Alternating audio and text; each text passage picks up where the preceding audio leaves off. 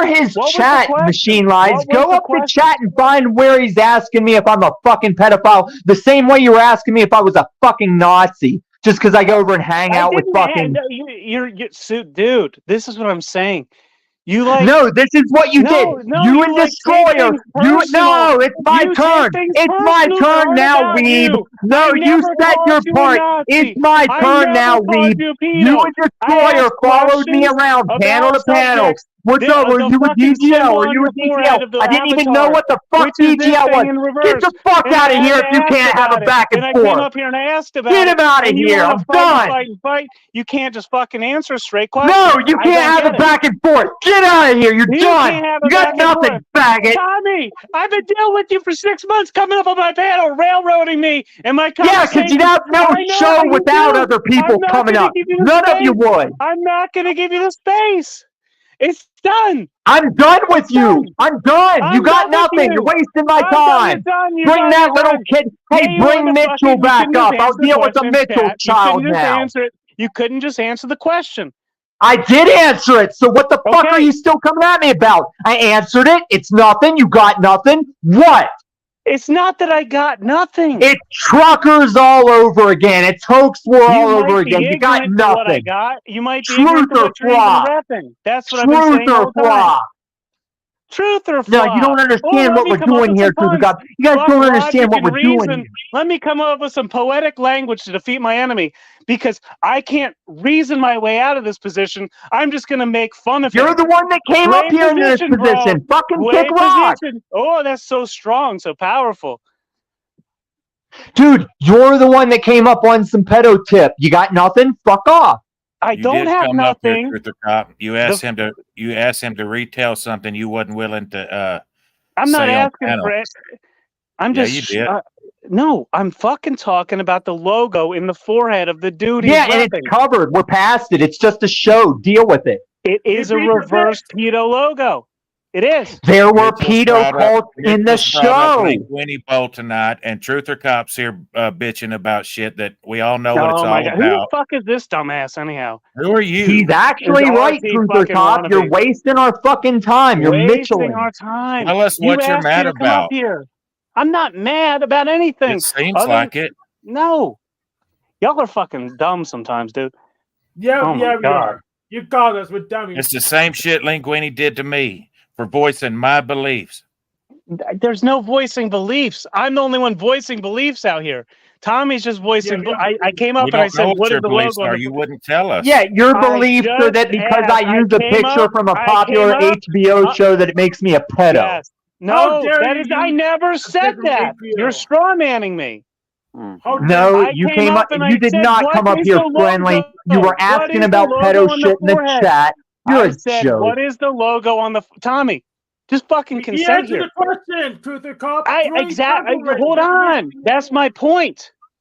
I said, what is the? He keeps fucking painting these false premises. I came up here. I said, what is the logo? And he agreed that it is what I said it was. Yet he's saying it wasn't.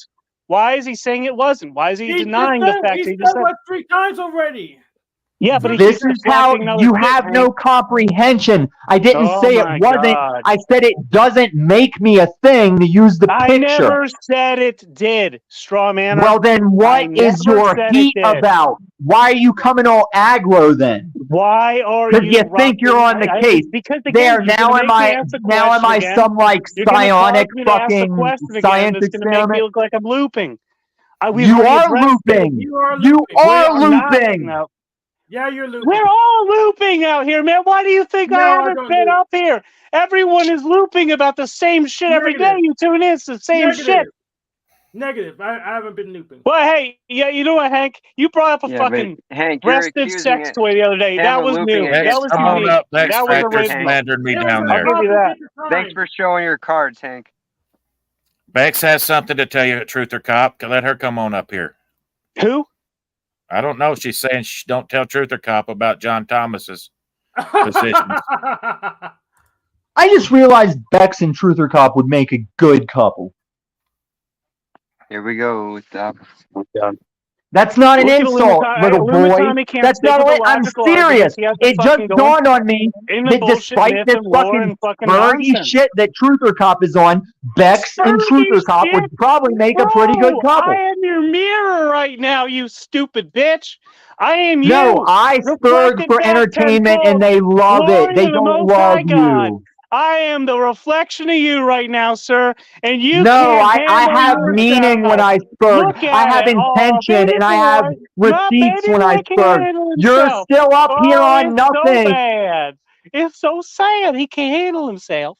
My I little do baby Are boy you can't acting handle like himself. I Look lost, at Truther look Cop? at I'm you still just trying looking like it, to acting like this. define why you're still up Acting here like that. coming at me. Illumitami has he's Illumitami, gonna tell me about my Illumitami. character. It's all tied together. Illumitami, We're going to tie please, the everything most together. reasonable, Illumitami. put I'm together not guy. saying your Let name, me know about who I Illumitami. am. Oh, tell me about how I'm spurging. Well, you did come up and attack him. I didn't. I was attacked I was chatting, asking questions, Wizard. Then I he said, know. "What's your fucking problem?" And I'm I having fun. You asked him too. about I'm a having story fun. that you Me wasn't too. willing to repeat. You asked him about a Listen, story he yeah, wasn't willing to go repeat. downtown in your city and just ask people if they're a pedo the way you were in the chat and say you're just asking questions. I'm just asking questions. Pedo. Stop saying that. But I think the point is, how did you, with all the things you know, Tommy, how did you not know that that spiral is associated with pedophilia? I didn't know anything about that.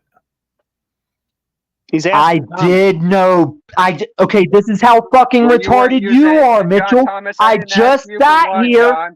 Hey, don't talk while I'm answering fucking questions. All right, cash at me, bitch. Picture up, you fucking pussy, John. I just explained why I was using the profile picture. I explained that in the show there is a pedo cult that the detectives thwart. What is your fucking deal? You guys are fucking retarded. You need to get off panel. You need to go work a fucking job with your hands. You need to go talk to a girl. And Mitchell, you need to go help that saint mother of yours. If she's doing so bad, why are you sitting here on these fucking... Right? I couldn't hear you because you don't have a back and forth. He asked you if you knew what the spiral meant, right? No, he came up here trying to single me out and say I'm a pedo because he started calling me out on that 17-year-old girl. No, you came up and started calling me out on that girl. Your bitch is actually better on point than me. Bitch, you're so on point right now, sir. Thank you. You're welcome. I like the truth. Not narrative. Right, Hank? Hey, Truth or Cop, do you like vagina? Is that your mom's name? There's an echo. Hey, I'm asking you a question and you're coming at my mom? You're right. See, who the fuck is echoing? It's not me. I figured it out. Is it me? I think you don't like vagina. I think you like dudes. You can think whatever you want about me, JG, when you're sleeping at night. I don't know what you think. That's up to you. So you think he's mad because I'm 43? Or because he's too old? Like, was he asking me if I'm a pedo to see if I was fair game for him? Never asked if you're a pedo. Oh, you didn't come up raging about my fucking ex of 15 fucking years, asking about this sim woman, the forehead of a fictional character, and not make an accusation about it. JG, you're echoing. All right, deal with it. You're Tom's absolutely right, ex-pedo. Tommy. You just made a claim, and I agree. I didn't do The that. only thing You're that can get us absolutely back correct. on The track, first correct Machine thing you Life, said all you night. got to play the link in the back. I don't think he's watched it. We got to review this. It's the only thing that's going to lighten this up. Let's roll it. We're going to tie it all together. Everything's tied together. All right, let's do it.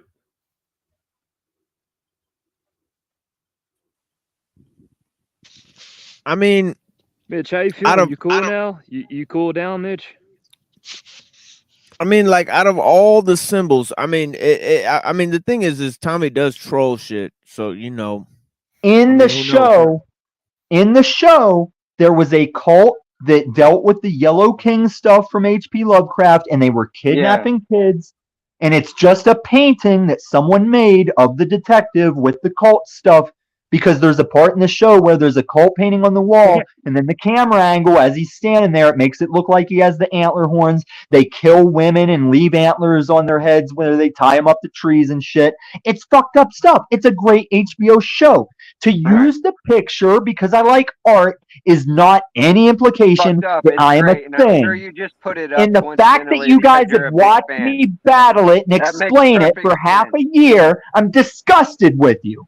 You understand what an Now roll avatar the is, fucking right? link. You try all the time to be as edgy as possible, and I'm sure you just No, that's not what I'm doing, and you need to worry about what you do and what you look like, because I talk for me. I talk for me because I'm my own man, and you're a little boy in a truck. Illumatami, why couldn't you just say when I came up and I said, why is there Because PDF you logo? came at, if you would have came at me at a mall like that, I would have punched in your fucking nose. You know what, Illumatami? This is like the 5th time he told you to answer. Write it down, please. Shut up, Hank. No, you shut up. You're making a bit. You can't own up to you can't own up to your folly, and you're just doubling down on it like Running Come Man. out again. I'm about to fucking put you in your place, Illumatami. You've never put me in my place. You're just screaming like a little kid because you're a spoiled little kid. You talk about your grandmother that was on the boat with your family. You talk about how your great-grandmother played harps around stone pillars, showed us the black and white film of your family. You're a spoiled fucking rich kid. You're a spoiled fucking rich kid. You weeb, you fedora sporting weeb. Keep talking while I talk. You got nothing. You look Why couldn't stupid. you just say it, sir? Why couldn't you just say it was a reasonable question? Oh, I said it, didn't I? And you're still up here on your bullshit. You lie, motherfucker. You don't even know I'm what to lying say. now? You Come are to a Denver liar. and call me a liar. You And are get a that liar, Talcott to Tommy. give you a ride. You I'll break are a both your liar. fucking noses. You don't know the truth. I'm in Denver You and can't you're a speak the liar. truth. You can't answer Objectively. questions. I don't understand why. I answered your fucking question. Back to you. He answered And that you so many can't, times. you can't, okay. Was it not a reasonable I question? can't say the things that incriminate me like you'd like me to do. I don't care. You're a fucking joke, Truther Cop. Already. You didn't write it down. You don't remember. We're on the internet, you dumbass Illumatami. We're all right, fucking jokes. then the next for time you everyone come watching. at me, Are you come with that fucking receipts. retarded? Come with receipts if you want to spurg this hard, because you got nothing right now. Absolutely. We don't need receipts. There's room on the Beyond what panel, I Vic. asked you. Remember what he says to you. If you don't need receipts, then just you can say whatever you want. Truth or Cop, why did you burn down the Third Reich? Why did you burn it down? It's not what I asked you. Why did you? I asked you, Tommy. Why were you the second man on the grassy knoll? I don't need receipts. Why did you do that? Tommy, I asked you why there was a PDF logo in your profile picture. No, and you said some shit from the reasoned chat, why. and you know, Truth or Cop, you do panels. You know when you read some shit in the chat that it's going to come across as hostile. When I'm in the chat, I know my chat comes across hostile, and I am careful of how I type it. Truth or Cop, why are you a Christian if you're a scumbag? Makes no sense. Not a Christian. Never said I was. Now, is he a scumbag or a douchebag? He's a scumbag and a douchebag. He's a fedora weed. Oh my God. And you're both You're also a spoiled, fucking entitled little rich kid, and you've showed us that slowly with your little family stories. Nobody had family movies back when your Gram was getting black and white harp playing videos, and you were telling us we're all like spoiled and we don't work hard, while you're showing us your black and white pillar movies with your Gram playing harps. And fucking don't even get me started. Yes, my grandmother I never lived with. Congratulations. You're still down from whenever Hoax War got you, and I've got Hoax War's number. So what are you doing in these streets, Truth or Cop? I'm not going into your narrative. You still haven't even addressed the simple question here. I did. I answered it, and you're still trying to cling to it. This is the 6th time he answered the question. I'm getting annoyed. Hank, you are so retarded, dude. No, he's right. He knows the answer. Should Hank answer the question? Why Yes, do you it's not know the pre-recorded, answer, Truth and I or Cop? Are remember you the not on the answer. case? I remember the answer, and I pre-recorded. Yes, I If you affirm. keep asking the same question expecting a different answer, you're insane. Not What asking answer did he? But what answer did he not give you? Here's the thing. Can I speak for a moment without being What interrupted? answer did I not give you? That's not what I'm saying. Just fucking speak. Okay, yeah, I'm trying to, but fucking. You're about to be down hard, Truth or Cop. You're going to realize tonight when you're trying to Hold on, sleep. Tommy. that Hold on, Tommy. you're Let Truth fucking speak for a second. I came up and I said, "Why is there a PDF logo?" I asked that in the chat. I said, "Why is there a PDF logo in your avatar?" You came up and explained. When I came up, you explained why there's a PDF logo, and it's reasonable. That's a reasonable answer, sir. Why couldn't Yeah, you but just you came up honor? But why raging on me about a girl you've never met, a No, victim that's not because proclaiming she needs. stop carrying down. It was because you didn't immediately answer me. You No, deflected. no. See, this And is so I all deflected. bullshit. No, you're But all you wanted bullshit, him dude. to. You You're wanted all him Truth or to. Cop, I'm going to rewind this and make a nice little short vid Do to show it. you what Do jackass it, is. you stupid motherfucker. I don't I'm give not a the shit. stupid I'd one. like You're to the one that invite keeps asking the same Truth or question. Cop, Mitchell, and Bex over to my channel, and we can throw all No, this shit fuck around you, John. again. You're a bitch, dude. No, fuck you, I'm Mitchell. over you, man. I tried to be your I friend, will and never you're take a anything you say backstabber. seriously again. You're a backstabber, dude. No, I've never been And your John's a buddy. little I'm not a pussy, I can tell. backstabber. Fuck I you, didn't man. stab you in the back. You just destroyed Actually, your John, That's not my fault. And you're brainwashed too, brother. He's I don't not as lend much a credence to backstabber as anonymous he's always been brainwashed more douchebags spontaneous on the Berg internet than defending fucking anybody. guys symboling. I hadn't done nothing to for you. known symbolism for pedophilia. Wiz, what's your impression? Because Exactly. I can see you got. Yes, I please, see Wizard, you got please. something. Hey, boiling. if you just made another reference to me Wizard, known please. for pedophilia, maybe you do need to come over, Mitchell, and leave your guns in the whatever. Leave it in the glove compartment. what's your I don't impression? need Just them. admitted it, You're a Tommy. sick fuck, dude. You wore it in your fucking avatar. Shut the fuck up. No, we already covered that my avatar does not dictate who I am. I'll meet And you you're in public. still on that. See I what want you to do, Wizard. Truth or Cop? No, You're a I want fucking reject. It's the seventh time we've been over this. I'm gonna Tommy, listen with you. Tommy, you got a long ways to go to reach the top, buddy. Chill, relax. What the fuck are you talking about? All I did was answer your accusations and you're still coming at me. You're a fucking fool. This is the seventh time. I Relax, want to listen relax. to Wizard. I want to listen. Don't tell me what to do. I want to listen Hey, to Wiz, Wizard. what do you think? What does Wiz think? Something about postage stamp. I still don't know what this is all about, so I'm over here It's daydreaming nothing. about It's my gibberish. design. Truth or Cop trying to control Tommy. He's an ex-pedo. That's what I'm gonna have. Always a Please pedo, play the always. link now, TML. We all need a break. Yeah, Well, let's do hold on. that. I have a question for Truther though. Like, what is it that you're worried? Why? I mean, I'm just genuinely asking. Why are you worried about like what? Because he's Tommy always did on the 15 years case. ago? No, like why are you worried about what he did 15 years ago? Who's asking this? I'm sorry, I can't say. Neuro. So I asked. I said, "Is there a PDF logo in your profile pic tonight?" No. No. You That was started what I was. off- That, you no, started off asking sir. him about 15 years ago, some girl he No, was I dating. didn't. Yeah, you No. did. Dude, you No, came I up here and went at me saying, I heard what you said about that girl you were with. You came up here saying that shit. Are you drunk? I'm telling you what. I did say that. Truth or But Cop. that was not the first thing that I said. Truth or Cop. I was Well, I don't unaware. care what order it was in. It was all bullshit. It's all bullshit No, you that's don't already care been what order it was spoken in. for. Nice Even though detective work. And I'm really glad what you did, Truth or Cop, because it was very telling to me. People can Yeah, be you're ignorant to both it all they fucking want. asinine But imbeciles. what is Thank you, the Mitch. but what is the point of bringing it up? Is my question. It doesn't matter That- what order. well, so it yeah, was probably. I'm not going to speak for him, but I mean, I'm telling you what. Oh, well, you I'm speak thankful. for me. I'm glad you did. That's all I'm saying. Why? What did you get out of that, Mitchell? What did you get out of him doing that? A lot if he has eyes to see. They always tell you who what and should what they happen are. to Tommy, Mitchell? What should happen to Tommy? What do you think should happen to Tommy? If there's any truth to that story. What do you say? Yeah, I'm not the judge. I'm not the No. jury, I'm not the executioner. You're hot enough to defame someone. Now tell me what should be the. How did I defame him? Nobody's You're defaming happy. anyone. You said I'm a coward. You called me out to fucking Colfax. Actually, You said I would Illuminati tried to shoot you. defame me. You How did I accused me of Illuminati saying I would actively tried shoot to you. defame me.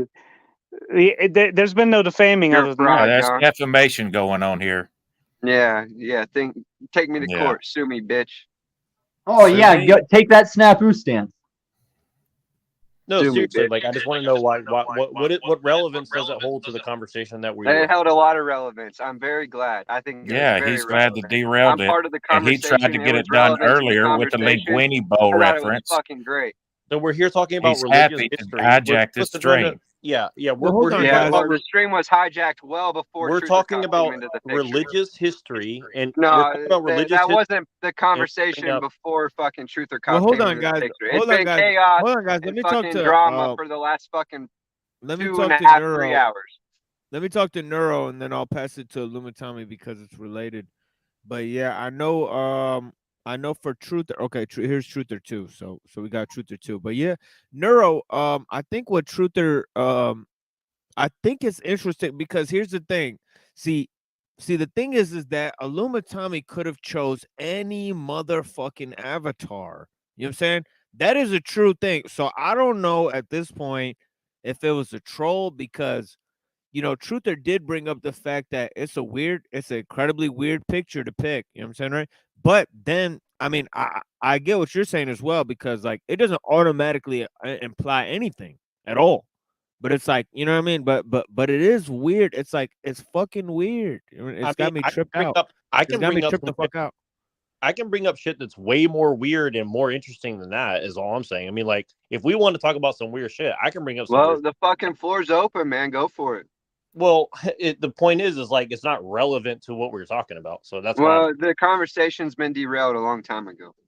No, Well, we're not bringing personal. there's no danger in derailing whatever. No, yeah, but I'm but just here to bringing talk to the people. But yeah. yeah, but bringing up people's personal life 15 years ago is obviously completely. We didn't bring it up. He brought it to the public. Get yeah, over it. but what does that have to do with right now? Yeah, you The brought fact up that Linguini, and he keeps did bring it up. regurgitating it like he's a victim of the situation. If we talk No, about it, I'm he not. keeps bringing it up. Okay, I didn't bring it up. I'm gonna get into Lumitami and then Truth or Cop. So you guys go ahead. What, I'm supposed to talk? Yeah. Is Flow State still in the chat? Let's try to find Flow State. No, Flow State it's not super important, but Flow State had also a picture for a while of Matthew McConaughey from this show with the bug eyes inhaling the cigarette. I'm currently making a video template where it's from that show where they watch a video of stuff the cult was doing. I'm going to insert some of our channels around the community footage in it. And then Woody Harrelson like flips out and he's wrecking the desks and stuff while Matthew McConaughey's turned away, like doing that psycho drag off the cigarette. Because in the show, it was like, yeah, they sacrifice a girl in the cult and they had to watch it for evidence and they lose their shit because in H.P. Lovecraft stuff, people go insane as much as they die. And before we would ever be on these panels, I was a fan of the show, and I recently found this picture in my cloud storage. I was like, oh, I'll use it for a pic for a while. And Truth or Cop is on the case, adding relevancy where there is no relevancy. I was never a pedo. I was always a Jesus worshiper. When you hear I dated a 17-year-old girl legally, you can rest assured I was in the right, and I wasn't grooming or misleading. And even I told in the story. I don't even know that story's true, so I'm not taking a stance on that. Oh, so why you after me on this pedo tip? Very good point. Very good point. Why'd you bring up Linguini when I didn't do You're the one nothing? who keeps bringing it to the table because No, I don't. And you're an insane little boy that just creates your narrative, and I'm sick of you, Mitchell. and you bring some fucking Go pity back to story your to the daddy's fucking channel. table, and you get called out on your bullshit. Don't fucking victim to me. I bud. don't get called out on my bullshit because I'm not on bullshit. You brought up You're a Linguini bitch. because You're I a voiced an pussy, and I'm in opinion, and you Denver, and I'll keep meet going you in around public repeating any it. fucking day of the week. Okay, guys. All right, let's throw down right now. Come on, I'm about it. You guys got me in a good fist swinging mood. Come on. Hey Tommy, hold up. Let Truther respond. I'm gonna wreck Mitchell on stream if he if we can vouch for no law enforcement. Okay. He's go ahead, he's stumping for Linguini. Told me to go kill myself. That's Mitchell. I know. I don't know what they said to you. Well, then fuck, why'd you bring it up then, punk? Because this is how he's always been. Even back in the early days of the panels, he would just spontaneously flip out. And I can show those receipts. I can show that pineal. What are you talking? See, you're just a little bitch child, just ranting. You're like Truther Cop, basically. Truther, you're gonna have to get in here yourself. Yeah, Truther Cop. Next time I do a petite woman, I'll think of you. Yeah, I'm fired up. Well, you know them cross streets. No, I'm not coming to your house where you can be. I know you're not, because even JG told you. Justify using your guns. I don't need to shoot you, Mitchell. I will wreck you in the fisticuff. If you're calling me a pussy, come see that I won't pull them. Come see that I won't take them guns to town, boy. The only thing I wanted to address, and this, I'm about to take off. I got to get out of here. I got work to You do. needed to a long time ago. Hold up, Tommy. Let him get his word in, and then yep. You know, I asked a question in the chat. Why is there a PDF logo in your avatar? Tommy, that's what I asked. Yeah, and after the last month I've had, how do you think that looks? How do you think that looks? I'm not asking you. I'm going to a storyline. Shut up. You just put that comment up. I never Trying to backtrack and save face. Just leave, man. What's done is done. Just leave. I demand payment if you demand me to guys, prove he's got to shit. go. That's You what guys I demand, bitch. Okay, hold up, guys. I asked a question. You said it had legitimacy and weight based on your answer. And for some reason, your morals and whatever wouldn't allow you to just give it the weight that it deserved. You wanted to discredit me instead. What weight? And it shows who you are, Tommy. It shows who you are. No, you got nothing all over again. You should have just left. No, you're showing who you are, dipshit. Yeah, I know. I've known that for a long time, sir. Okay, I don't think you. Okay, when you show who you are right now, who do you see? Oh, you are so done, dude. You're done after this. You've exposed yourself. Look, you're standing on this like you did something. You're cool. There's a ninth loop. You didn't accomplish. Truther Cop, go around this panel to everyone you trust and ask them what you just accomplished right now. Fucking bullshit. It is bullshit. You're so done, dude. Why do you want to like toy with time, Truther Cop? Like you're trying JG, are you fucking shut up, motherfucker? You know what he's mad about? I made a sweet beat video with him saying my name over and over and over again. I'm not mad. You're done, bro. Bro, you're done. Exactly. I didn't come up at you. JG, how long have you been watching me and Tommy go back and forth? Do you not see me repeating lines from the past that he's delivered to me thousands of times? Hey, JG. Remember when he was fucking up? He meant to do that. He meant to do that. When he was fucking up, he meant to do that. So here's my question. Why did you bring up his past from 15 years ago? Why is it relevant to anything we're now? Because he keeps fucking victiming over that situation. No, I'm not a victim. I'm not a victim, dipshit. Now come on over to these cross streets. He's virtue signaling for the system we say we hate. We've been saying it all night. That's why he's doing John it. Thomas out for speaking out of turn. I'm gonna fucking speak up when I want to, bitch. It's virtue signaling. But you're not gonna show up where I'm not gonna shoot you, and I'll rattle your little fucking head around. You got a lot of big cop cowards. That's a lot of big cop cowards. You said you're in Denver, but you're not gonna show up. You wanted to tell me you're in Denver, but it's not to show up. You fucking coward little boy. Okay, so I'll ask Truther Cop for like the fifth time. Why did you bring up Tommy's past from 15 years ago? Why is it relevant? Truther fell out for real quick. But yeah, Good. I don't know if he'll be back because One down. If you can't see why it's relevant, then too bad on you. You only think it's relevant because you want to believe I'm a fucking pedo, and that's why you need to come to these cross streets right now. I'll beat that idea out of you. You're 36 years old. You're too old to act like this. And we're too old to fight, but if you want to call me a pedo, I'll come out right now. Okay, drama. So I believe it's fabricated drama. I don't even believe the story. I'll ask but Mitchell, I think you're fucking why do you telling care? us who and what you really are. Why do you care? No, I haven't at all. You're a fucking Why do bitch. I care? Why don't you care is the question. They don't care because they know there's nothing to it. Why do you think there's something to it? Yeah, because everybody else just goes around fucking throwing out that symbolism after fucking pulling out your bullshit rhetoric. for fucking months on end. Watch the show. You Now can come play well subscribe to symbolism. me. No, now let me promote my fucking YouTube Come channel. on, man. I'm gonna be Everybody's got an monetized angle. someday.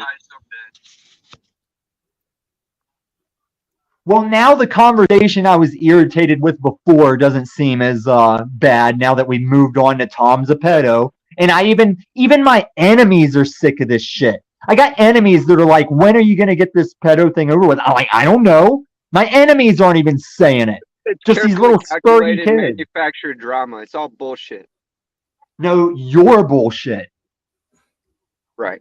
You need to go help that mom. If Come she's on, such a record. saint, Not why aren't you backing with down her? with a 9mm If in my she's face, such a... buddy. Oh, I'm not so you're going to bullshit. come here and I'm shoot on me. record, not backing down with a 9mm in my face. So I'm you not want to bullshit, shoot me buddy. over your mistake. Hey, Tommy, I have a solution for this. Not only do you want to pull guns over words like a pussy, you want to shoot me for you I'm being in Denver wrong. right now. What time do you want to meet? I'll meet you at Colfax and To shoot me for you being wrong.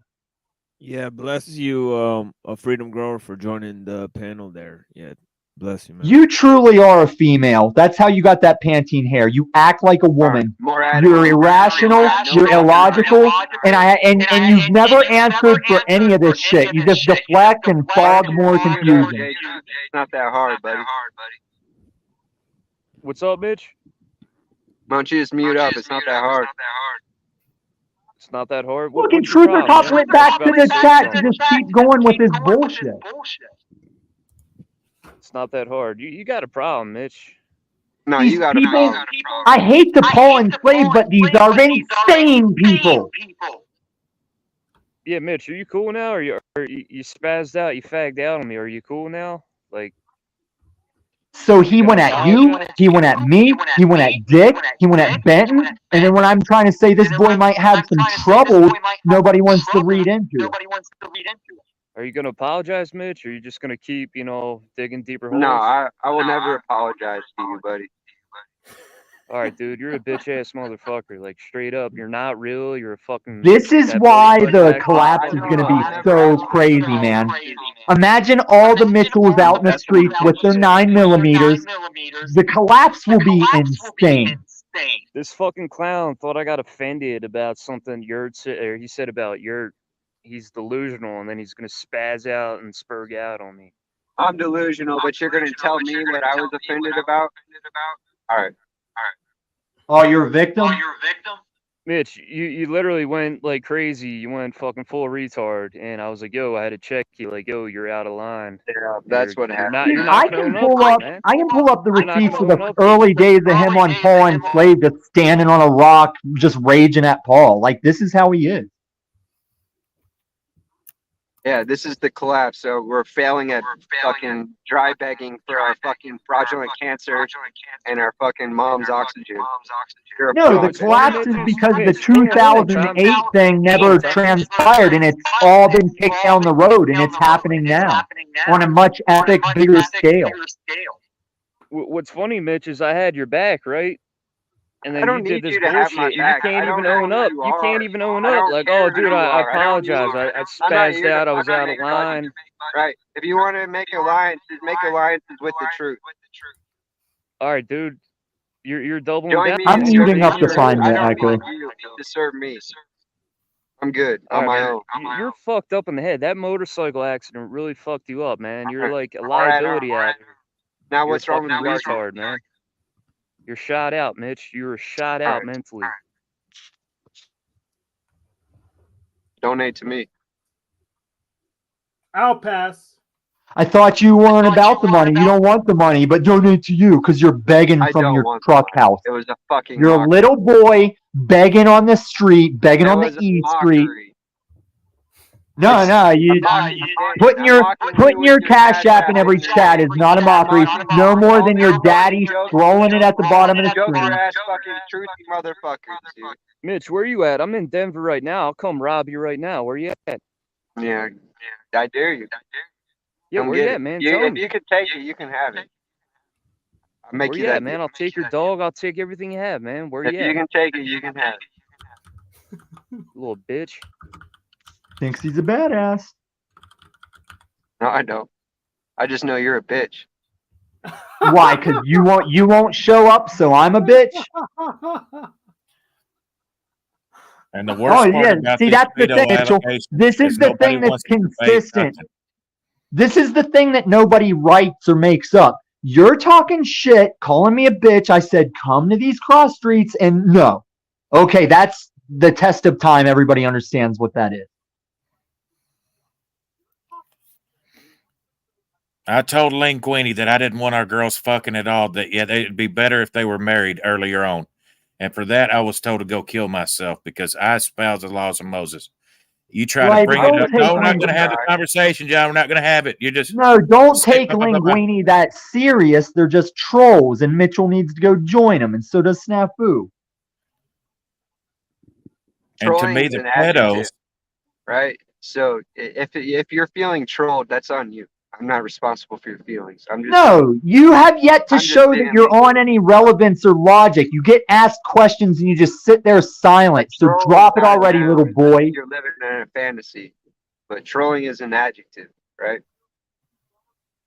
I'm done with you, dude. Responsible for you. It's up to the panel if they keep up with this shit. I'm over it. I'm bored. It's pretty I boring. gotta run. There's no defense to this. I mean, what was that? What was that, John Thomas? You said you got to go, or is I need to run. All right, brother. Well, thank you for joining the panel, my friend. As problem. always, yeah. I wonder why people don't feel inclined to join panels when, people are like getting their life threatened and their dirt digged up on them from their whole life. Like I've never had my life threatened by anybody credible. Maybe so by why are you telling me you're going to come to my house and LARPing shit? as pedophiles on the internet, but it is what it is. Well, so you're implying I'm a pedophile. Well, I just like to point out that You're there on a has fucking never loop. been never once been any live stream I've ever done where zero illegal activity has been mentioned. So there's examples of people saying they're going to commit illegal activity on every one of my motherfucking live streams. So if YouTube ever wants to come at me with anything, I mean, I think it wouldn't be hard for them to find like something better, because these live streams are polluted with fucking extremely experimental content, extremely risky. You know what content I'd like to do, but I know it's not going to happen? I'd like to take Mitchell's ass on down to a pistol range, show him that he wouldn't have matched me if that's the game he wanted to play.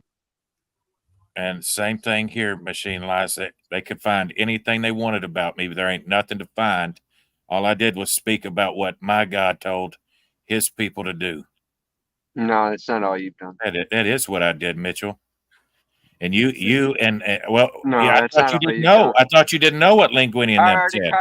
I've already caught you in multiple lies tonight. Okay, Really, explain yourself like you haven't for anything. Get my Cash App and I'll fucking give you what you think I owe you. See, okay, so you can call me a pedophile, and when I say show the proof, I gotta pay you for it. Stopping you. If you want to know the truth, go fucking rewind.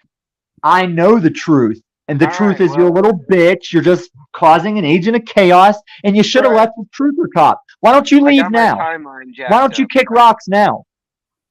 Hey, live with Tommy. That would be convenient for your fraudulent ass, wouldn't it? Find a petite woman, you film a sex tape with her, and you publish it with reference to her, gets the public information for the porn store stuff. What are you saying? You just screw a petite porn store on screen and you send it to them, and then they can look her up and find, oh, she's an adult. There you go. That's how you beat it. No, there was no mistake about her age. I wasn't fooled. I know, but now they can say, oh, we know the bill, and then you just show, oh, here's more obfuscation. Information. Well, here's my question. Here's my question. Okay, to Truth or Cop and to Mitchell, if you're not interested in the topics that we kind of generally talk about, why? I am interested in those topics. I didn't bring this up. I'm not. This isn't what I'm interested in.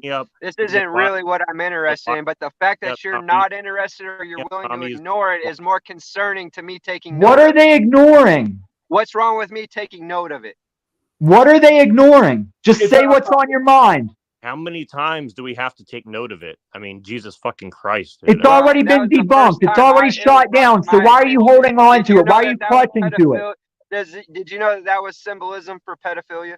Yes, because on the show, I already answered this. Did you know that? Are you fucking retarded? So let me put it in my manila folder, my dossier that I have on every Did you know that was? Yes, I'm asking I do. Who cares? You did know that? Yes. All right. Well, that's not odd to you. It's weird. Just like your fucking behavior right well, now. I didn't know that. It's just weird like to me. just like your behavior right now. I'm glad just it like was brought to my attention. Just like I'm your glad it was behavior. brought to my attention. Just like your That's behavior all. right now is weird. Are you ready to move on? Just like I don't your think behavior you right are. now. What's wrong with my behavior right now? That you should just leave. Well, it's not going to happen. Exactly, because you don't want to talk about anything that we want to talk about. You want to talk about what you I want to do. talk I want to talk about everything you want to talk about. And same the Truther Cop. Why don't you come up here and tell Okay, let's talk about your mom. If you're ready to move on. Why is your mom in all this peril trouble and you're not off helping your mom? That's what we want to talk I'll about. ask you 2 more times. Are you ready to move on? Yeah, we're moving on. You said you want to talk about what we want to talk about. I want to know why you gave us a story about your mom's in horrible condition and she's a saint and raised you and your brother and you're not helping her. You're spinning a narrative. What happened is I said that. No, my I'm mom is asking more of why a you're man not than all helping her. you e-begging, internet grifting bitches on the. I'm not e-begging. You're e-begging. Peddling pity to these middle-aged or elderly women. It's fucking joke. You didn't answer the question. If your mom's such a saint and she's in a bad way, why are you here fucking with us? I don't give a fuck about your stupid ass narrative. Well, you see, but you're doing the same thing to him that he's doing to you. You don't see No, that? I'm not. I answered his you are. question. I'm ready to move on. Are you ready to move on yet, Nero? Move on to another panel. Yeah. So Yo, Truther Cop, bless why don't you? Truther Cop, why don't you? You're come not up- interested in people bringing up personal fucking hold on. information, Well, but hold you on, don't care. But you don't care if Tommy brings up my mom, you little bitch ass. See, he's right back to Hold on, let me address. Hey Hold on, guys, everybody. listen. Hold up, Machine Lies. Illumitami, I don't know what the fuck your agenda is, but I just joined up after like an hour and a half, and you guys are still yelling at each other. This is not what this Fuck off. This is not what this channel's about. We try to talk about intellectual shit. It ain't. Hey, we've been here way longer than I've ever seen you. So what's this wee shit? You got a mouse in your pocket, or is that trans girlfriend? So if you've been here for He's got a 5 point. years, if you've been here for 5 years and all you do is contribute, I didn't say 5 years. I said we've been here longer than I've seen you around, and I don't know what you're doing tonight. It's the first time I've ever seen you. You're trying to flex on us. I don't give a fuck about. I'm not flexing on anybody. Well, I don't give a fuck about what you're about to say. Kick rock. We don't need a lawyer, and this isn't your jurisdiction. Listen, guys. You Listen, sound like guys. a child. I gotta say, listen, guys. I'm gonna let Punjabi bro go, and then Illumitami go. Just hold on for a second. Let me address Truther Cop's comment because I want to address what just happened because I think that Neurojack and my Punjabi bro is right about the issues. You know, we didn't get to discuss the issues we laid on the table. You know, we're talking about certain themes and stuff. We bring themes of discussion. And, you know, I do happen to have a lot of knowledge on those themes of discussion. I'm not gassing myself up, but I got like 20 or 30 books about the Bible and explaining, contextualizing those issues. Now, I like how we opened up with that. Now, I don't think that these issues that we're covering right now or the disagreements we're having are also irrelevant because of that. You know, and the reason is because we have become involved in a loop with all of these characters online, and we don't know who everybody is. So we have to watch and see like who's like we don't know who committed crimes, who's a fed. It seems like everybody's been to jail, everybody's on probation, and everybody's on all of these panels all the time. So it's like, what the fuck? I'll tell you right now, my Punjabi brother. You know the gurus, right? Yeah. Guru Nanak all the way down to Guru Gobind.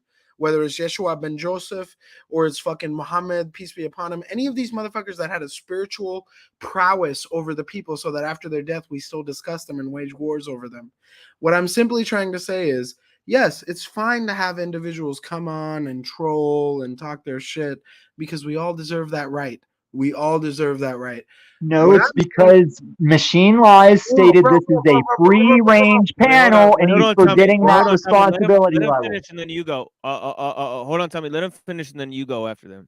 Thank you, sir. That's a gentlemanly thing to do. Let me finish fucking talking.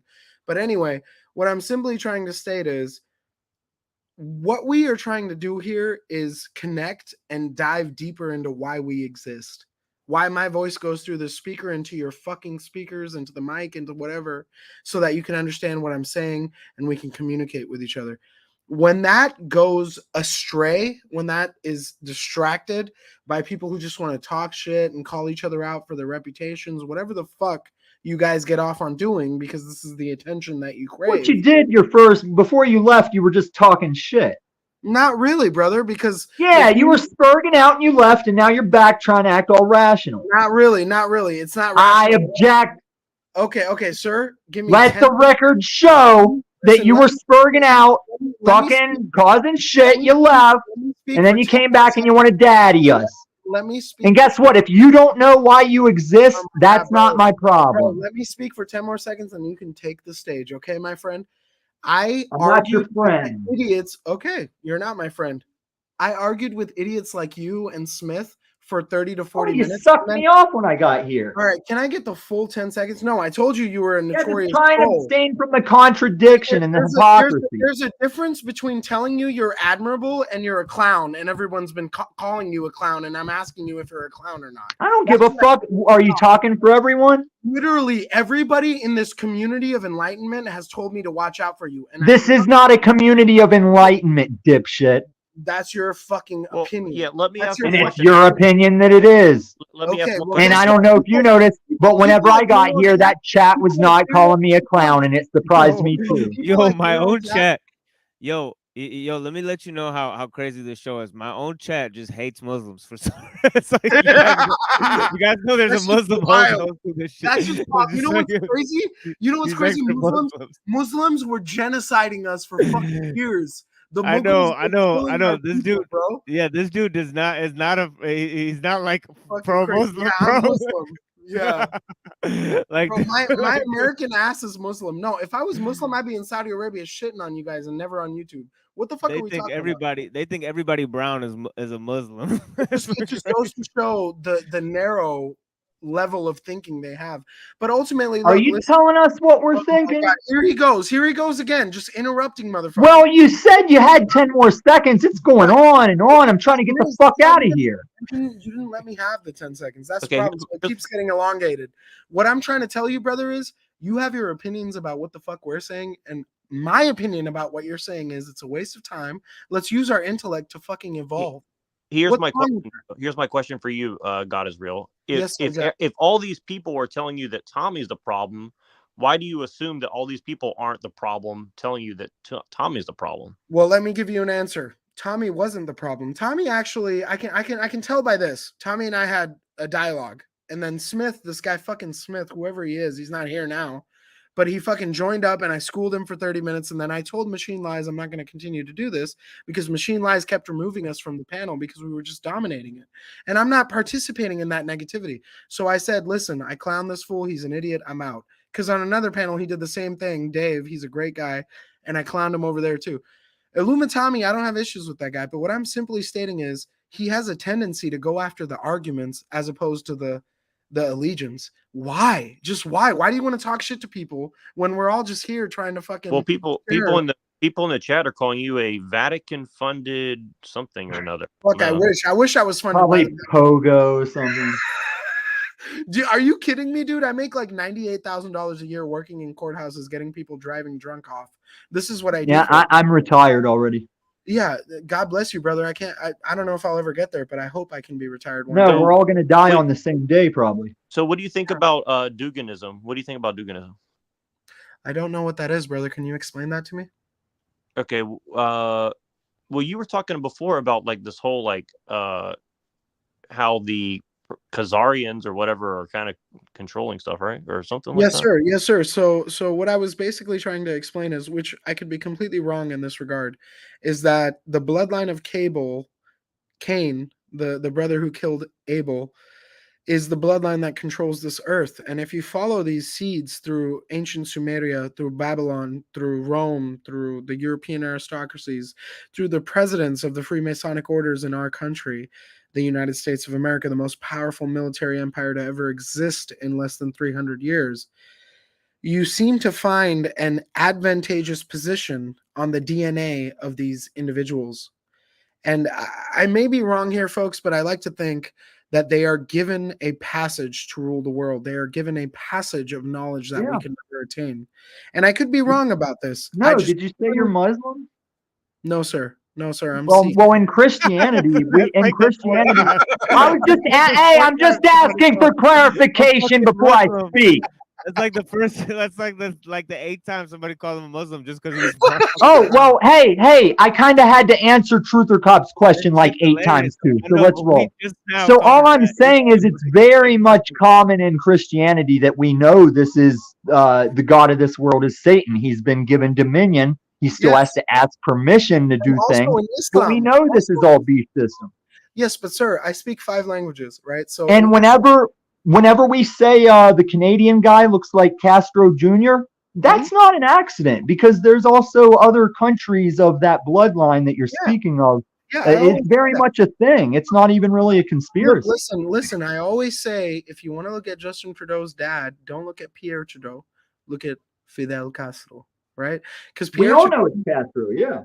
Most people don't. Illumitami, you're a smart guy, so you know, but most people don't. So I try to go from level 1 on that, build the foundation. Did you know that Prince Harry's dad was the tennis coach of Princess Diane? Or more so the fact that Queen Elizabeth was never meant to be queen because her father was never meant to be king. His bigger brother abdicated the throne on advice of counsel because he was sympathizing with the Nazis of Germany. But also they're not king and queen. I mean, they're going to play their role, but the new rulers... The new rulers are the digital crypto world Ponzi banking system. Illumitami, we could keep going down these rabbit holes. You're right. No, it's not a rabbit hole. I can spell it out. What I'm saying is to the average American that watches the royal weddings and the average Englishman that thinks the British royal family is a good fucking family that deserves their crown. What I'm saying, we just have that fantasy with the or what is it, monarchy? We just have that princess castle fantasy. Brother, what I'm trying. But we don't subscribe to it. Right, brother. But what I'm trying to tell you is they have dominion over the world. And simply, let me finish here. Don't interrupt me, please, because I'm trying to listen to you and talk. You keep talking over me. What I'm saying is they have dominion over earth because of their right to kingdom through God. And their God isn't our God.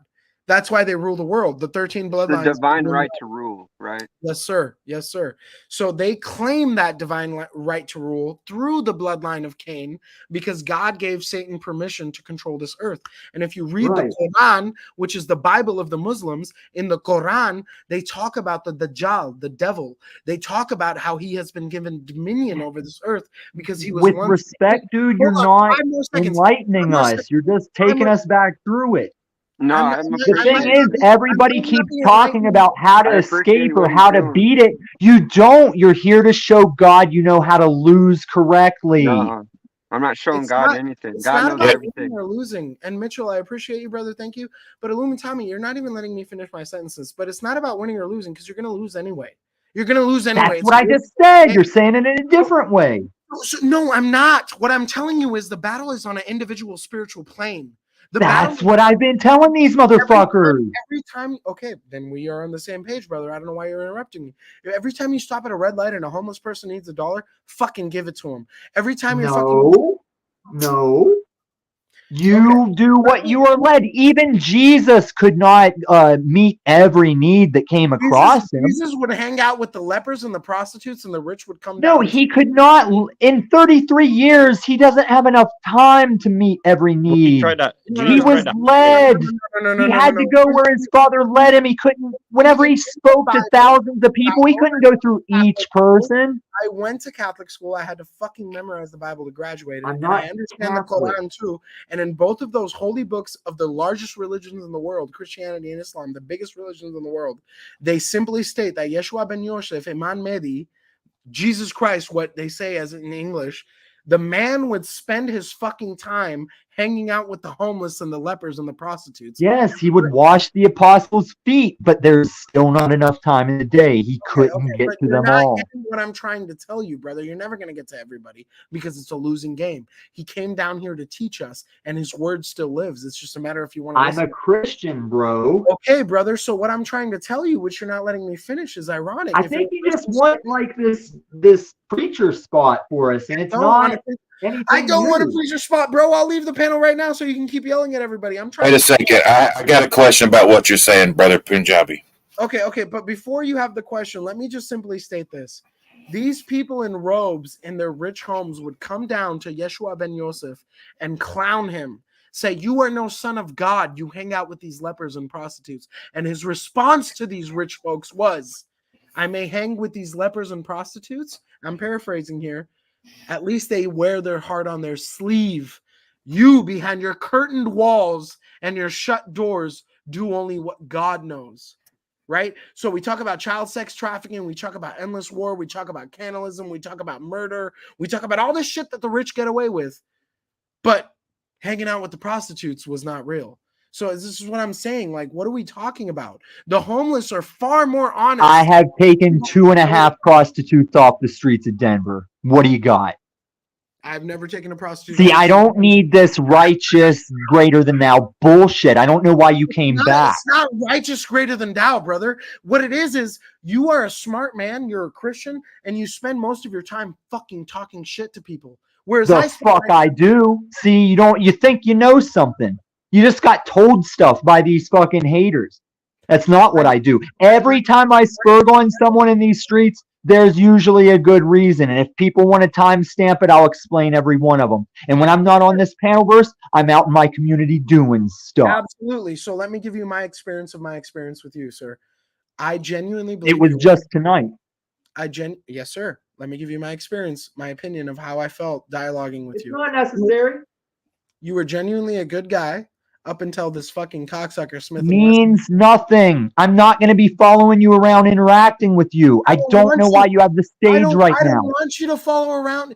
Here's the thing with you YouTube I don't want to hear your opinion of me. YouTube idiots. Here's the thing with the YouTube idiots. You think because I turn my camera on and have something smart to say, I need your money or your time. Nobody said you have something smart to say. I said what you're saying is old. My young Sunday school version is bored of you right now. You're a fucking clown to me, and I could care less. I couldn't care less about your life. Well, you just flipped in the same breath, so spare me. The fact that you think I actually need your attention to get somewhere in my reality. Then why do you want to tell me your opinion of me? I don't care either. Go to you. Tommy, it's about the machine lies, motherfucker. It's about this channel, motherfucker. Right, and this is the first night I've ever seen you here, and you're acting like you know what's up with everybody. So I gotta be here for a year to have reputation, motherfucker? No, but you don't need to be preaching to us with this old played shit. Who do you think you are? I'm the one. I am him. I am Himothy. Who the fuck are you, Illuminati? See, there you go. You didn't think you were so smart. You didn't need art, and now it's you. You're the one. You're a Talcott. You're Talcott as fuck, bro. Oh, I'm Talcott now. The guy that I talked to. Yeah, because you're the one. We all got to listen to you right now. You're the one. You've got the message. The only guy on this panel that was respectful and had his cam on, like my man, the Machine Lies, and my other brother here with the cap on backwards. I'm going to put my cap backwards too to show respect. The only guy who showed respect and had his cam on is apparently the guy I'm trying to imitate. I'll take that. I'll take that. I'll take that shit. Well, some of us don't show our camera all the time because there's people stalking people and shit like that. Why are you so afraid? Why? Here's my question to you. Why are you not afraid? Why are you not afraid? I'll tell you. I make over $100,000 a year. I pay my taxes, and not a motherfucker is gonna touch me unless it's Uncle Sam. If I break the law, Uncle Sam will find me. You cocksuckers think you're gonna hurt me? Hack my shit. Do whatever the fuck you want. You think you're going to get into my credit cards? You want me to pull out my wallet and show my credit cards right now? I have 8 credit cards. I got an Amex card. People on the internet doesn't seem card. I got a Capital One card. I got a Discover card. Hack me, you bums. You're not going to. The reality of it is, people like you who never turn your camera on and want to claim you're smarter than us, who turn our camera ons and identify. I turn my camera on all the time for over a year. So I don't know what you're talking about. Neuro Jack, you and I are good, bro. We don't need to get into No, that. I know. I'm You just pushing back. presented a I'm just good trying question. to understand what's going on here. I'm Okay, just trying to so understand. so you presented a good question about cams being off. Let me answer that question. People who keep their cams off and want to continue to talk shit should fucking turn them on and tell us who they are. Period. Because in the face-to-face reality on the street, if you can speak to me with the same level of confidence, I'll shake your hand and respect you and admit where I'm wrong. But your bitch ass is on a panel talking to me through a fucking avatar, and you think I'm afraid of you? Let me look at my Apple MacBook Pro camera. Well, look, AJ Sanger, Los Angeles, California, Baker and McKenzie. But here's the thing. 8342 AJ Sanger 2729@gmail.com. Hack my shit. But here's the thing. Look. But here's the thing, though. About? Here's the thing. You're going after Tommy, who I think is probably the last person that would be what you would refer to as an agent. I mean, as far as I can tell, I mean, No. Just to be fair, you actually do have a fan on camera. Hold on. Let me just I say think this. he's quite clearly an I agent. know I talk a lot. 10 more seconds. I know there's this theory online amongst the truthers that there's federal agents being paid for 9 to 5 gigs to harass us. Well, who says they have to be federal? I have no idea whether that's true or not. Or even being paid. Simply what I'm stating is, if you're gonna join a conversation just to fucking make everybody irate and disrupt whatever level of evolution they're trying to achieve, what the fuck are we talking about? That's all I'm trying to say. And I didn't do any of that for the record this evening. And I do cam up all the time. But what I wanted to ask you is about the bloodline of Cain thing. And that's a reference to the book of Moses. The earliest reference we have is Cain. And in that book, it says that Cain his line was completely wiped out. So, and I've seen the disconnect there, because it's actually in the rabbinic Talmud that says that Ham's wife was a descendant of Cain, and that's how that gets back in there, and it ties all into Zachariah Stinch's work and others. But we have to take it from people who openly serve Solomon and Molech, that's what our problem is. That the problem is Cain, not Canaan. And if we read everything about it, I mean, they got with Molech and the Canaanites. If you would. Who was this bozo? Fear Your Mother, telling everybody to do what to do with their cams and talking about the street. This is the internet, motherfucker. I've been in here every day since '94. Guess what? I'm sick of you. Hey, don't interrupt me. I ain't done talking to you yet. Shut the fuck up. It ain't your turn, motherfucker. Shut the fuck up. Shut the fuck up. I'm talking to you, and nobody pulled your fucking chain, Mitchell. Shut the fuck up, too. I'm sick of these bozos talking about American freedom. I want to tell everybody what to do. We will do whatever the fuck we want to do on the internet, and if you don't like it, fuck you. This ain't the street. It ain't gonna be the street. Nobody's meeting up in public. Nobody's organizing. Nobody's gonna do fuck all on the street. This is the goddamn internet. I've been here since '94. It's not man to man. It's not gonna be man to man. That is not the environment here, sir. We will do what the fuck we want to do with our cameras. You can't even shut the fuck up and listen to a man. Okay, you're not a man. You can't even shut the fuck up and listen to a man talk, and you want to come out here and tell everybody how to be on the internet. Fuck you, you agent. You agent. You're a redneck bum. Trash. I'm out. Redneck bum? You. Okay. Anyway, so the reality of it is, if you want to be on the internet and act like you're all hard, because this is what it is, being a piece of shit behind a fucking camera that's off, go for it, folks. We're living in the new age. This is 2023. This is the internet. This is our only ability to communicate with each other and try to fucking get somewhere. So if you want to make money and fucking own some properties and have some fucking businesses like Chinese and Indian people, like my man, the Machine Lies, and me, motherfucking brown folks, fucking get on this tip. But if you want to be like these bitter ass bums on YouTube that want to come on here and go, this is the internet, I get to talk shit and nobody tells me what to do because I'm the greatest troll on earth, go for it. Go for it.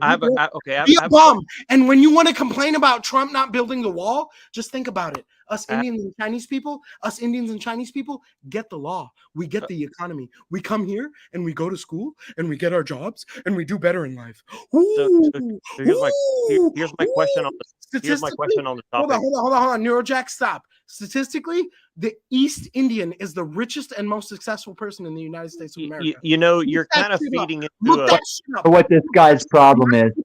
I know what this guy's problem is. Fucking people are making more money. Are you still on your 10 seconds? Illuminati, you're white. Shut the fuck up. I never got my. Oh, you're racist, are you? All the white people in America are bitching and moaning because immigrants are coming here. Hey, I'm not white, man. Newsflash. Fuck that. No, you're not a man either. Brother Mitchell. Now, do I get my turn yet? Here's the reality. If you feel like I'm talking to you, do I get my turn yet? Here's what I'm talking about. If you're fucking. Do I get my turn yet? Because you've been talking what you've been talking about as long as you've been going. And it's a whole lot of nothing. Because you know what? I know where you're from, bro. I know where you're from. You come from that sob fucking soul channel. You're a fucking buffoon. You're retarded. Okay. You know you're on a globe, right? This is the reality right here. I have waterfront property, dipshit. You guys want to continue to talk shit? No, you're talking about if we want to have property, if we want to have money. I got that. So what are you doing? You don't, because the amount. I do. I have waterfront property, bitch. You talk like you're a broke guy living in an apartment. Nobody. Oh, you're listening to the narrative. Yeah, you're listening to the narrative. Do you know why I'm living in an apartment? Do you know why I'm living in an apartment, faggot? If you had a house and a property like Yeah. that, you wouldn't be so full of hate. I have a I'm serious full of love. No, I'm not full of hate. I don't like chumps like you. Why are you? You're up here fronting and flexing, and you're contradicting yourself in the same breath. You're a joke. And now that I know you're from the Sob Soul channel, you're definitely a joke. The definition in your let me white ask ass him one more language. Hold on, Jack. Let me. Hey, Machine Lights, when are you going to have those turns? You kept saying you'd get to me. You haven't got to me.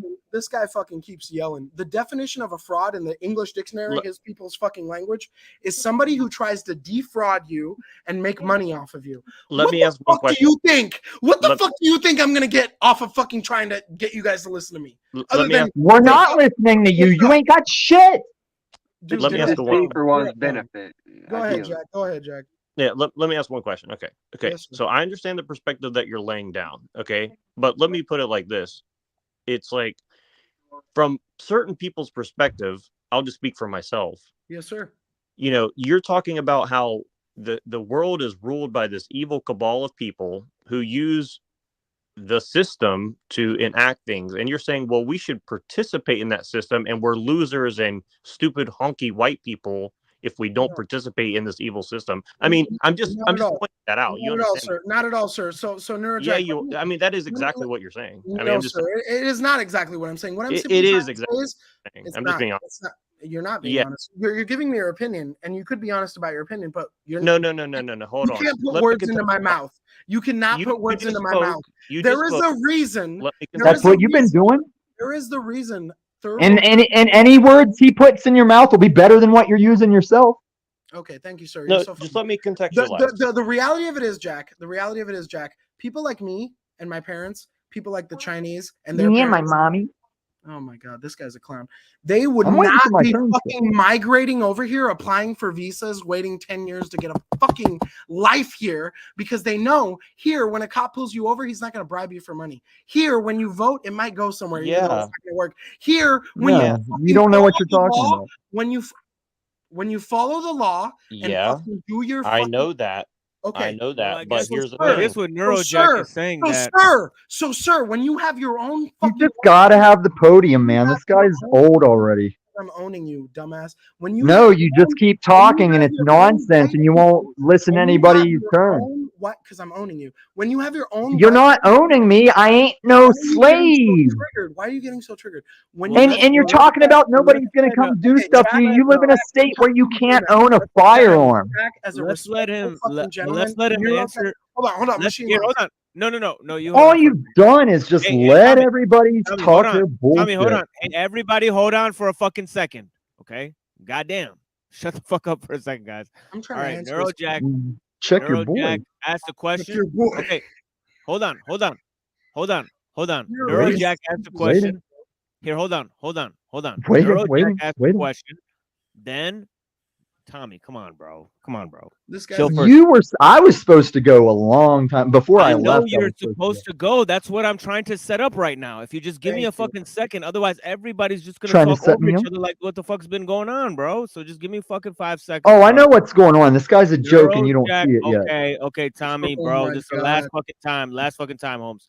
Neurojack asked a question. It was about the conflation of two things, about the fucking slavery system and the ownership of the fact that you're a participant in that system. Okay. And then we're gonna let Tommy go. So you answer the question, fear your mother, and then we're gonna let Tommy go. Thank you so much. I'm gonna be quick, and then Tommy can talk all the shit he wants. For sure, yeah, of course you can. Neurojack, sir, I would simply like to state, in India and China, there is no governmental effort to make transgenders have rights. But you're not answering my question directly. Folks, I'm not accusing. You're saying that I'm calling white people the problem. What I'm saying You are. That's what you're saying. You're saying that we're stupid and we're not participating in the system the way Not that at you. all, man. Yeah, you literally said I'm white as like a. Can you fucking let me talk? White people taught me how to drive and ride a bike. White people taught me about democracy. What the fuck are you talking about? I went to the University of Washington, the University of California, Los Angeles. But you're making fun of us Who the stupid fuck do you poor think was white. You love the war. You love the world, is what you do. You're making fun of us because Black people, bro. Brown people, Neuro, bro. Neuro. White I don't think like he's just saying like as a not joke, taking it like oh, personal. like white people do this, like I'm black not taking people it do this, personal. I'm white just people do this. No. It's not. It's not even a joke. The I'm not taking reality it of it is, personal. there I'm is just- a powerful quote. Jack, just let me fucking answer, and then I'll mute my mic. You didn't even let I'll me just leave the contextualize panel. my I'll just question. leave the panel after I answer your question. How about that? You So you didn't guys let can me have For the third contextualize time. what I'm trying to Okay, get at. for the You third didn't let time. For the fourth time. me- Okay, listen to me. What You're I'm not simply letting me saying- contextualize my question. Okay, go ahead. Let Question. Go Neuro ahead. contextualize the question, and then Go ahead, Yeah. sir. Go ahead. Look, I'm not angry. I'm not taking it personal. What I'm saying is you have to understand what I'm trying to get at. Mhm. Is that if you're trying to tell white people, hey, you guys, because I agree, white people are fucking up. Okay, look, I'm not taking it personal. I agree with you, but what I'm saying is, Well, if black you're people are in her fucking up. fucking face saying you dumb honkies don't understand how your own place works and you don't take advantage of it. I'm from the poor place, and guess what?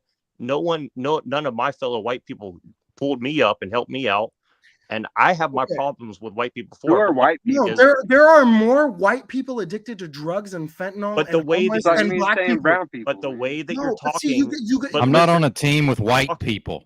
Right. Oh, The and way you're that not I'm even from talking, America. I'm sick of way- people who don't live in was born- America I was talking born about and all raised this in New York bullshit. City, motherfucker. Sir, I'm if an you Oscar can't of carry a I have a gun where bar you license live, in New you're York. not in Yeah. America. From New York If to you can't California carry a says it all. gun where you live, you don't live in America. You don't live I in like America, sir. You got a California hat on. That is I not like it. America. That's not America? UCLA is damn sure Hey, not America. wow. If you can't carry a gun where you live, you do not live in America. It's called the Second Amendment, sir. Okay, Face the Trump fact card. you don't Okay, even Trump card. live in Trump card. America. Think This is about America. Okay, Trump card. Don't get you slipping up. There's over 30 Don't get million you slipping up. fucking Californians, and 15 million of them voted for Trump, and 15 million of them probably are conservative and have Guns in my area. Shut the fuck up. Anyway, I got the strap. I gotta carry him. Neurojack, what I was simply trying to say is pre-colonization, India and China were the cradles of the world. That's why the British colonial empire called India their crown jewel. Post-colonization. okay.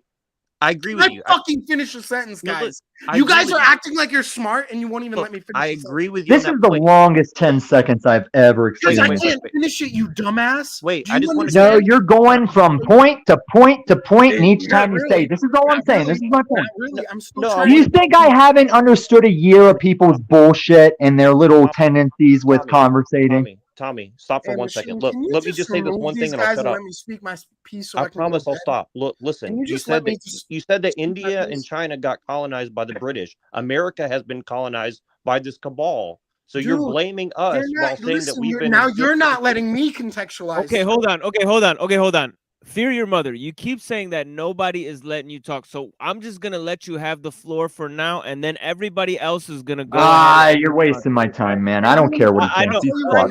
now, Tommy, it's going to be you next.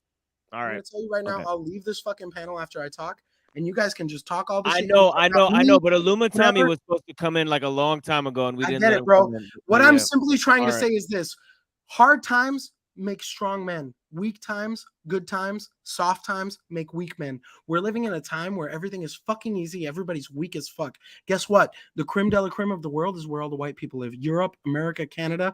And what I'm simply trying to say is, if you've been living in an environment where life is just good and you think America is bad because abortion is illegal or legal and there's fucking kids getting bombed. Oh my fucking God, man. Thank you. And the rest of the world is getting fucking bombed, and they're trying to come here and live here to work at McDonald's just to fucking have the life you have while you're on YouTube talking shit. Yes, white people are ignorant. That's all I have to say. Have a great life, y'all. God bless you. Well, I would like to continue conversing with you, but if you want to, just I have no idea like what the back and forth was just not there. I mean, okay. So he said something and it was so fast and then he just went away. But yeah, I guess everybody respond. But yeah, like the thing is that, you know, we can all have a back and forth. You know what I'm saying? Tommy, you can come back and say what you need to say. It is what it is. You know what I mean? But like everybody, I mean, I don't understand. Like, what the fuck? Like, let me contextualize what I was trying to get at, because obviously he's not getting it. Look, dude, you I don't know. And look, I'm not trying to be a dick because I don't know you, but look, you're saying, oh, India and China got colonized, and so Whitey fucked it up. Okay, well, guess what? You think white people want the way things are here in America to be this way? No, we've been resisting it here in America, and guess what? They bring in people from outside the United States because, yeah, it's a better deal for them than where they come from. So they're willing to do shit because they don't have the same moral ethics that Christians and real Muslims and real Jews have. Because you have a different set of. No, I think ultimately he was just joking. You know, I think the thing is that it's a joke. The thing is that like to be fair, like everybody called him a Muslim just because he's brown. So it's like you know what I'm saying? Like shit happens where motherfuckers confused. Well, no, like, everybody didn't do that. No, but look, and No, I'm not trying to misrepresent brother, what you're what you're saying is no, correct. I know page. everybody didn't do that, but if some people want to say like, oh, so and so is like white, like whatever, make fun of somebody for being white. It's just like if somebody makes fun of somebody for being white, I know that. No, but that's the thing. I'm gonna let it go. They're taking me saying, look, listen. It's the implication. No, he made a point of it. Why can't we make a point of it? No, you can't. No, hold on. That is what I'm saying. I'm saying everybody can make their point. Like, I don't give a fuck. I'm saying, like, yeah. What I'm trying to say is if India and China were the highest level of economies and everyone was flocking there, people would blame them for the superiority flaws. So what I'm trying to say is not that white people are evil, more so that Anglo-Saxons of Europe have been given the ability to have the privilege of ruling over the rest of the world. Okay, but you would call me white, and I agree with that shit, and I'm against it. No, we're being they destroyed my native culture, you know? Right, brother. Here's the thing, though. When you guys say Americans have been fighting for this fucking shit and they've lost the fight, it's crazy to me because I don't have that natural America pride is the shit. forefront of transgender rights. America is funding Pakistan to cut dicks off. That's not America. That's the United States. Anglo-Saxons how, as American people, do we not take accountability for our government's actions? Anglo-Saxons and Nah, I don't take accountability for that quasi-governmental corporation bullshit. Well, you know? brother, I'm a lawyer. And you call and that as a soft kid, shit? I wanted to be a lawyer. Mumbo jumbo, as a but lawyer, I'm a part of that system. There's a difference between the de jure government and the de facto. You know. Yeah, but what I'm trying to explain to you is I'm an officer of the court. As a kid, I wanted to. I know, that's a problem to me. Now I'm a fucking sellout. Conflict of interest. I'm a fucking sellout, right? I fucking represent people who There's a conflict of interest, that's all. No, but see, here's the thing. The conflict of interest is you could think I'm just ultimately going to side with the government. I don't side with the government. I'm a defense attorney. I just want to give Punjabi brother a reward because Illumitami literally just said that he was interrupted too much by this man and that he feels offended. so Which is the crazy thing is because I shut up and let everybody talk. So That's Illumitami, the one who's always, you know what I'm saying? The thing is that Illumitami, man, that is funny. Bro, but like yeah, I literally, if you're talking, I yeah, will you literally scared away Illumitami for interrupting it. So like that is wild. Xbox achievement, you know what I mean? Bro, I fuck with you guys. Like even Neurojack, I don't know which panel. I think it was this panel when I met him. He was the most new perspective on Neuro. He had the most logical fucking answers for the debate on that day. and I fuck with Neurojack. What I'm saying is, like, please don't take my, when I speak English, I speak 4 languages. English wasn't my first language. When I speak English, Okay, I he's just back. use We the gotta let word. him talk now. When I use the words, they just come out of my mouth, right? And I think the words I'm using are going to be correct. So when I say white people, I'm not talking about everybody that looks Look, I'm not taking Anglo is wrong. I'm talking about the implications of the philosophy that you're employing is what I'm talking about. I'm talking about the implication. If we let you, he would talk on, and then every time you tried to get a word in, he'd act like he's getting interrupted and frustrated. Now, this is just a common thing among this panelverse that lots of people do. And I didn't say I was being interrupted. I was just tired of waiting on the dude. And I don't have anything to say because for once, everyone in the chat is on the same page. This dude is just another Talcott saying his broad stroke shit. I've been telling him as long as he's been talking, this is basic Sunday school stuff. And you're trying to toot your own horn and feel all panel superior. And because you came from Sovereign Soul, that guy is a fool. And he says that I threaten his life over shape debate, which is false. And you didn't interrupt me so much that I could leave. I told you, I don't care what you think because you're a buffoon. Now, for the sake of the entertainment and the people, let's have a quick back and forth where we're going to go boom, boom, boom, boom, me and you, okay? Not Now really, tell sir. me, Not now really, tell sir. me what the fuck I have to do. Now, regardless of Dave, Mr. Tommy, I would just No, we're going to have a quick back and forth. Now, what are you here to like throw on us? Because I'm going to quick hit your contradictions like I do that. Polly boy unslaved. Okay, sir, can I talk? So, what would you like? Don't even go there. Remove myself from this environment and never speak to you guys again because I'm more than happy to do that. My girlfriend. hates Yes, but first let's do this so I can remind you that you are nothing. I just want to let Punjabi brother know that everybody's girlfriend hates this shit. No. I was gonna say the only girls that are watching this shit are in the audience. Right? Your old lady subscribed to me tonight, and I want you to know, most respect, there will be no hanky panky, no funny stuff. My girlfriend's Puerto Rican, and she was raised Christian. She doesn't think the Earth is flat, and she thinks everything that I. Yeah, because she's smart, and she probably fucks like a firecracker. I've had Puerto Rican girls before, but it's not flat. It's a fucking globe. Okay. Now, are you ready to do this boom, boom? You seem to be taking the mic and going off on your own thing. We're going to do a boom, boom, boom. See, it's one-on-one now. What are you trying to tell me I got to do? Because I ain't got to do shit, I'm not trying to tell you anything, sir. I'm actually asking you, what do you want me to do? Do you want me to leave because I'm a fraud? No, you had this great message, but I can't get past the Sunday school portion of it. I will do you the favor and never come back to this panel. Would you like me to No, it's not my panel. That's not up to me. No, sir. But what I want you to do, I'm a clown. I'm a clown to you, like a circus. Now is what I want you to do. And listen, because you talk to people and don't really know me, I cam up all the fucking time, and it doesn't matter. It doesn't make a bit of difference. So cam up now. So what we're gonna do is this boom boom back forth. So what I want you to do, what's the relevance? What's the relevance? You want to see my pretty face, faggot? Would you like me to leave this community? No, I want you to have a back and forth. Why do you want me to stoop to this low level of yours and communicate? Having a back and forth is stooping to a low level? Because our back and forth doesn't maintain intellectual conversation. It maintains what? So I should just listen to you go on and on and on. That's where you're looking for. And I know that's what you're looking for. You just want to go on and on and on, gobbling on and on and on and on.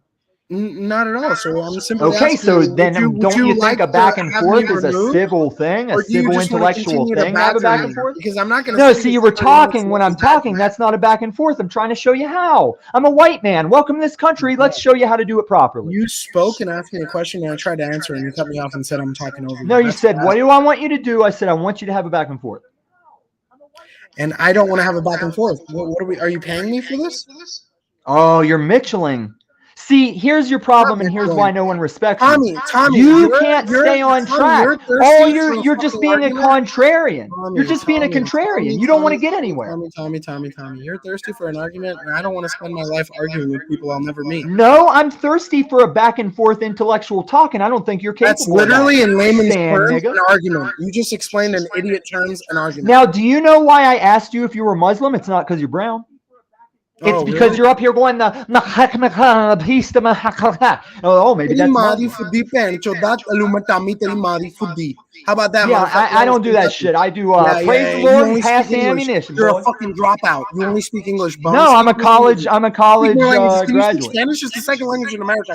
I know more Spanish than Cynthia, and she's a fucking coconut. Hey, speak the language there, Pedro. Hey, Pedro, you want to come live in this country? You might want to speak the language. I'd like to move to Japan. You know why I don't move to Japan? Because I don't talk Japanese. I don't talk that ching chong talk. Eso puto. Eso tú, eso puto, cabrón, pendejo, chinga tu madre.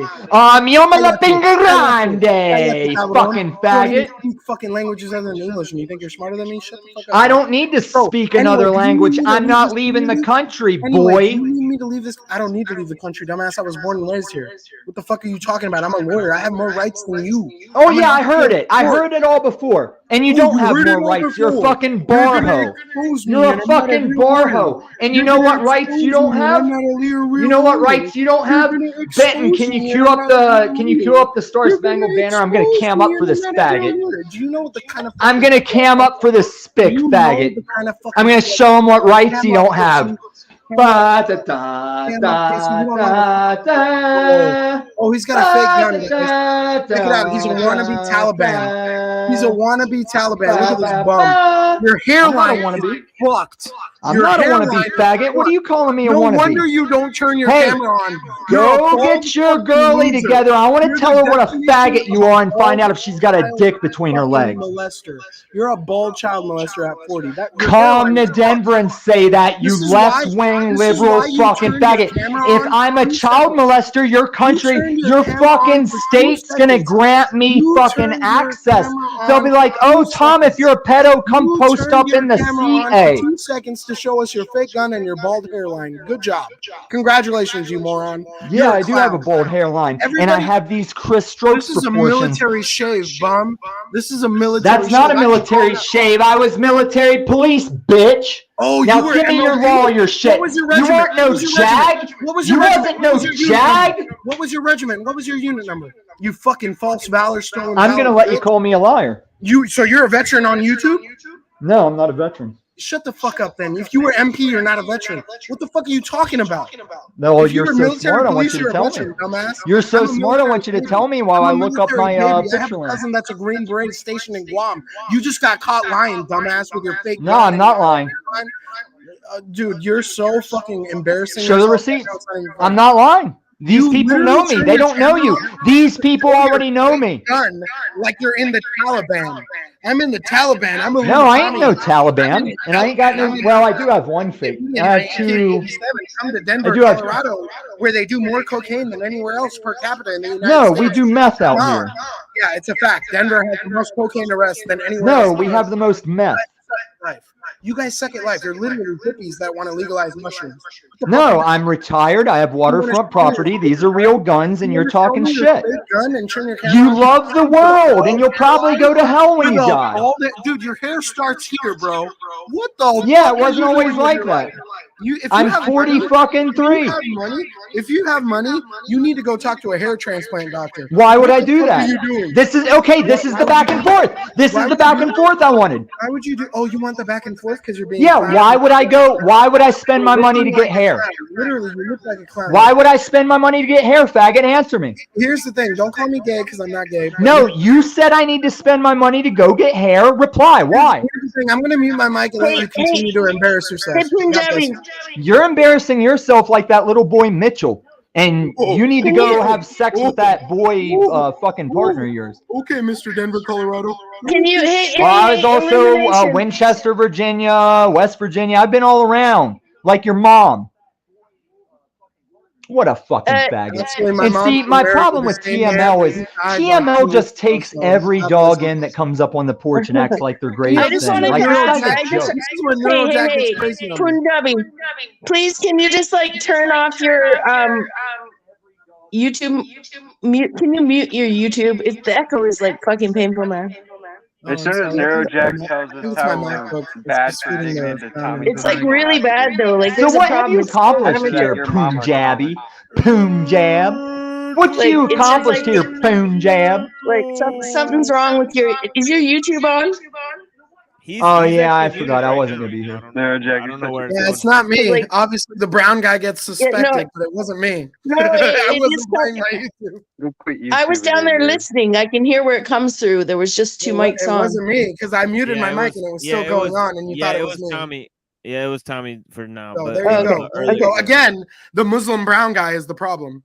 Just a heads That's up. not. Hey, come on. That's not what the issue is here, right? I You're the blame one the that's white bringing man. race So why into would it. you assume You I have brought an echo? you brought race into it the whole fucking Why time. would you assume Like, I drop have an it. echo and not the Drop bum the who's drop the fucking color. trying to? Just Why drop would you white, assume I drop have an brown, echo and drop not it him? all. Why Drop would it you all. assume It's I have an fucking echo? childish. It's Why would you fucking assume I childish. have an echo? Drop Why the would you color. assume I have an echo? Right? You're the Why one would you bringing assume fucking I have color an into echo? everything. Why? Like, Why seriously, answer because my like, Let me have a question? back because and there's forth. an Why would echo. you You're saying it's assume because you're brown.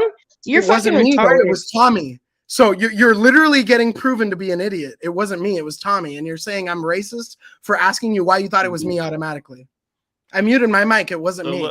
let me ask for your question since I haven't been able to for the past. Jack, at this point, I'm just being fucking harassed by these idiots. So like, No, if I we want get to it. have a real That's conversation, why. let's do That's it. why I've been trying to this get back is on track. this is literally just to let you know, Punjabi bro. I've literally gone through this on my own show, like for 20 live streams. So definitely, I understand how you would perceive this as a little bit of harassment, but the thing is that this is just what happens on here. I mean, But bro, do you see what I'm saying? I get like you even said it. I got called Muslim multiple times just because I no, have I know, knowledge of the Quran. No, I know, and but then they're but it's fair. assuming I have the diligence to fucking let my YouTube panel go and echo into this shit. And then I muted my mic, and you guys found out it wasn't me. It was the guy talking shit. But I'm saying it's not beyond the range of plausibility that we insult people's background or ethnicity on here. I mean, I don't think that should be off the table. I mean, in my For opinion, sure, brother. like, And I'll tell you this: you and multiple hosts have told me that, and I'll tell you guys this: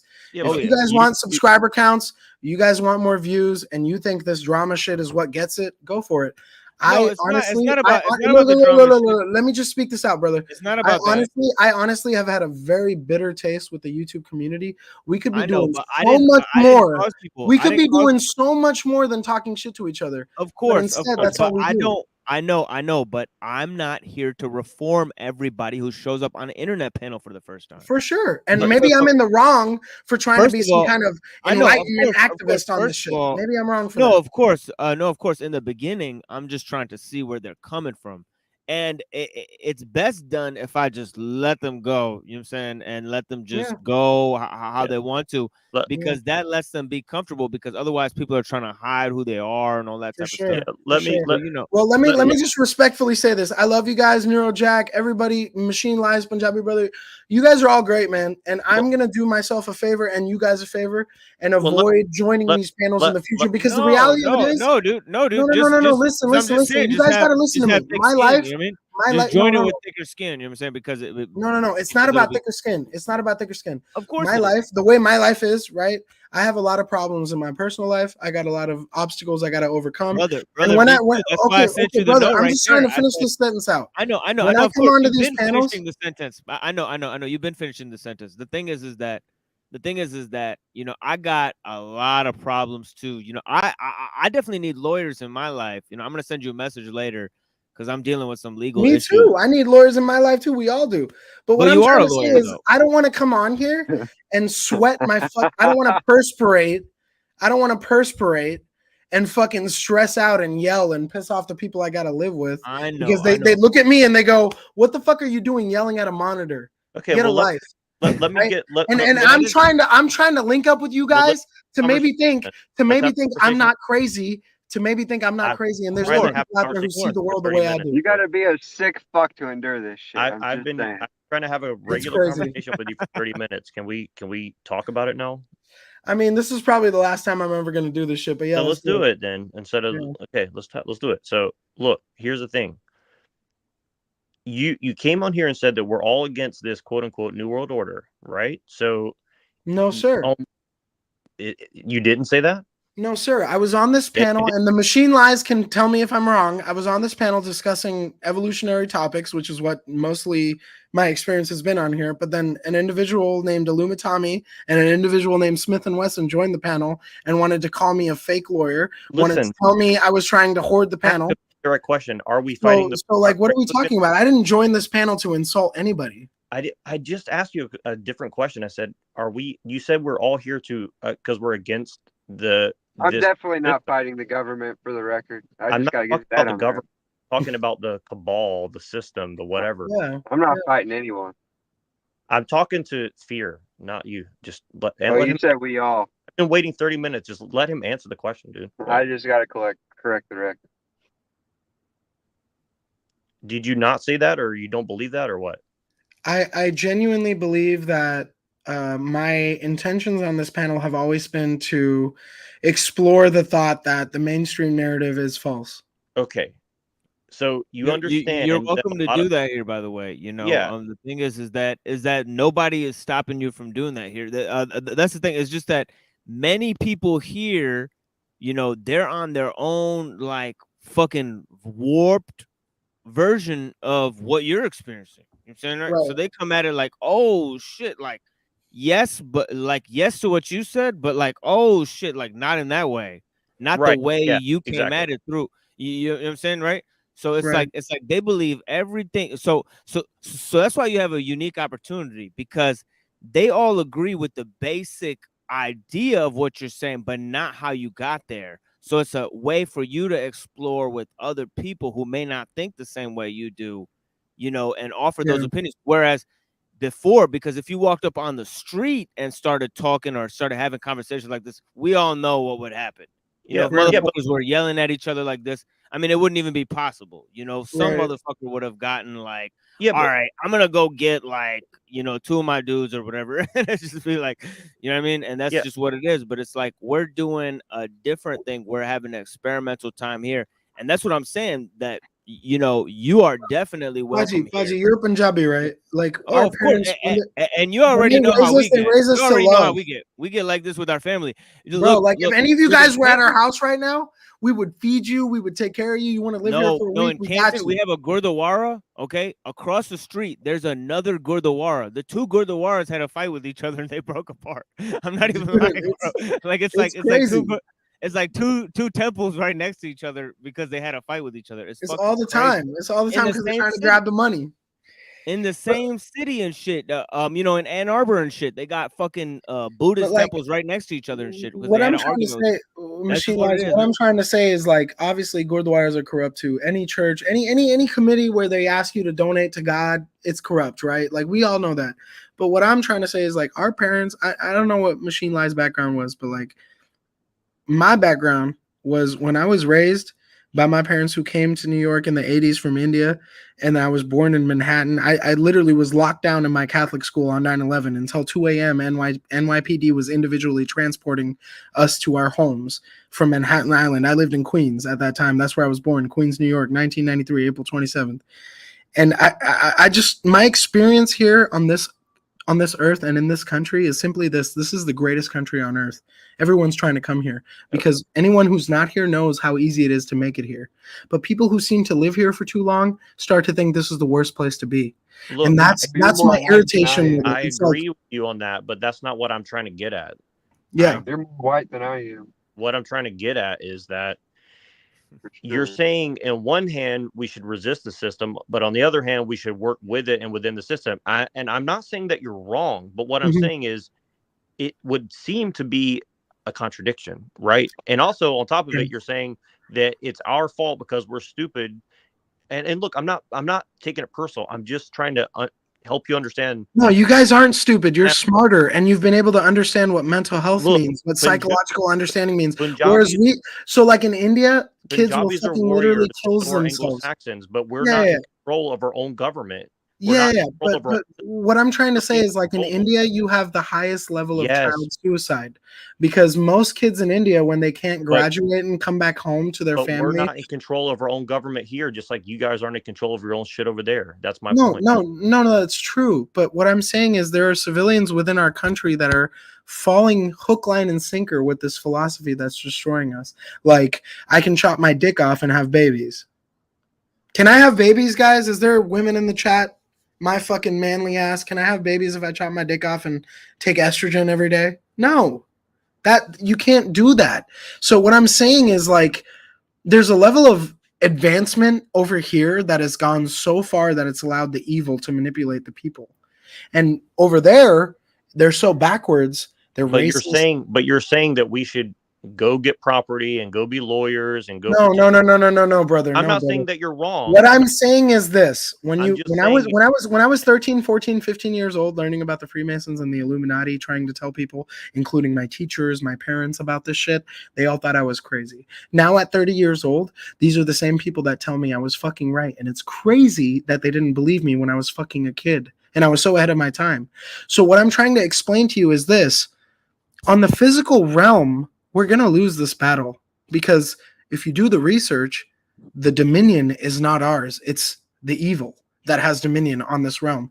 So I genuinely believe the best way to do the right thing is to sell out to a certain degree. Of course, you got to work. You got to pay taxes. You got to have a home. You got to have a fucking place to put a roof over your kid's head, your family's head, to give them fucking food every day, 3 times a day, whatever, just to be able to tell them, yeah, this sucks.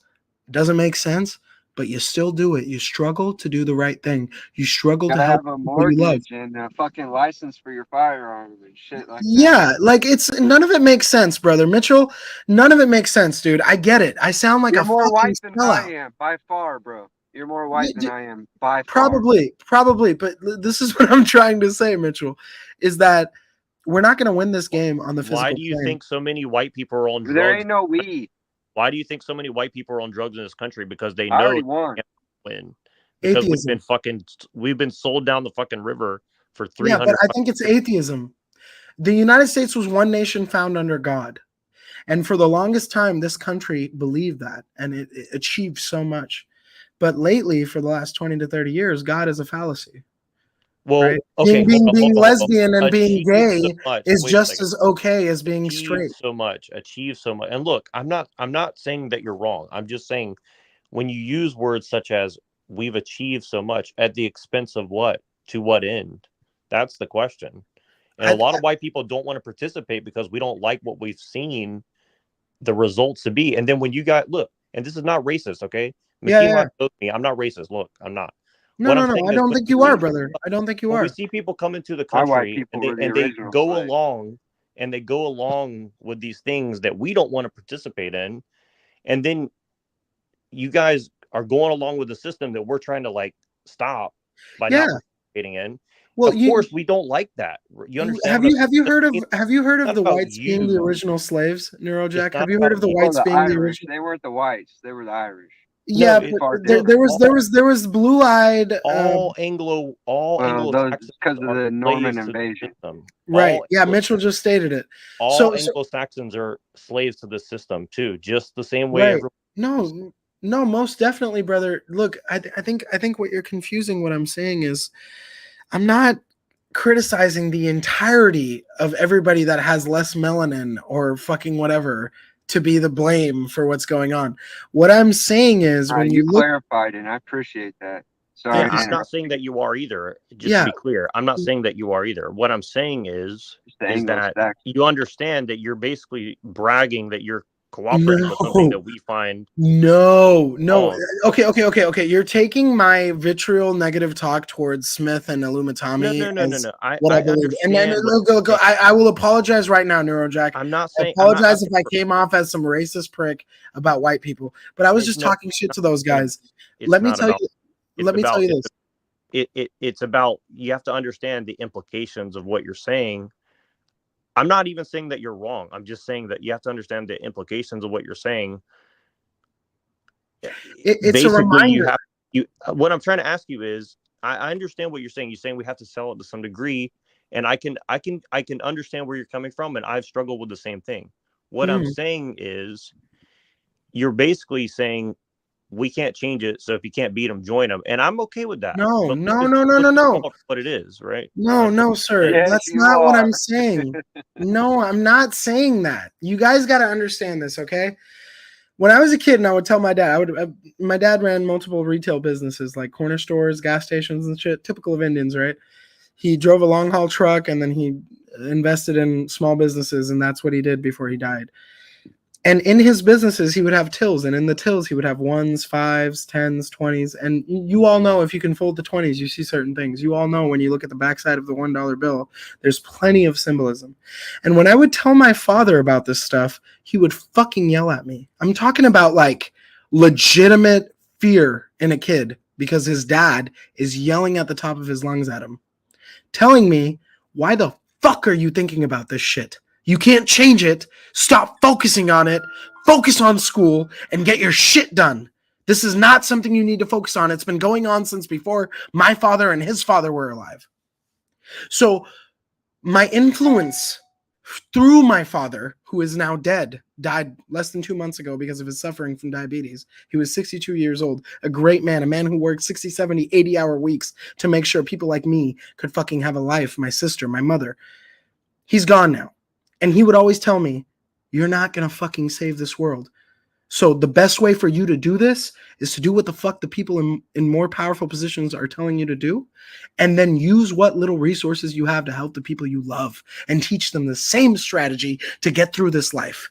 Because if you don't, they're going to suffer. They're going to be addicted to drugs. They're going to be homeless. They're going to be without a job. And then what? How are you going to fight the system then, son?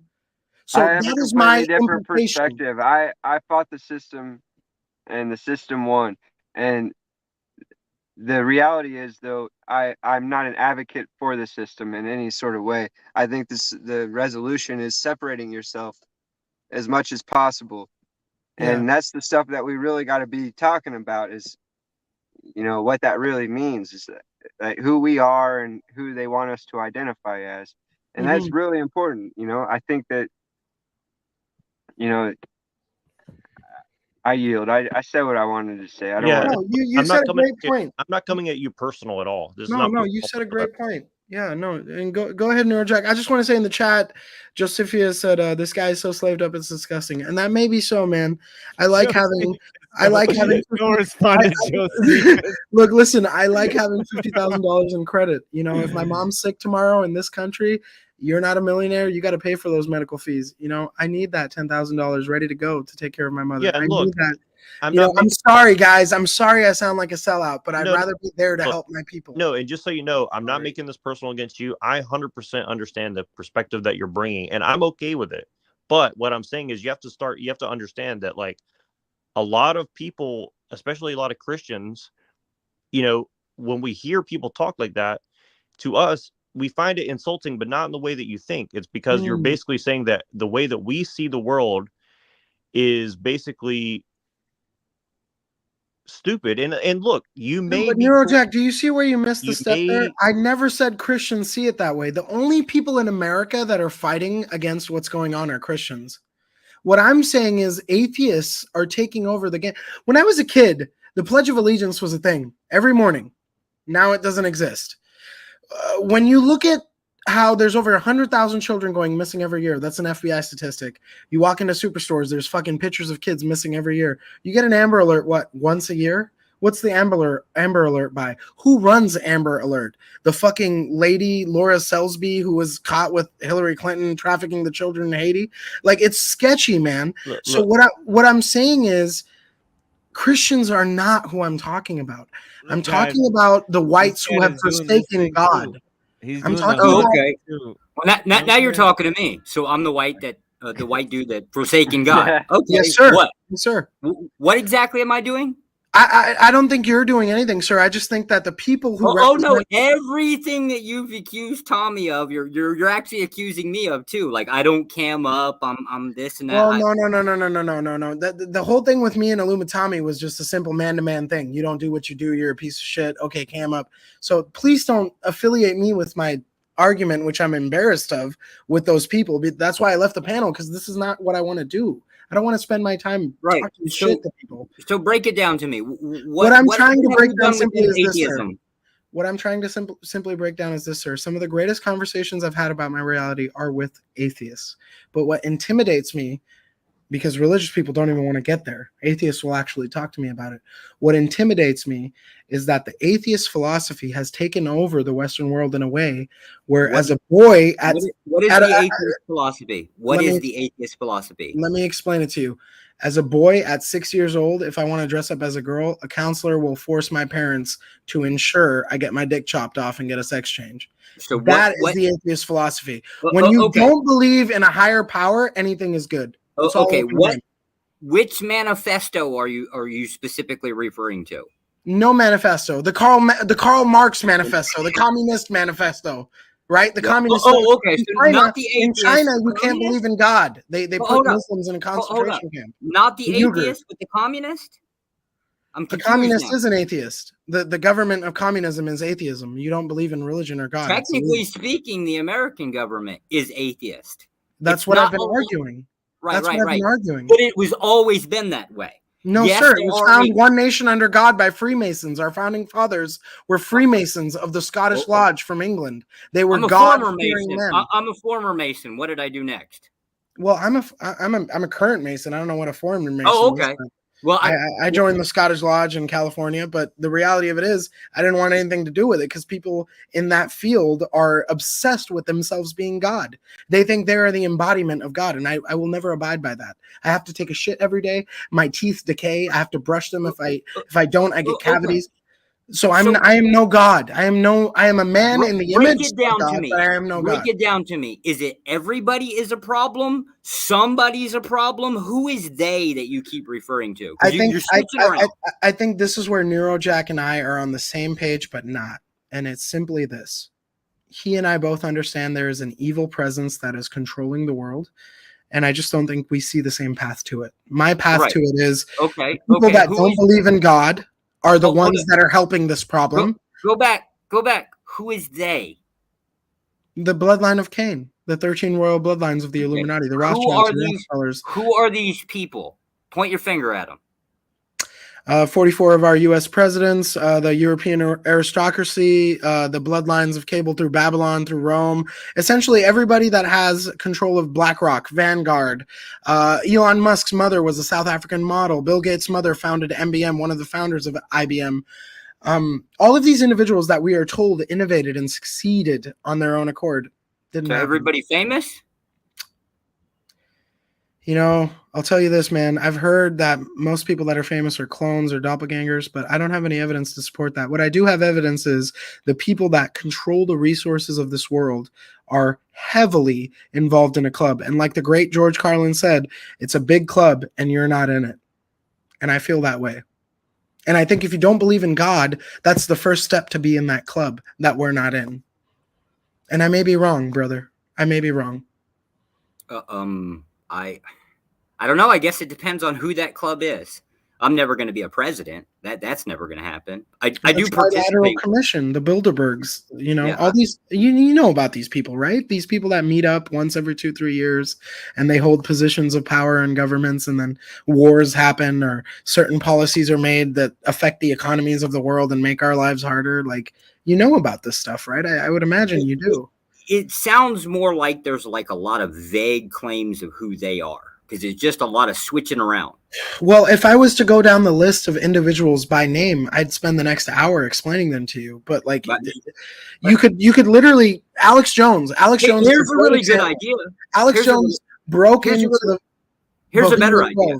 Alex Jones broke into Bohemian Grove, right? Do you remember that? Better idea. No, wait, hold on. Do you remember when Alex Jones broke into the Bohemian Grove? If you have a list of people that are ruling all of these organizations or making the world go in a specific way. I don't even need a list. I can just list them off through my head right now. Right. Just write them down on a piece of paper. No, I'll just tell you right now. I'm going to tell you now. I'm mostly not going to listen to you. However, okay, so why would I write it down on a piece of paper? Not for me, for everybody else that you're trying to like. If you're not willing to listen to me on a channel that is literally topicked as the machine lies, let's question the narrative. Oh yeah, if you're not willing to listen to me, my friend, why should I waste my time writing on a paper? Should I just get a job and sell out and help my family? Therein, you're proving my point. Well, Because if you're not willing to listen to me, what the fuck hope do I have writing it down on letters and giving it to my neighbors who think Obama was the greatest president of all time? Yeah, I have very little respect for most presidents in the concept. I obviously serve them, but I don't sit here and bitch about them. I don't waste my life with that. But I mean, I can understand if other people do. I'm okay with that. What I'm trying to figure out more specifically is there's a lot of people saying they, those people. Everybody's pointing to different people. You have your list of people. It's very other people have their list of people. It's very statistical, brother. So if you look at the world, the population is nearing 8 billion people, right? It will surpass that soon. And India alone holds 1.2 to 3 billion people. China holds 1.1 billion people. The reason why China staggered was because they created a law that forced their citizens to have one child only. If they had more than one child, they had to pay extra tax. So people stopped having more kids in China, which is why India surpassed them. That's almost half the world's population alone. Then the rest of the world is another 4 billion people. All right. Well, now, hold on, brother. Let me explain this. You keep saying they. You keep saying they. So let me break it down for you. Okay. When you look at the simple, you can check the stock markets, you can check the fucking Forex, you can check the FICO scores of the world. And when you look it up, it's simple information out there for anybody to see. Less than 1% of the world's population hoard the majority of the wealth and resources, whether it's the Saudi Arabian family, all the way to the Europeans, all the way to the American corporations. It doesn't fucking matter how far you spread out. It's less than 50,000 people that are in charge of most of the world's money. So when I say they, why should I have to break it down by name and social security? So rich people. No, sir. No, sir. Rich people. I have people living rich in LA. You just stated you were talking about how many people, a group. So this is why it's a little bit more difficult when you explain things, right? Yes, sir. You just talked about a group of people that held an amount of wealth. I'm hearing that as rich people, and you're pointing at them. Oh, okay, so it's not rich people. So don't take this as an insult, sir. But I would like to say maybe your stance on that is narrow and ignorant, because rich could be anything from making $100,000 a year to having 5 million in your bank account. I'm talking about the kind of people that can bat a fucking eye and lose $5 million and not think twice about it, because it's the same as a light bill for you and me. That's what I'm talking about. I'm talking about people. They're not rich people, but people with a large amount of wealth. People that surpass wealth to the point where wealth doesn't satisfy them. What satisfies them is trafficking children. What satisfies them is waging wars, killing innocent people. That's what I'm talking about. If I have $10 million, I'm as rich as it gets. But am I going to go murder everybody because I have Well, 10 my point is that those people couldn't do whatever they're doing without us participating in it. That's my point. True. This is true, Neurojack. You're absolutely right. I agree with you. And my methodology is not helping. But I also feel like trying to wake everybody up and look like a crazy man is not helping either. Yeah, that would be. Yeah, I start taking your time and try to formulate a better description of the thing you're discussing. ML, I got to run off and go pick up the kid from school. I'll be back in like 20, 30 minutes. I'll be right back. Thank you, Joshua Jones. I appreciate the respectful conversation, brother. God bless you. For sure. We'll be out here at that point. Wouldn't that ideology contradict? I'm sorry, Machine Liza. No, go ahead. Oh no, go ahead. I was just saying bye to Joshua. Yeah. Yeah, can you put me in the back, pretty please? I'll be back. Yeah, I got you. For sure. So wouldn't that idea contradict the if you can't beat them, join them sort of thing? I think the whole definition. If you guys have ever seen the movie The Devil's Advocate with Keanu Reeves and Al Pacino, I think the whole concept of if you can't beat him, join him is that. Right? It's vanity. Even after he wakes up from his dream and he's in the mirror washing his face and all that shit was a dream, he realizes that by doing the right thing, he still gets approached by the news reporter asking him to go public about this case. Vanity, the greatest sin of all. So like what I'm trying to say is you can't beat them by joining them, but if you pretend to join them, God, it's fucked up to even say it, but in some weird way, if I have the ability to help my loved ones, I'm willing to take the bullet. So like if my loved ones aren't making money and they refuse to sell it, like my mother, right? She prays every day, man. She wakes up in the morning and reads the Guru Granth Sahib. You know, this is a holy book from the Sikh religion, and she spends 2 hours reading it. She showers first. She doesn't eat meat. She doesn't smoke. She's never had a fucking glass of wine in her life. You know what I mean? Like this is the kind of woman that literally refuses to believe anything the world tells her and only believes what the book tells her. God is real. Do the right thing. No matter how hard you get pushed around, do the right thing because he's always watching. And I often tell her, Mom, if God is real, he clearly doesn't care about our reality because he's not doing anything about it. Look at what's going on. And she always tells me it's above our pay grade. It's not something we can ever understand, but that doesn't mean we should use that as an excuse to do a lesser thing.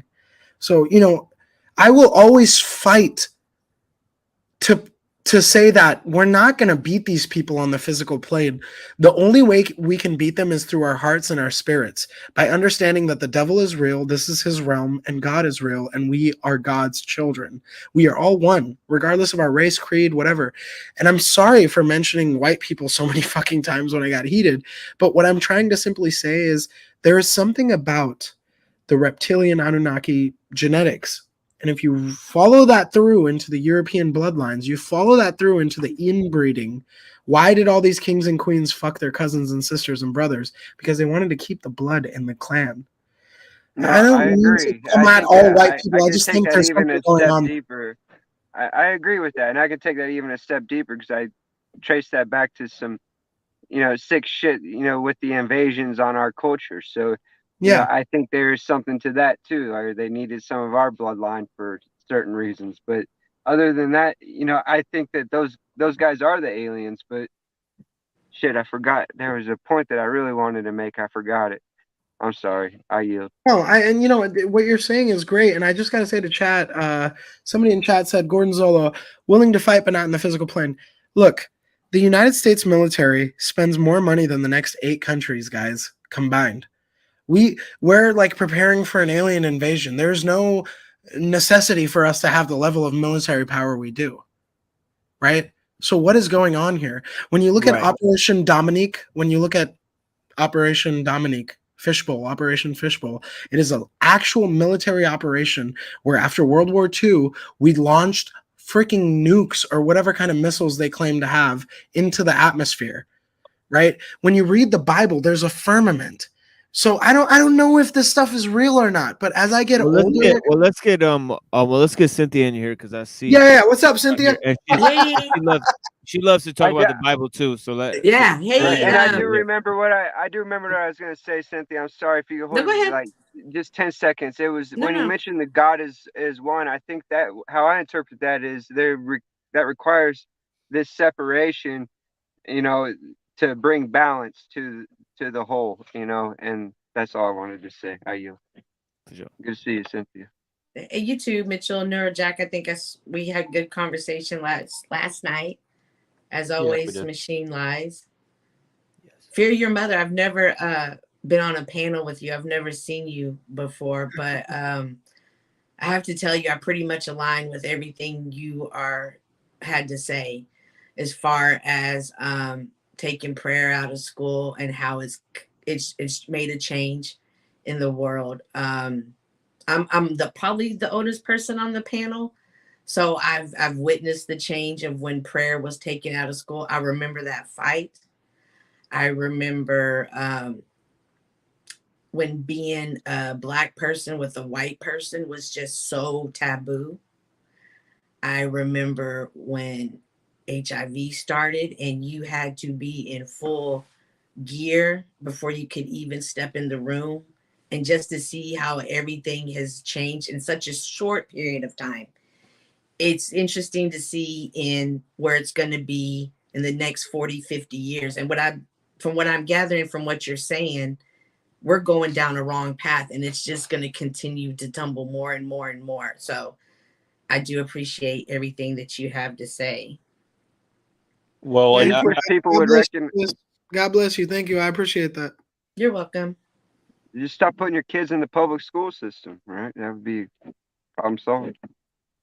Well, I wanted to say Absolutely. really quick about the whole alien thing because it But does. see, but yeah, real quick, Nora, I just want to point out to our panelists. See, that's how it is, dude. You win some, you lose some. You know what I'm saying? You get some people, you know, certain people disagree with you. I mean, I know 90% of people disagree with what I have to say. So I just have this little experimental show on the internet, you know, and it is what it is. But you know, what's up, Cynthia? You know, she's here. You know, she's a lot older than all of us. You know, obviously her experience speaks volumes than anything that you know, anything I've learned in a book can ever tell me. You know what I mean? I'm like, you have your thing, fear your mother. You know what I mean? And you know, obviously the wisdom. You know what I mean? But yeah, man. Bless you, Cynthia, for being here. Go ahead, Neuro.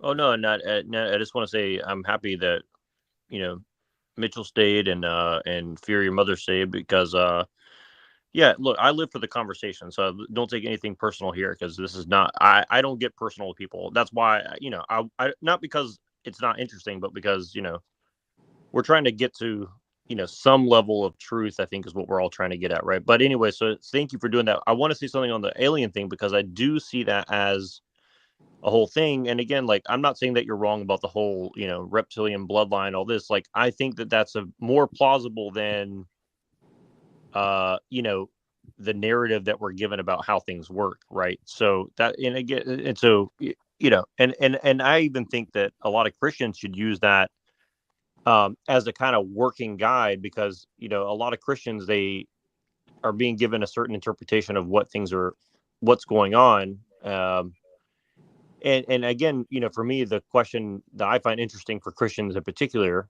is you know, what are we to do about it? And then when you see this whole alien thing coming into it, and all this, it's like there's so many narratives that are being spun about who's in control, you know. And I think that you saw that with the alt-right, where all these white people say, well, it's just the Jays, and then well, they can't think like, well, even if that's true, well, why is why are and this is why I harped on the white people thing. It's not because I take personal offense to it. I mean, I could, but the interesting thing to me is that you know, you know, the whites are blaming the Jays, and it.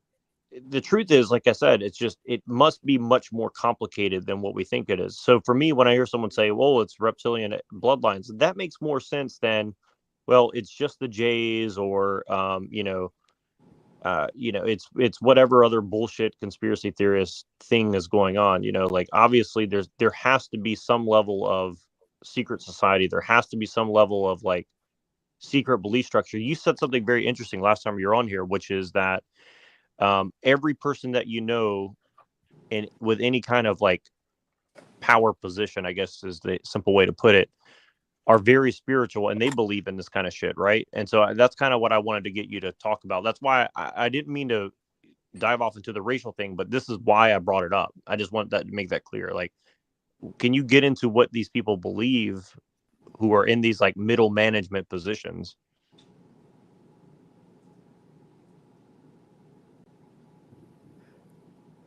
I think he must have stepped away right as you asked him that question.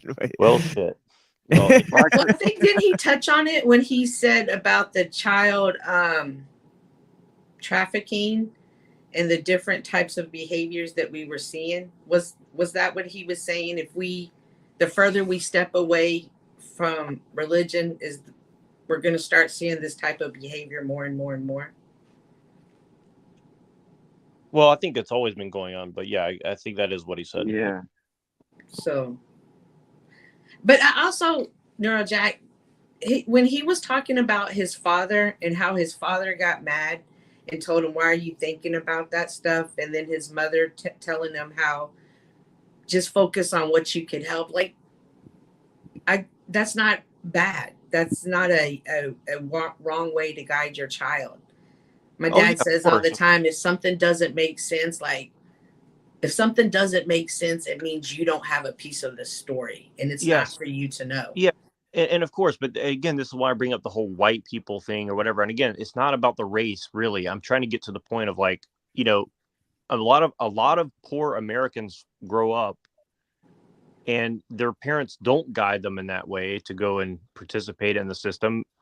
On one hand, because a lot of them are dumb. I'm from the South, and you go look at most people I grew up with. A lot of them are just like dumb people who don't really think about 1 hour from now, much less 10 years from now, right?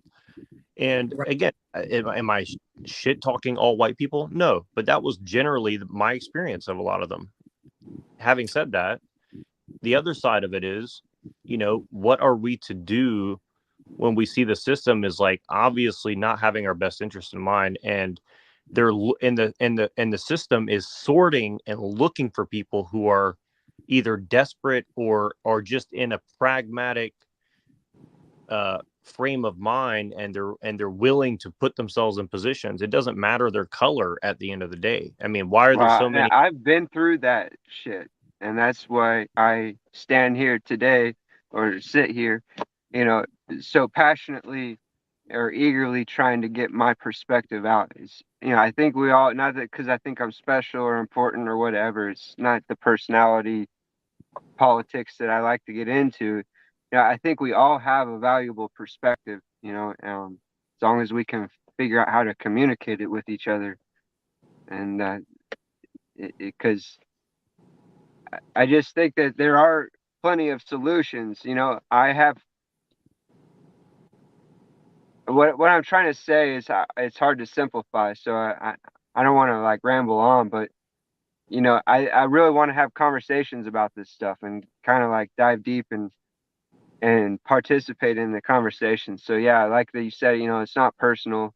I'd rather just talk about it, but you know, I think that it's important for people to realize that, you know, that it's like you know, I just look at it like parasites. You know, they're like parasites. You got to keep them out of your life as much as possible, and there are ways to do that. You can, you know, it's like that.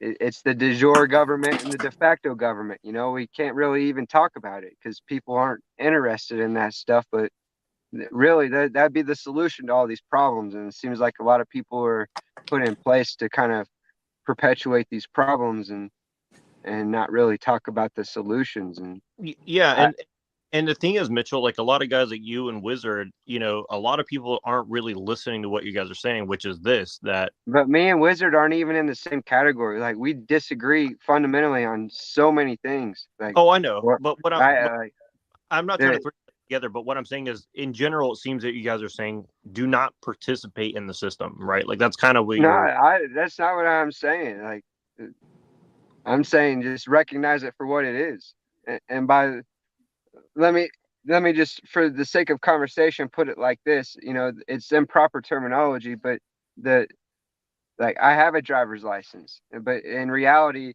I went down to the DMV as a man, as myself, knowing who and what I am, and got the driver's license as the beneficiary. And so that way I can avoid persecution in today's society, because there is no real enforcement. There's no real authority for, although it's recognized in law, you know, that this protection for the right to travel and all that stuff. So I don't get into like fighting the system. And that's what I think is real important. You know, we can be the government, you know, the de jure government that has authority over the de facto, but we'll never like win in a fight against them. The best we can do is like starve the beast by stop feeding them with our ignorance, you know, and that's how I look at it in the most simplest terms. You know, that there are choices we can start making where we can stop acting as the trustee, essentially, where we're responsible for all this shit that was meant for us to benefit. You know, sure. So if we can learn how to use the system to our benefit in a way that it was meant, you know, it's created for our benefit. So it's not my trust, it's not my, you know, social security account that I'm going to cash out or anything like that. It's stuff that was created for my benefit. So it's just learning how to utilize it properly, you know, instead of, you know, just being an idiot and saying, oh, it's all fucked up, let's just bend over and take it. You know, that's, you know, I think that there are ways to stop feeding the beast without fighting them.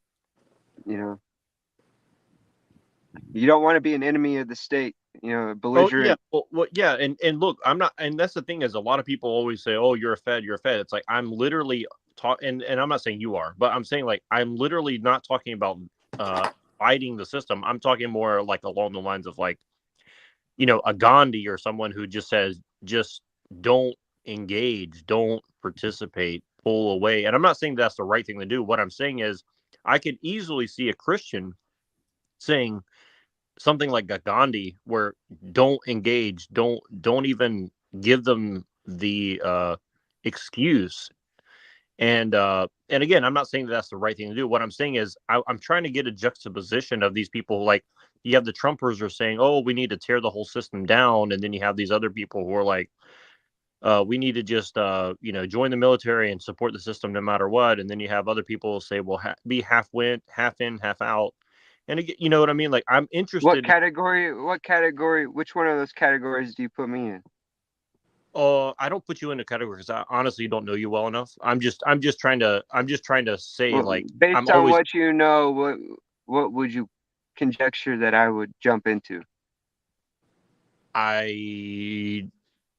If I had to guess, I would say that you're more or less would say that just don't participate. If I had to guess, I'm just guessing.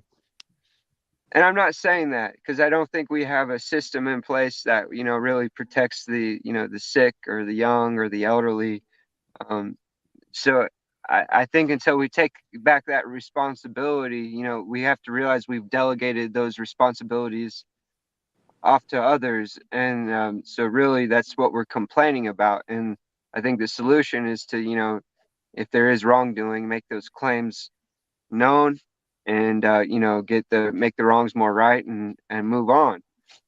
So I'm not saying that to be completely out, because I'm actually I participate in the system, but that's what I'm saying is, like, we just got to learn to utilize the trust, as our.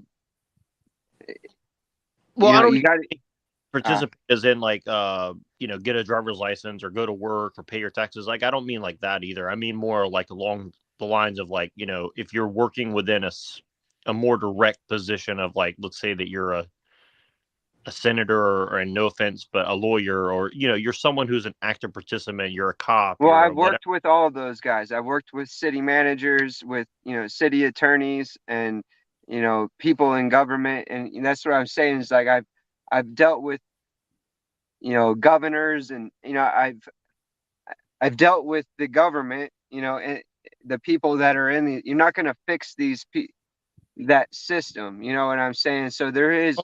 I agree exactly. Yeah, that's what I mean. Yeah, because the thing is like, and here's the thing is, like, I don't even blame those people. What I think that it's the system itself.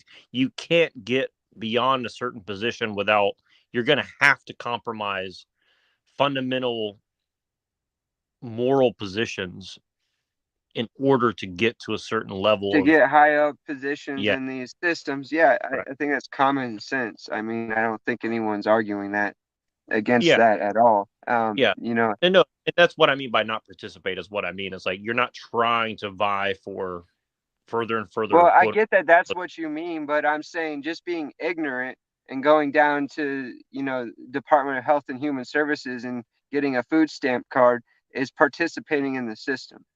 Whether you realize it or not, that's participation. And so, yeah, but I just don't want it. I don't put those on the same, level of. Well, that's what justifies the funding, and that's what creates these positions in the system. So it's all part of the system. And so I'm not blaming the people that are hungry. What I'm blaming is the people that haven't taken the responsibility. And actually, there are solutions. There's plenty of food banks. There's no reason to go hungry today in America. It's.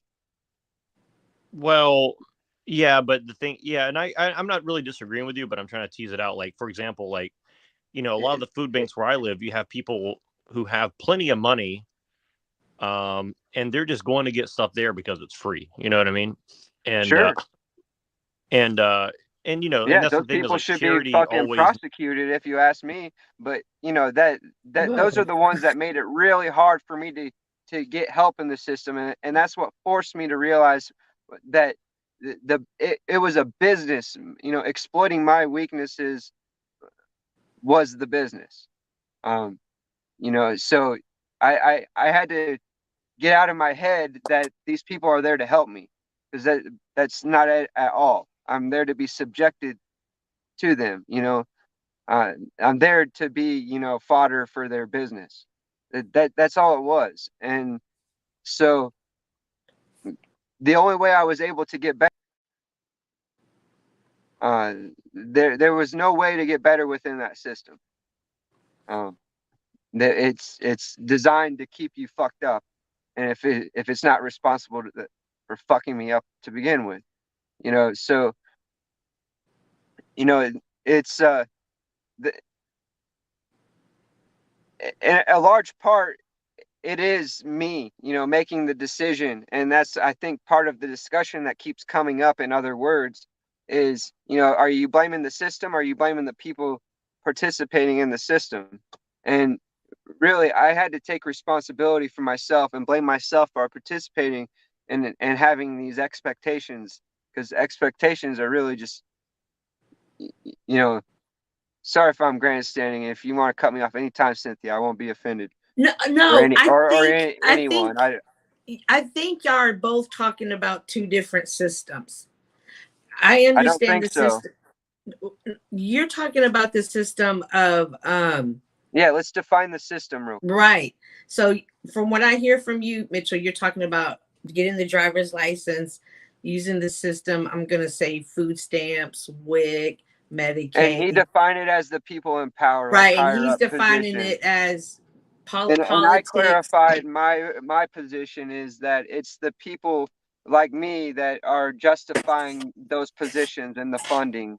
And so we're not talking about two different things. We just have different perspectives. Different levels? Can we say different levels of the system? No, because no, it's just different perspectives of the same system.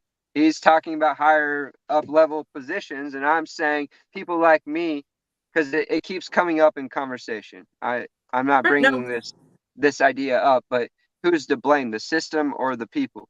Essentially, that keeps so coming then up. y'all talked about the people at the food bank, and then y'all brought up there's people who have money that take advantage of the food bank. So I was kind of curious, not so much you, Mitchell, but NeuroJack, you brought that up.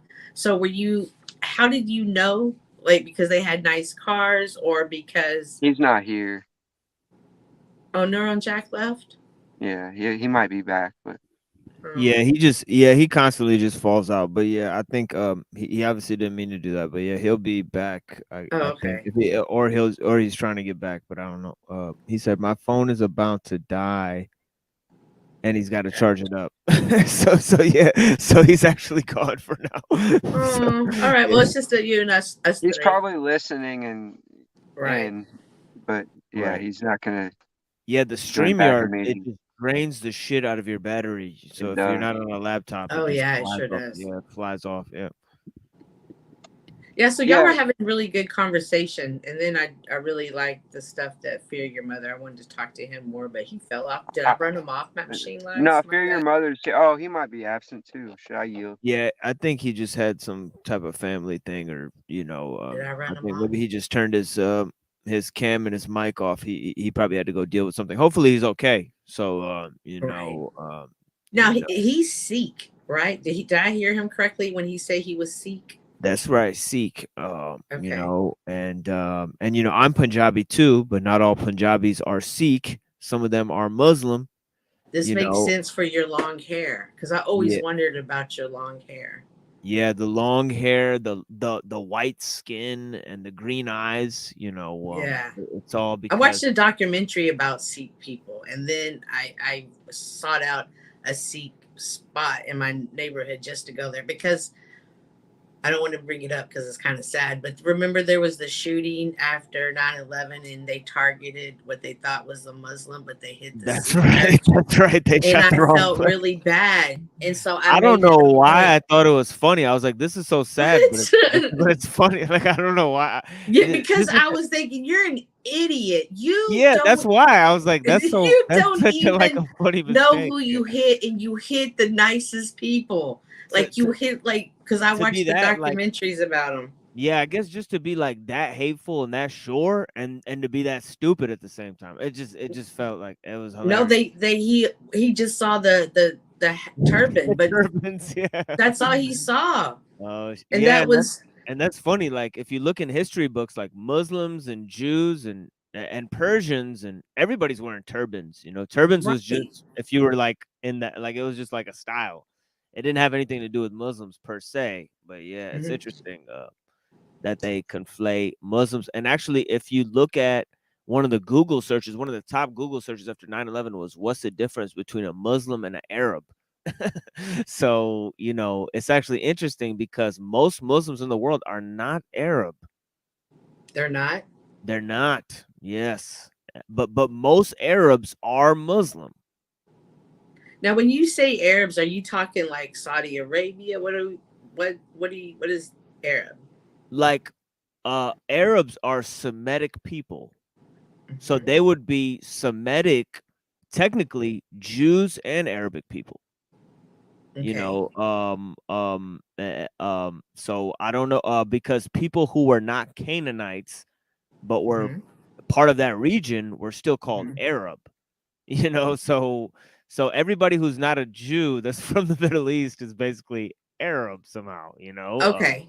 You know, Okay. and you see that in the story of Abraham in Genesis, you know, that correct that there's are two types of Semitic people. Now there are a large member of Christian Arabs living in Palestine. So many of the so the 20% of Arabs who are not Muslim, what are they? Well, they're usually you know, Arabs, either Coptics, you know, from Egypt. You know, going back a long time, they're Christians. You know, so there's a lot of Coptics. Yeah, Coptic Christians, you know, from Egypt. Okay. You know, the Coptic Church, and also the Arab Christians that live there. There's many tribes of Arab Christians, even from Nazareth. You know, you know, there's Christian Arabs that were still living in Nazareth. You know, I have a book, you know, called Narrow Gate Churches.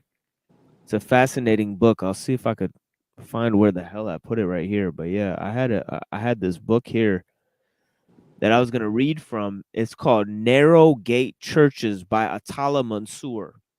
But yeah, if I could find this, I'll definitely show you this book so that you know. But anyways, this book, you know, you can go back and find where I said this in the live stream. but you know, but yeah, You often hold up books. You like yeah, books. yeah, Atala Mansour, Narrow Gate Churches. He talks about the history of Christians living in the Holy Land. And it's very fascinating history of Christian Arabs, you know, that were actually kicked out by Israel. You know, when Israel took over, you know, many of one of the so-called terrorist organizations that fought against Israel was called the Palestinian Liberation Front, and it was actually ran by a Christian Arab called George Habash. You know, and if you look up George Habash, you know, he's actually a, you know, I guess a Arab terrorist, but he wasn't Muslim. He was Christian, you know, fighting against Israel. You know, so it's very interesting, you know, because many of the Christian Arabs that were there, you know, they definitely opposed the rule of Jews coming into that area, you know, at the time. But many of the Christian Zionists from America, you know, they supported them, you know. So it's interesting because there is a movement in America where, you know, there is a large, Well, I guess it's a lot of organizations that fund churches in America, organizations that are from Israel that fund churches in America. A lot of people don't know that happens, you know, but yeah, there's a lot of Protestant churches, evangelical churches being funded in America, you know, and one of the main movements behind it is the movement that created the Schofield Bible. You know, it's very interesting because this guy, Arthur Schofield, he was a member of the Plymouth Brethren. It's a millenarianist group, you know, that had a millenarian interpretation of the Bible, you know, and part of that interpretation was accusing the Schofield Bible accuses Europeans of the or just Christians and Europeans in general of the sin of anti-Semitism. So that's an interesting claim, you know, but you know, definitely it comes from their interpretations of the Bible. Some of these Plymouth Brethren type of people, like I think Winston Churchill was a member of the Plymouth Brethren. They have like all these ties to Freemasonry and all this type of stuff too, you know. So yeah, so these types of groups are very interesting influence, and the Schofield Schofield Study Bible, you know, was funded by the Lotus Club and the Oxford University Press. You know, was the one that published it. But this guy Arthur Schofield, he actually claimed he had a Doctor of Divinity when he forged it. You know, and he dodged the draft. You know, he fought in the wrong side of the Civil War. You know, but yeah, a lot of these guys, you know, Richard Brothers was another one of them, you know, who followed this interpretation of the Bible. And that's why it's so interesting, because a lot of times they'll say, you know, Ishmael or the sons of Ishmael are the true heirs, God's true chosen people. Well, they'll conflate them with the Nation of Islam, and they'll conflate Edom with the nation of Christianity, you know? They'll do who? This is from British Israelism.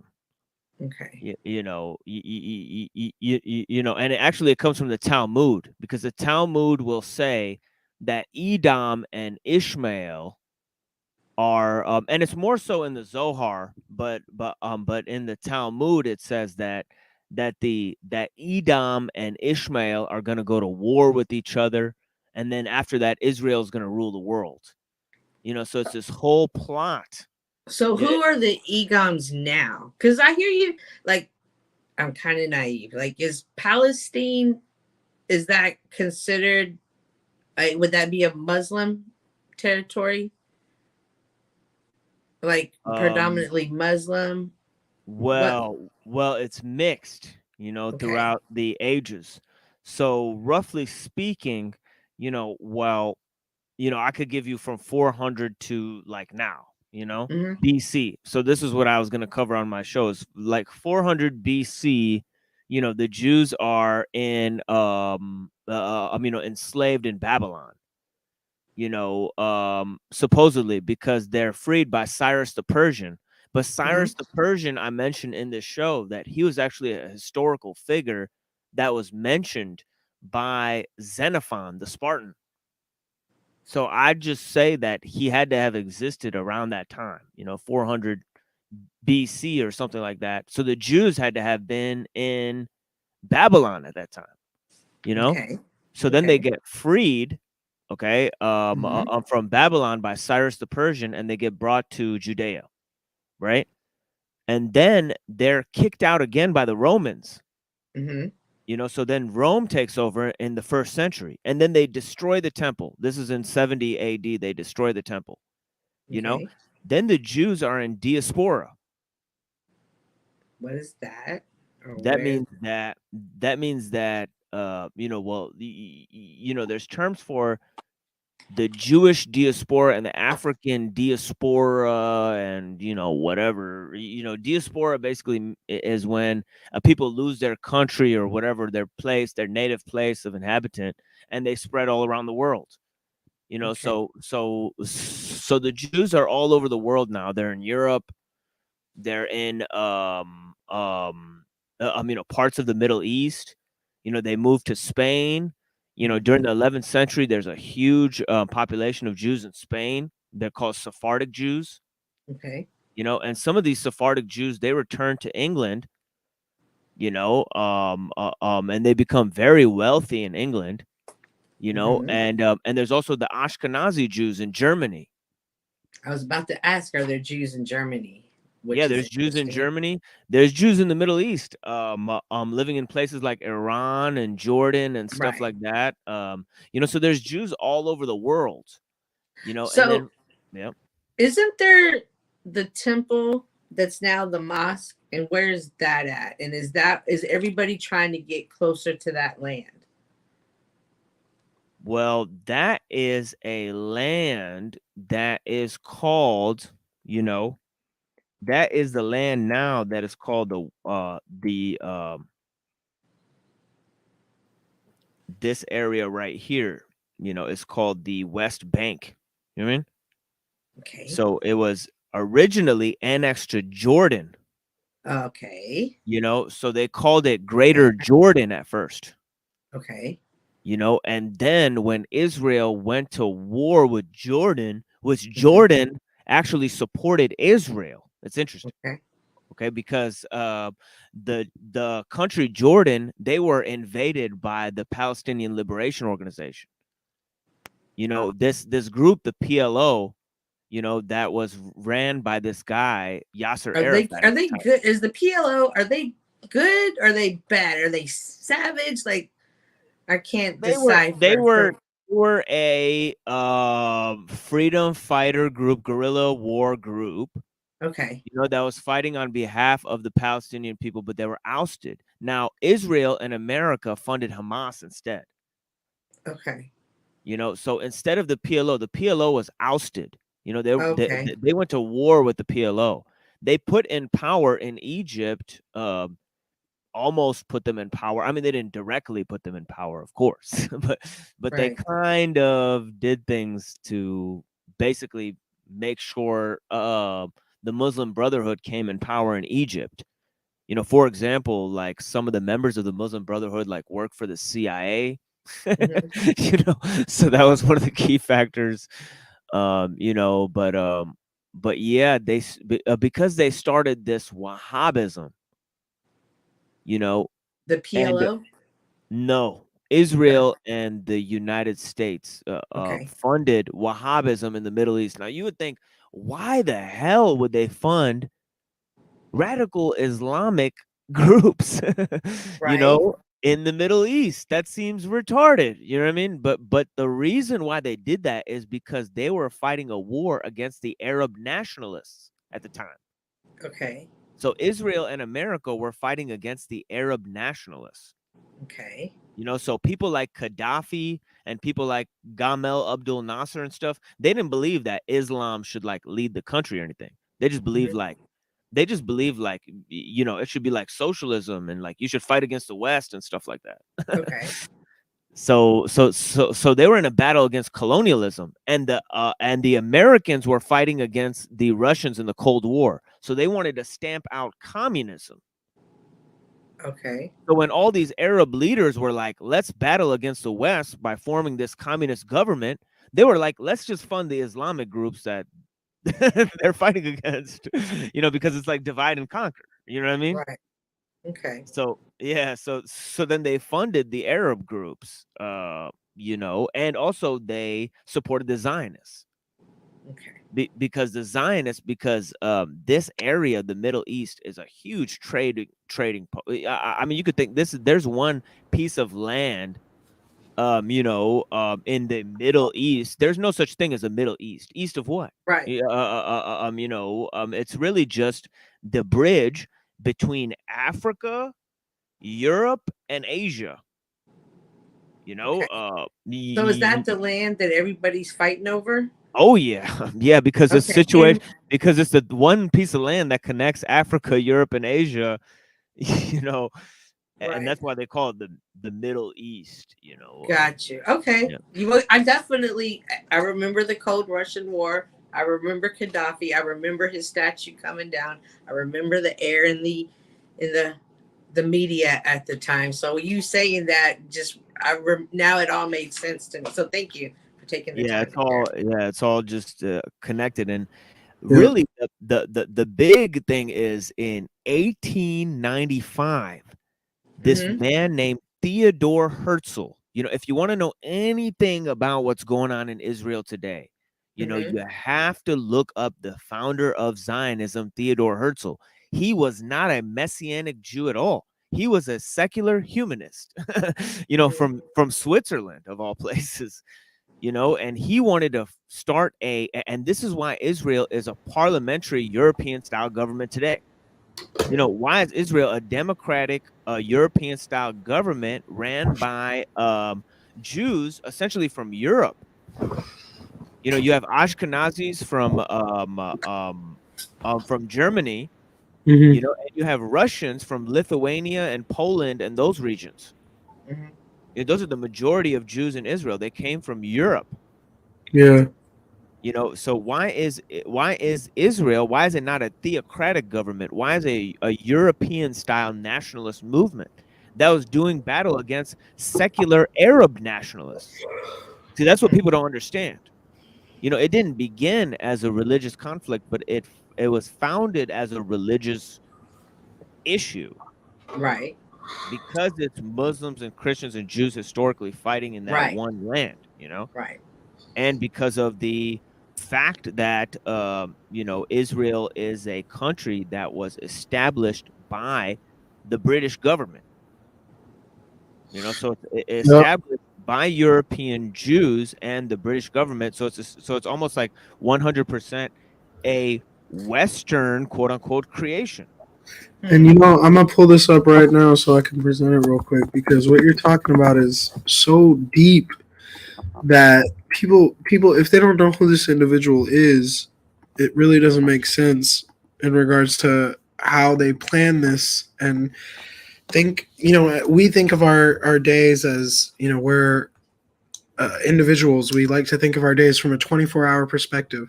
These people, they think 100 years ahead. After they die, how will the agenda play out? Because the goal is spiritual. When people criticize me for not fighting on the physical plane, these people understand it's a spiritual game. So Albert Pike was a Southern Court District Judge in Texas. As you guys just saw back there, he was the founder of the Ku Klux Klan. And he wrote a book called The Morals and Dogma. And it was, I think it came out in the late 1880s. And essentially he discussed in that book 3 world wars that were required to create a one world government that could be controlled from one office. You know, Satan's office, Antichrist, or whatever you want to call it.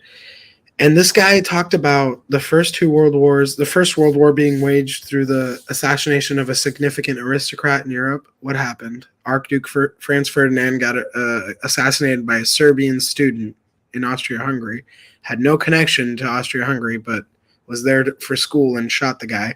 It launched Europe into war. Then World War II, Albert Pike states, would be used as a tool to annihilate the Jews, and it would be an excuse to create a home for the Jews in Jerusalem. This is what this guy wrote in his book back then, folks. By the way, look at this. Look at this group. This is so funny. This group that assassinated the Archduke. Yeah, it's literally called the Black Hand. It's like something out of a fucking comic book. You know, this guy from Serbia. You know, and this is their symbol right there. I mean, this is literally their symbol. So crazy. You know? And after that shit went down and the Jews with the Nazis and all that connection, and most people don't realize where India comes into this, is the Aryan race. The Nazis, they actually went to Tibet and northern parts of the Himalayas where India is to discover this ancient technology. and they were able to create MP40s that could fire faster and harder rounds than anything we had in America or Europe.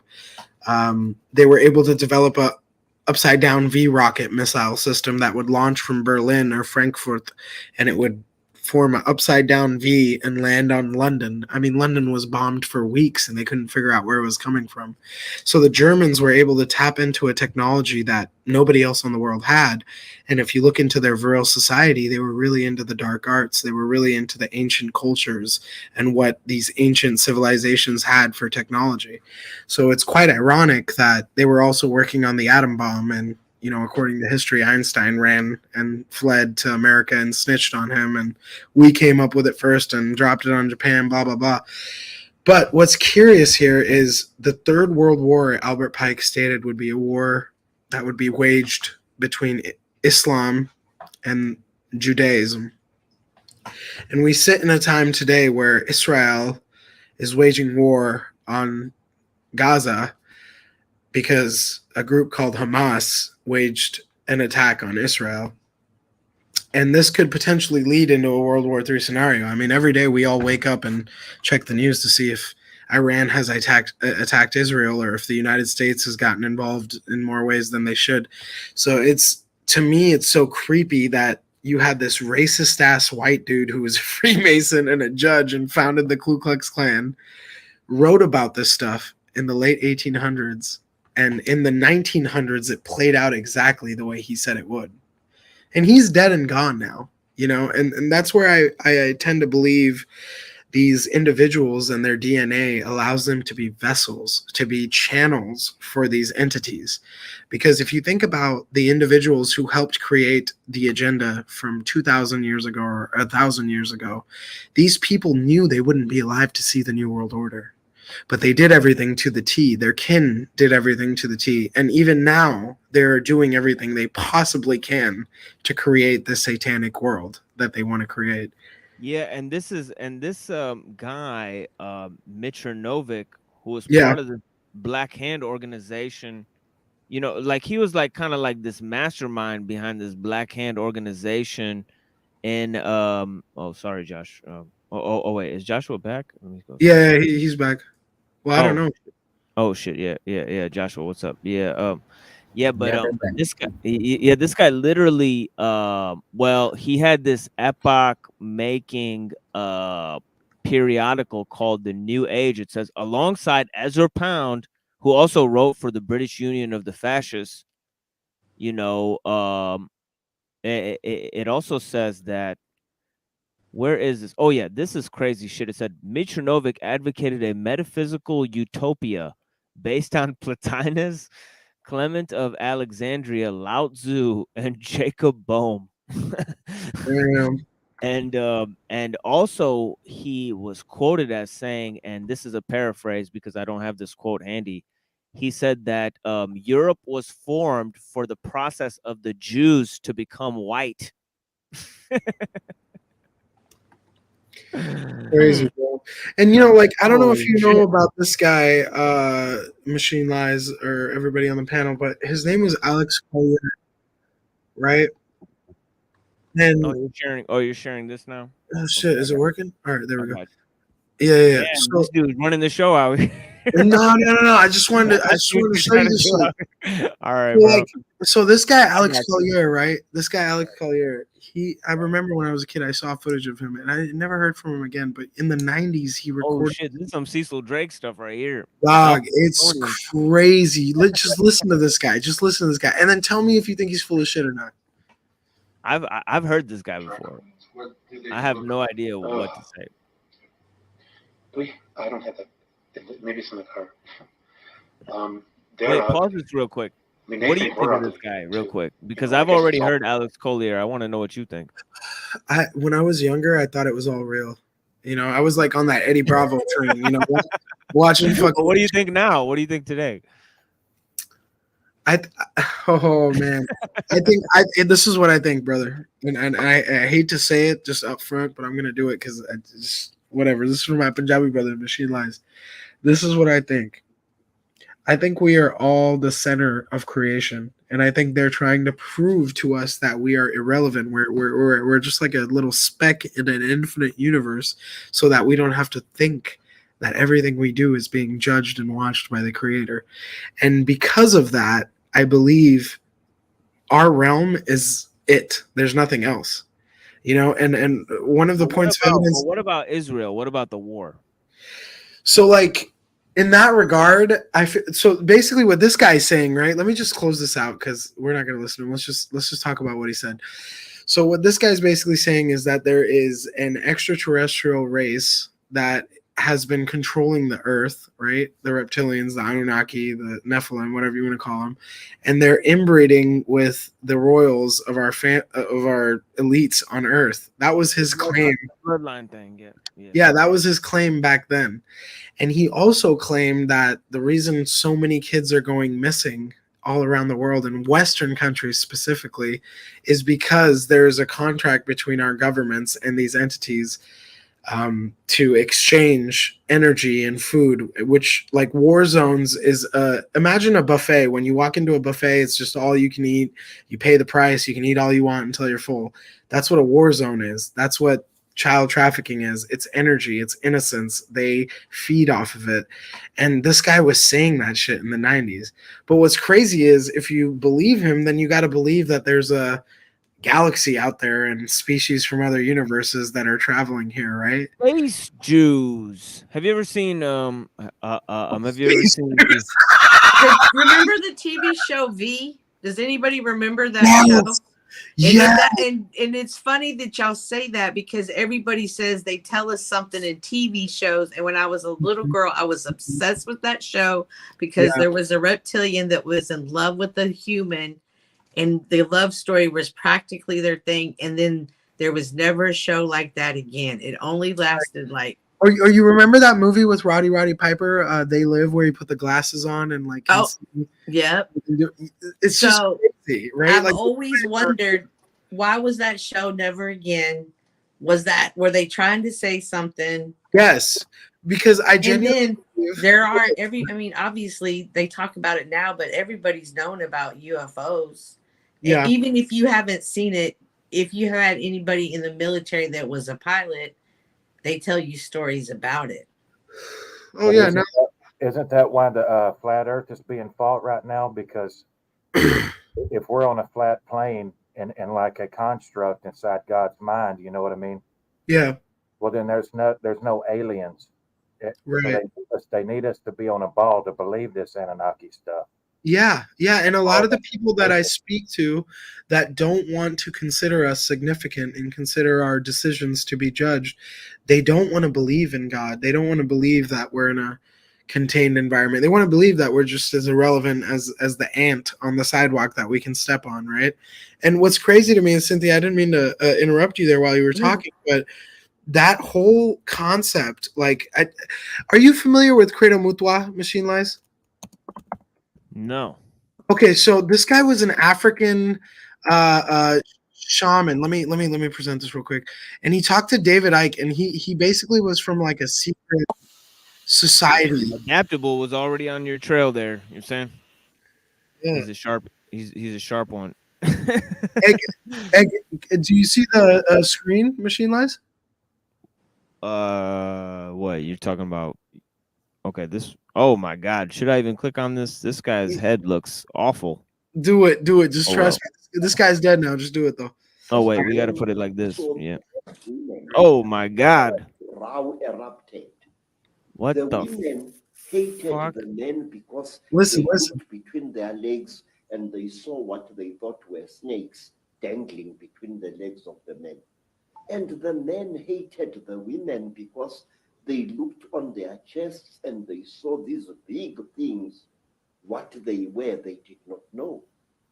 And then the Chitauri laughed. It was to them a very, very big joke. So I gotta say, like, here, yeah, I gotta say, Adaptable's pretty fast, but damn, son, that was quick, son. Like, that was fucking. He saw you coming from a mile away. I can't even believe he called that shit. Yo, I've never heard of Credo Mutua in my life, Dog, man. I'm telling you, this guy was the last of the shamans in his secret society, and David Icke interviewed him. You know David Icke, right? Fucking lives in Isle of Wight in England. The guy who's been blasting the reptilians and all this. Yeah, he said he was Jesus, didn't he? Yeah, I mean, you know, he had this crazy psychedelic experience, and then he said he thought he was, but he wasn't, whatever. But the reality of it is that guy Credo Mutua, I could have kept playing that video. It would have tripped you guys out. Like, you guys can look him up and find that stuff. But he spoke of the Chitauri, which in Africa is what they call the reptilian race, the Nephilim, the fallen angels. And Cynthia was talking about V, right? And I brought up They Live. And what I was trying to state was, well, there's they were praying to the snake, like Nagus. Yeah. Where the word comes from. Yeah, That's where yeah. the word, yeah. And the reality of it is they got to put it in your face, right? Machine Lies, like, because what it is there's only one universal law that they cannot break. The truth will always come to light. Our parents teach us that when we're kids because their parents taught them that when they were kids. You don't fucking lie. If you lie once, you have to lie 1,000 times to cover that lie up. So speak the truth because it always comes out. And they know that. And let's bring it back. Let's bring it back to. No, he's onto something because people read your frequency. Right. We take for granted that we just have eyes, but people have walked up to me and talked to me about what they can see around me. Exactly. Though it makes me nervous and like, because I don't see it, people do. And I had to, at one point, I had to just recognize. So when you come onto the internet, you have to be balanced. People are going to sense it. They're going to read your frequency. Right. Yeah. There's, there's people. I mean, there's people you could talk to for 30 seconds, and you already know, like, their eyes are darting around. That they have some kind of, like, they've done something fucked up in their life. You know what I mean? Like they, and there's people you run across, and they have a beautiful, calm glow on their face. Yeah. And you don't know why. Like, you can't turn away from them. And the moment they look you in the eye, you are mesmerized. Yeah. There's something about certain types of people that have a pure soul and a purity of heart that it will look right into the depth of your soul. They'll be able to see your character, see your heart for what it is, you know, because they're pure. They don't expect anything from you, and that is some real shit. You know, when you're in the presence of those people, and it's something that doesn't come through online. No. You know, it only comes through somehow online, but it's like through the wires and stuff. This type of shit is lost in translation to where when you're looking to somebody's eyes, you know, you have a face-to-face interaction with them. You know, there's a lot more being exchanged for real. But yeah. Oh, yeah. And I think the way they distract us from it all is, you know, we like to call them sociopaths at the top, right? Because they have no empathy. How can they do these things without feeling remorse? How could you and I be at these positions of power and do these things? And I always tell people they are so cocky about it because it's in your fucking face. The movies, the music, the TV shows, the comic books, the clothes you wear. It's in your face. They put it in front of you. So tomorrow, when you are judged for being the sinner you are, you can't blame them. It was in your face. They never broke any rules. It was in your face. It's us that choose not to believe in it and continue to sin and be corrupted. And then we go, oh, it was the devil that made us do it. The devil made me do it. No, the devil is playing the game. It's up to you to decide whether you're going to be on that side or the right side, right? And so when people say they don't, what'd you say, brother? A bunch of wizardry. Yeah. It's against God's law to lay a stumbling block in front of the blind. You know what I mean? Even if they throw it in the face, they're not going to get away with, you know, hey, I told you, you know, it was wrong. Yeah. That's their mistake. And like you were talking about these rabbis and stuff. Wasn't it Albert Pike that said, I read a little bit of Morals and Dogma myself. Mm-hmm. May have been Manly P. Hall, but I think it was Albert Pike that said masonry is Jewry. You know what I mean? They want to be attacked because they believe that's the only way King David will come back to life and rule over us. Wow. You know what I mean? They actually, that's the weird part about this. And I've heard it said that they need this shit to happen. They need Jerusalem. Well, there's a definite link, and I thank you so much, John Thomas, for bringing that back around there, because I was trying to get on this topic, of British Israelism and kind of the connection between Freemasonry and Judaism, is in the Kabbalah. What's the link? The link is there in the Kabbalah, and that link is also there throughout the Protestant Reformation, because Martin Luther wanted to study the secrets of the Bible. Him and his teacher, Johannes Reuchlin, Johannes Reuchlin, who was his correspondent, of Martin Luther, he wrote a book called De Arte Kabbalistica. It's a book about Christian Kabbalism. And this is the doorway into Freemasonry, into people like Jan Amos Comenius, who held this thing. Sometimes they practice called 100 Days of Prayer or something. He had this huge thing where they'll still commemorate these guys like Jan Amos Comenius, who started the Moravian Brethren. Some of these organizations are the same organizations that led to Freemasonry. So this guy right here. Well, whether it was Anthony Sayre, they say Anthony Sayre was the oldest Freemason on the white side, right? Like, I don't know who that is. Anthony Sayre was the first Grand Master of the Freemasons in I don't even know, it was like 1828. Like, he was one of the first.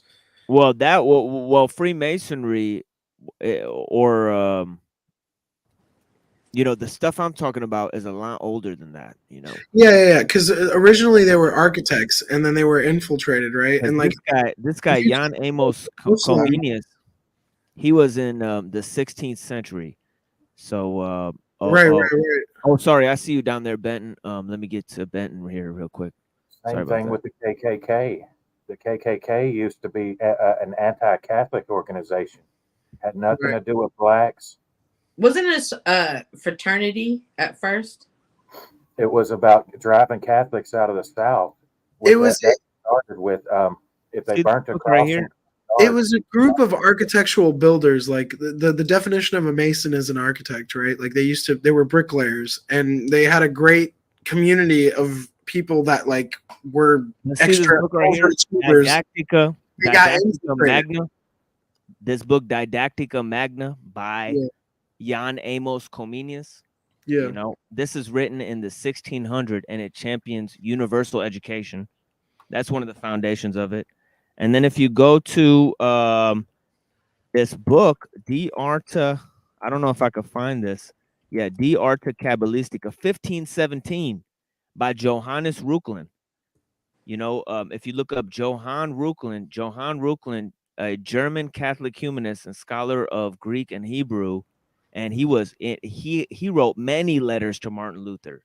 If you look up the correspondence between Johannes Reuchlin and Martin Luther, it's pretty extensive. You know what I mean? So, but anyways, I just wanted to mention that real quick. Some of the foundations of what I think is, Freemasonry is right there, and also in the Lurianic Kabbalah that was also developed in the 15th century. Yeah. Anyways, and since I heard some Satan, judgment, and salvation talk, I feel like this is something that's misunderstood and also probably intentionally confusing by certain folks like this agent here.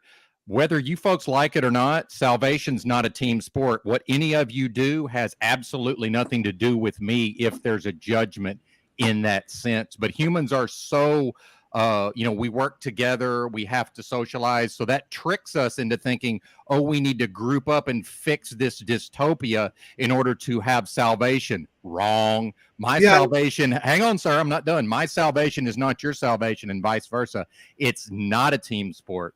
And if everybody, hang on, if individuals go inwardly, that's where their power to transform is. So surprise, surprise, the agents of this realm wants everybody wasting their time, effort, and energy outwardly, where it has almost no effect. Have a good day. Right, but Ben, weren't you in the chat?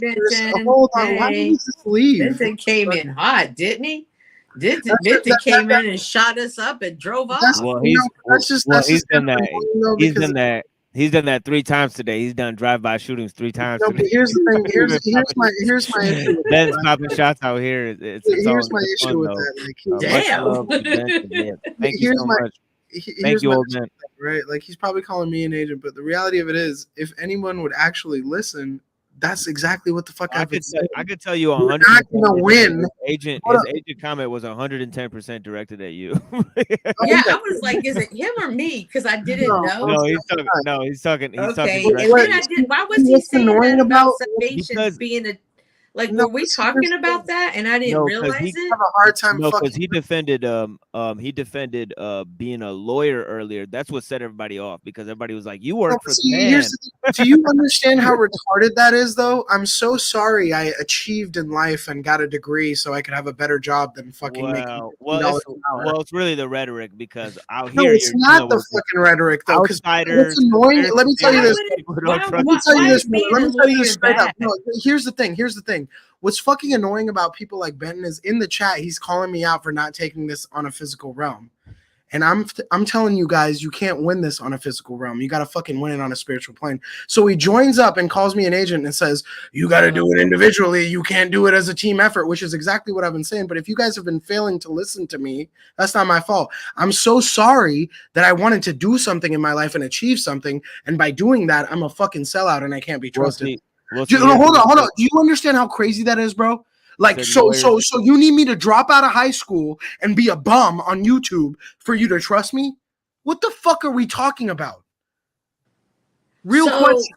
That's why I came up here earlier, because you were on the rant about people and the way you're perceived, or just people are perceived on YouTube. Right. Because that's something I myself is learning. Like, you got to throw all that out. Like, people, they have completely different measuring sticks when it comes to success, agent, non-agent, good person, bad person. And I'm learning, holding my standard to it is a waste of time. You just have to link with the people that you can have conversations with. You're going to scope them out. I tell this to everybody. Your tribe is going to come when you need it. People are going to always pop up out of nowhere. Like, bro, like, if it makes sense to you, it does not mean it makes sense to the next. Just got to judge the fruits. You know what I mean? You could use your position to stand and for the right side too. You know, that's what everybody gets on Jack Talcott for. Is you can't save it. Just separate, unplug.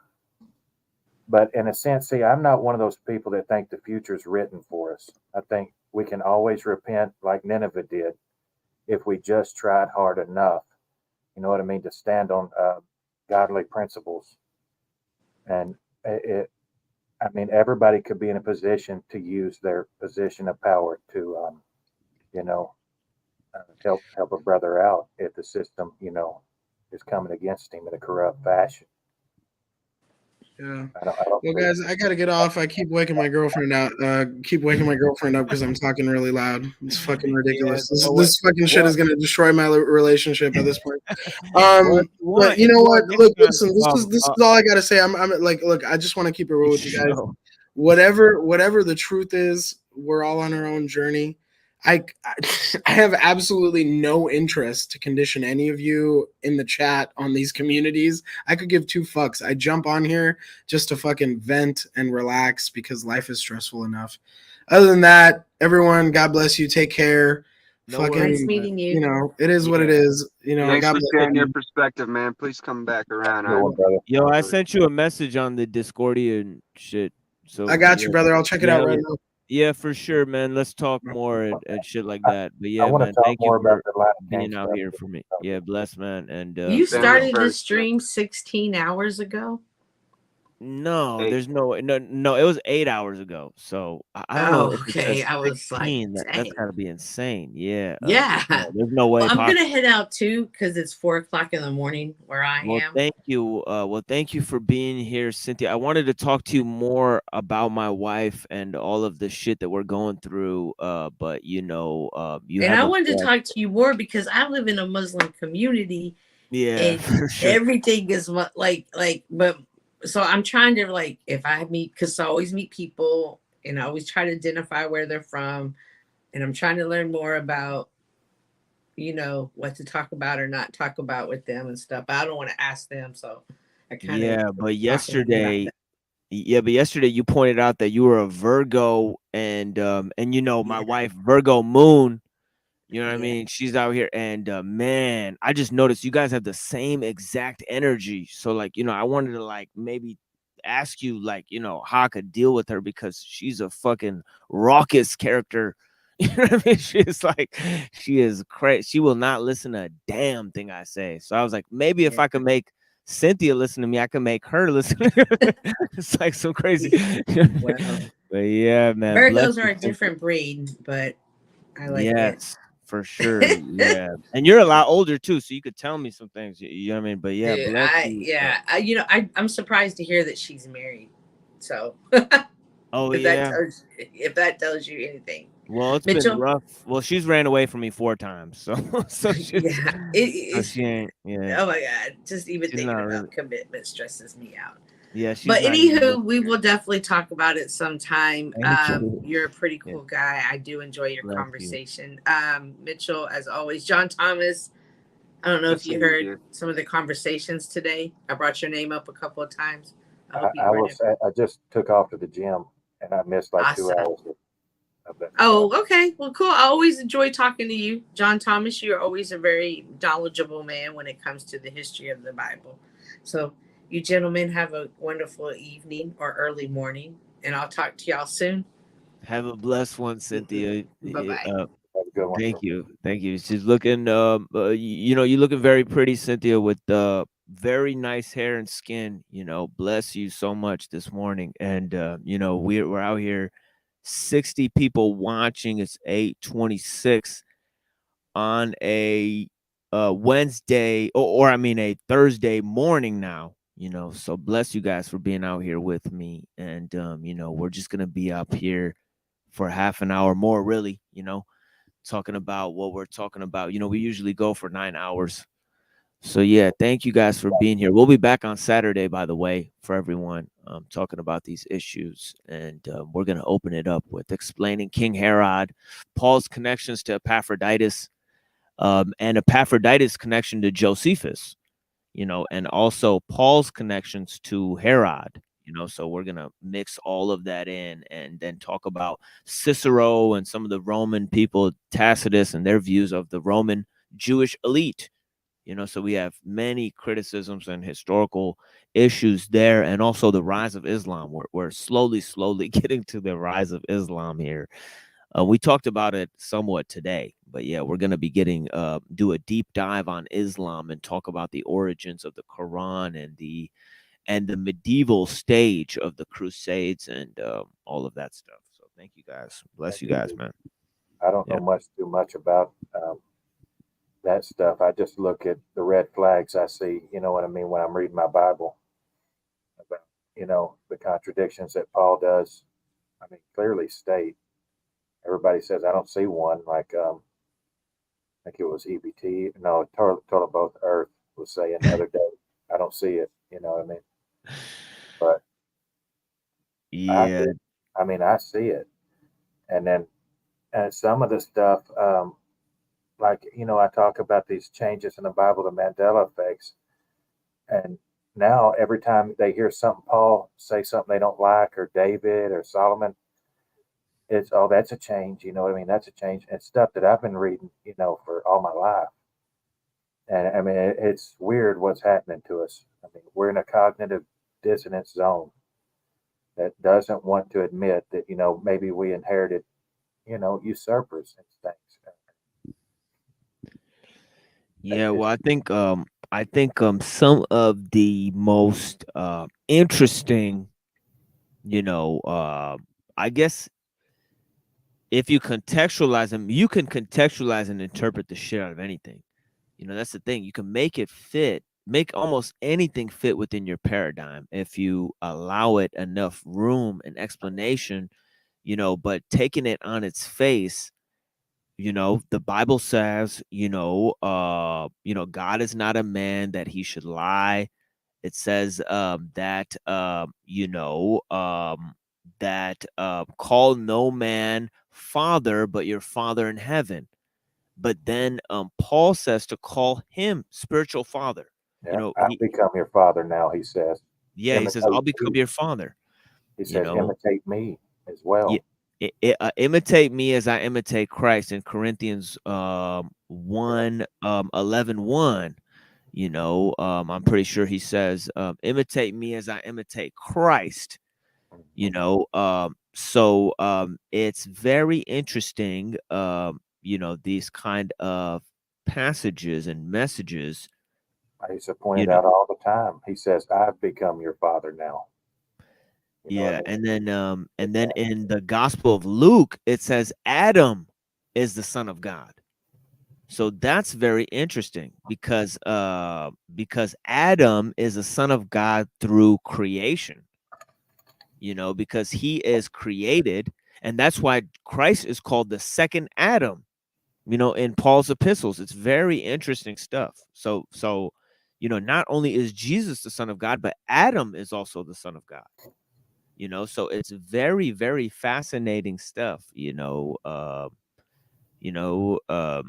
So if they, you know, but of course, you know, there is, and of course we have the issues with the Trinity, which I pointed out that if you believe in modalism, that the Trinity is three parts of one, the same God. It's just God, the Father, who comes down into earth in a different mode and then transforms into the Holy Spirit in a different mode.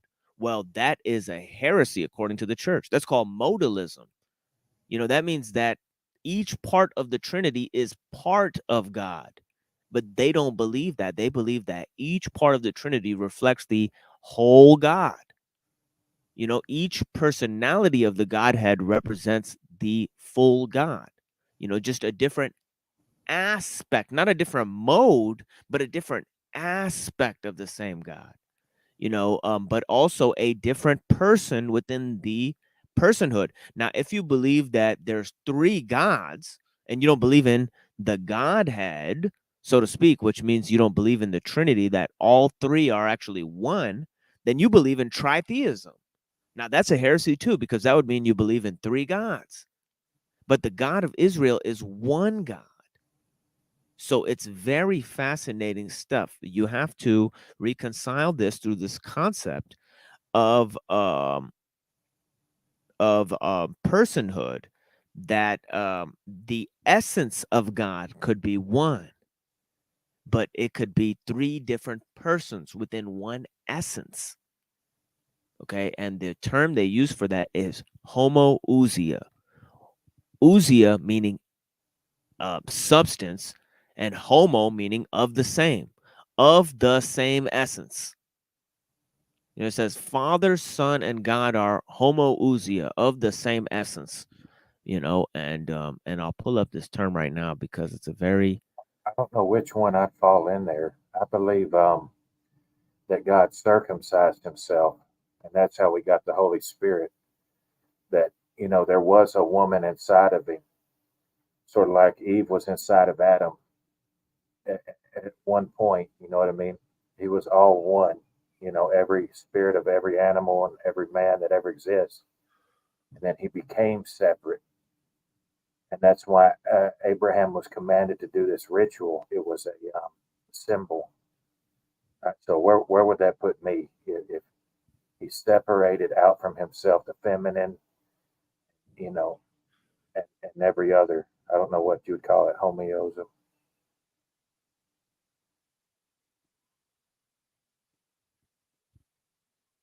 But in essence, you know what I mean? Since it's all inside of him still, though separate, I mean, is it, I mean, I don't know if that's, you know, distinct or, you know, I mean, it's still a part of him. Because what did Adam say? He said, this is flesh of my flesh and bone of my bone. So it was, you know, still, you know,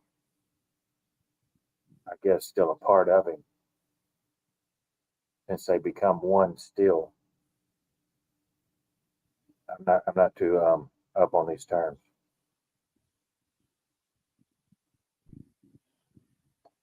Well, just to refresh the people, and this is from the Nicene Creed.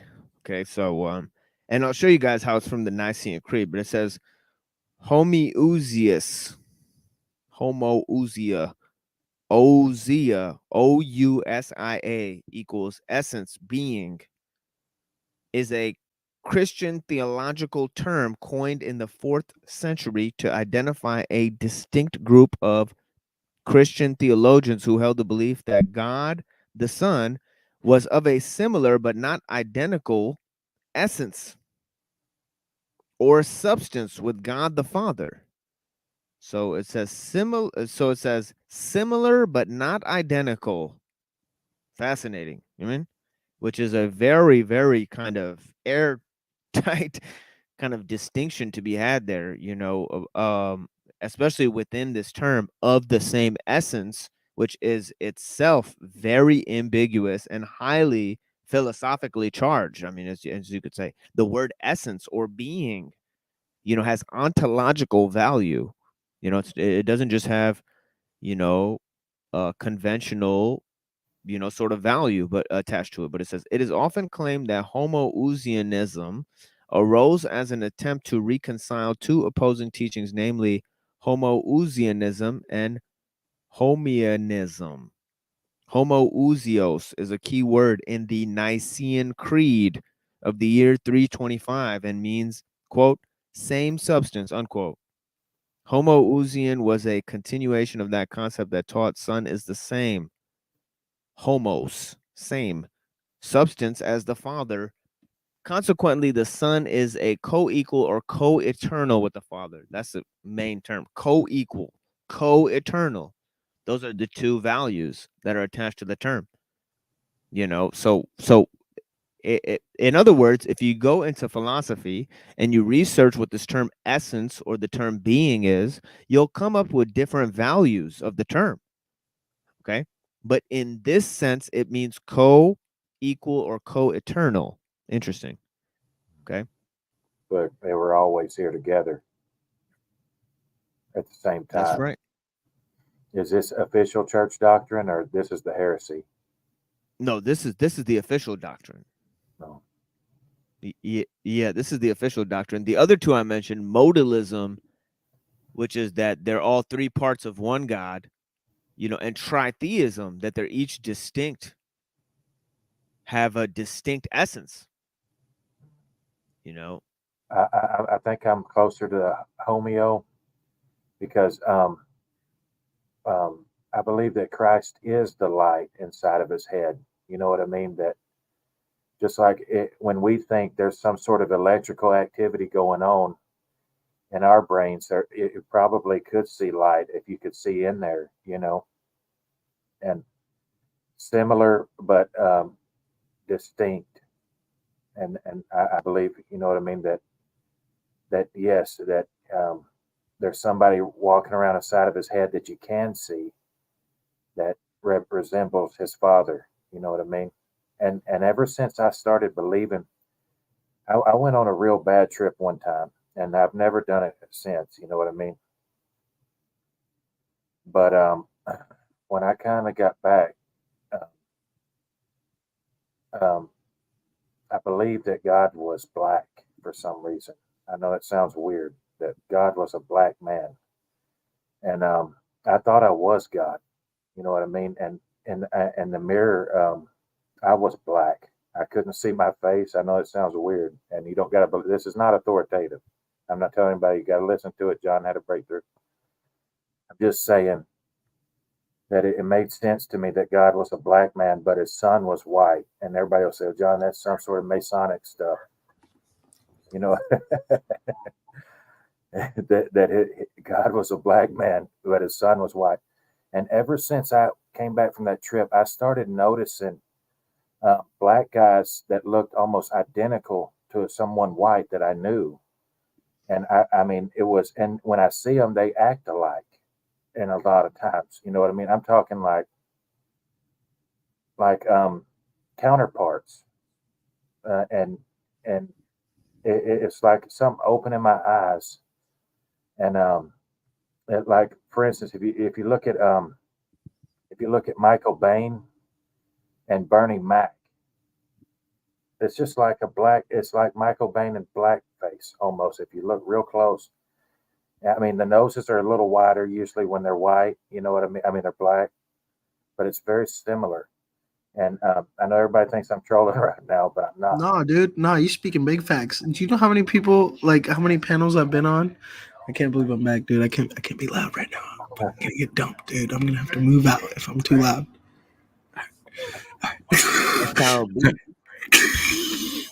But no, dude. Like, do you know how many black panels I've been on, where like a lot of them are on that like black people are like the God body. You know, like Jay-Z, God body. You know what I'm saying?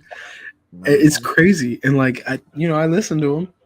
There's no arguing with people like that. It's like those people that you run into the street in cities that are black that claim they're the real Jews. You know what I'm talking about? Well, yeah, I've heard that. Yeah, there's these sects of black folks that have this connection with how special they are, and it's just like, oh yeah, and we're definitely gonna cover that. But yeah, this guy who started the and I guess I'll leave it here, and then I'll let everybody close off with their closing thoughts and all that stuff. But yeah, the Nation of Islam actually comes from a Pakistani immigrant. I don't know if you knew that. My brother Illumination. Yes, sir. Actually named W.D. Farad, who was a Ahmadiyya Muslim, that migrated from, a lot of people assume that it was from Afghanistan.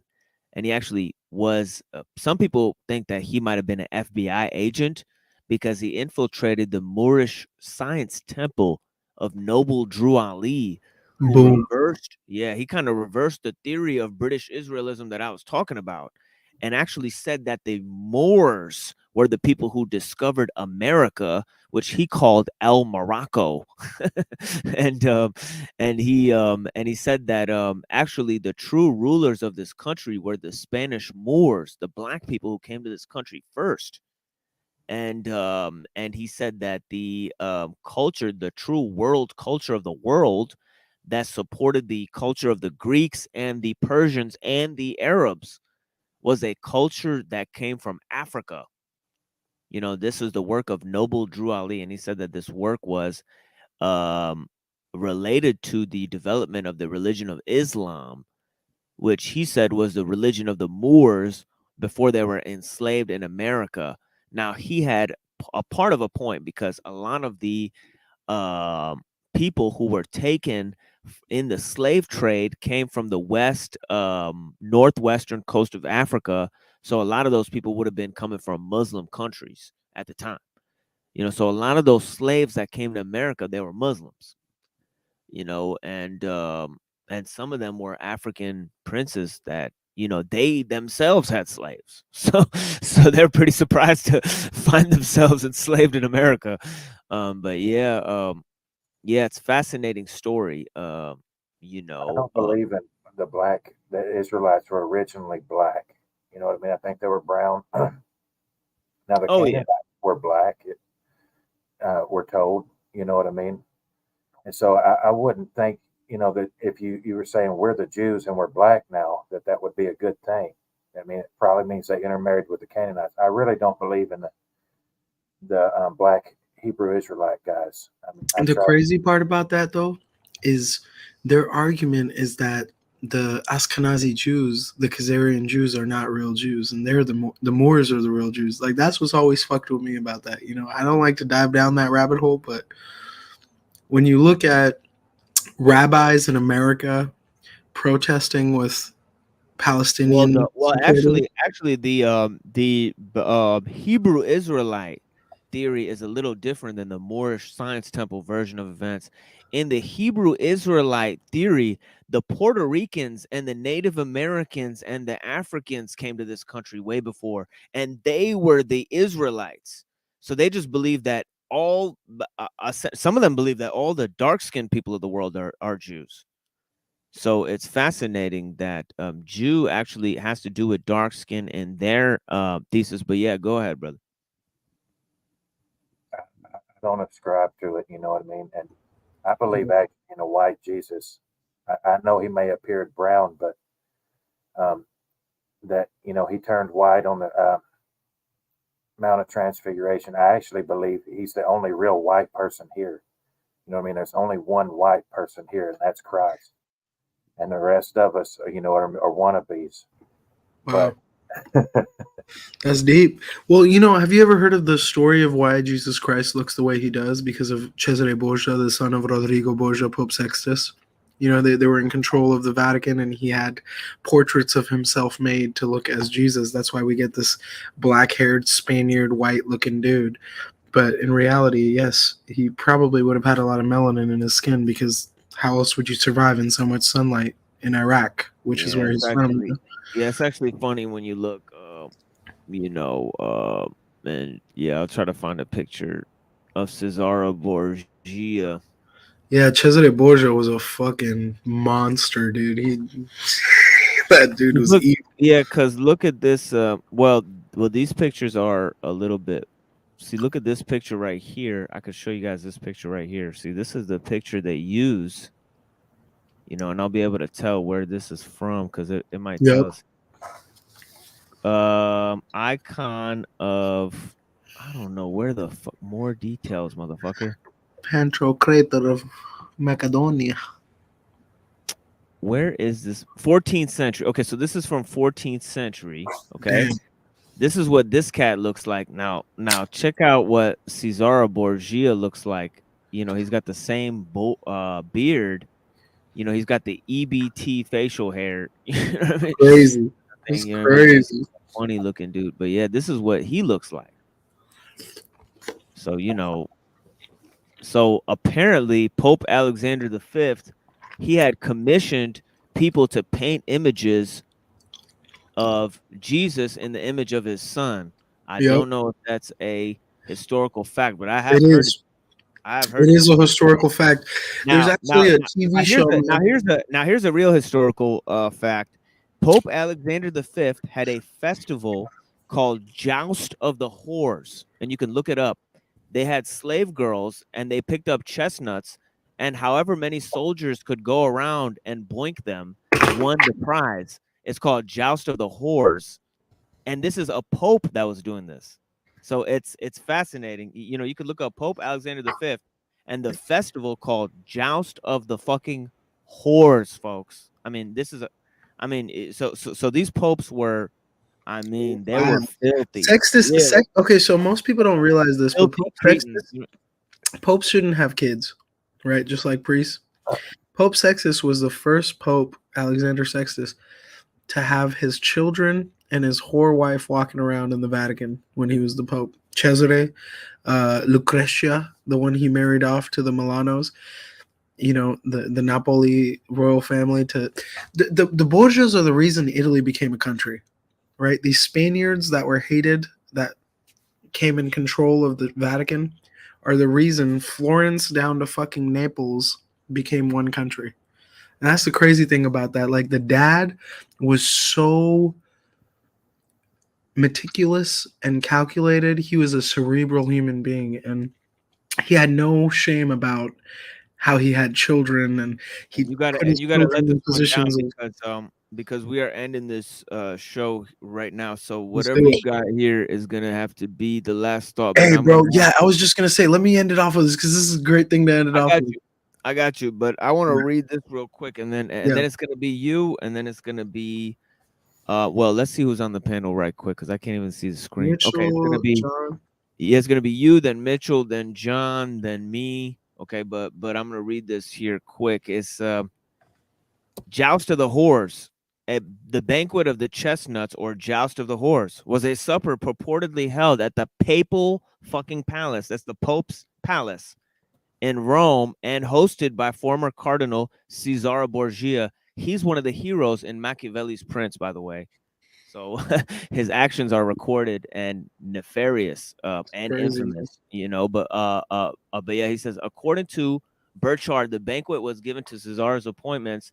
The Palazzo Apostolico, 50 prostitutes or courtesans were in attendance for the entertainment of the banquet guests. On the evening of the last day of October 1501, Cesare Borgia arranged a banquet in his chambers in the Vatican, with 50 honest prostitutes called courtesans who danced after dinner with the attendants and others who were present, at first in their garments, then naked. After dinner, the candelabra with the burning candles was taken from the tables and placed on the floor. The chestnuts were strewn around, which the naked courtesans picked up, creeping on their hands and knees between the chandeliers, while the Pope, Cesare, and his sister Lucretia looked on. Finally, prizes were announced for those who could perform the act most often with the courtesans.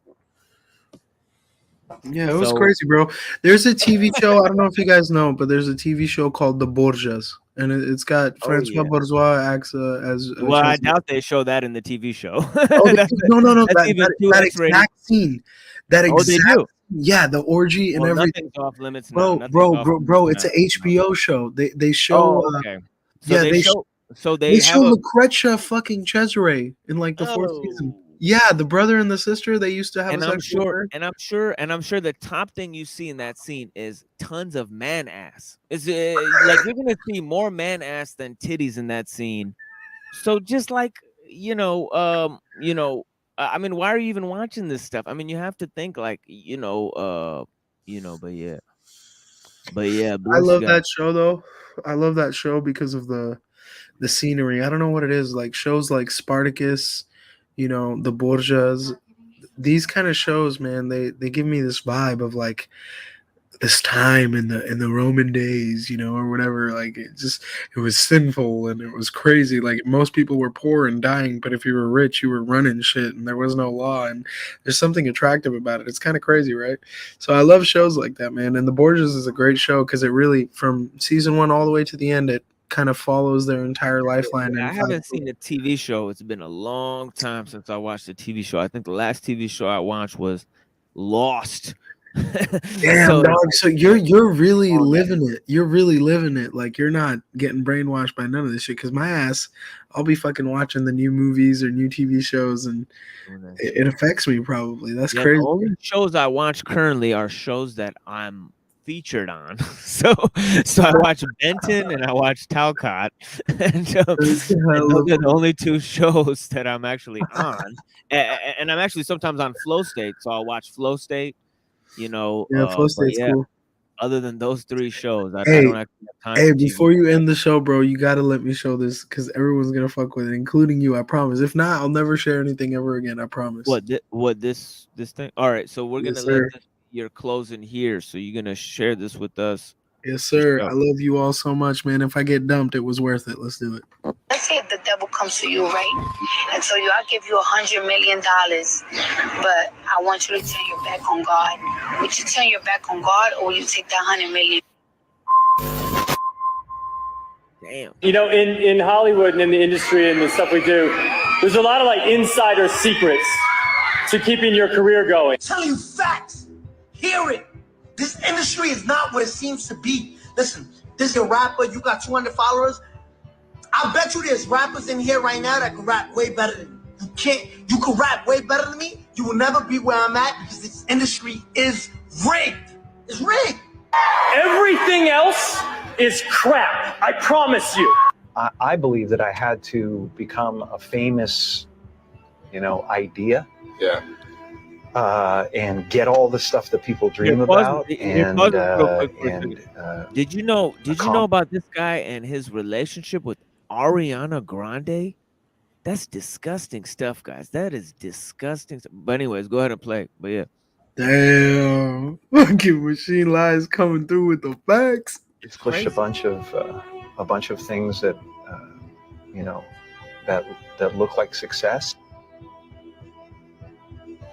Everything around us that we call life was made up by people that are no smarter than you. And it looks great. I mean, it looks great when you got a cool car and you got nice clothes and and you've done something that people admire, but it can never. Let's say if the devil comes to you, right?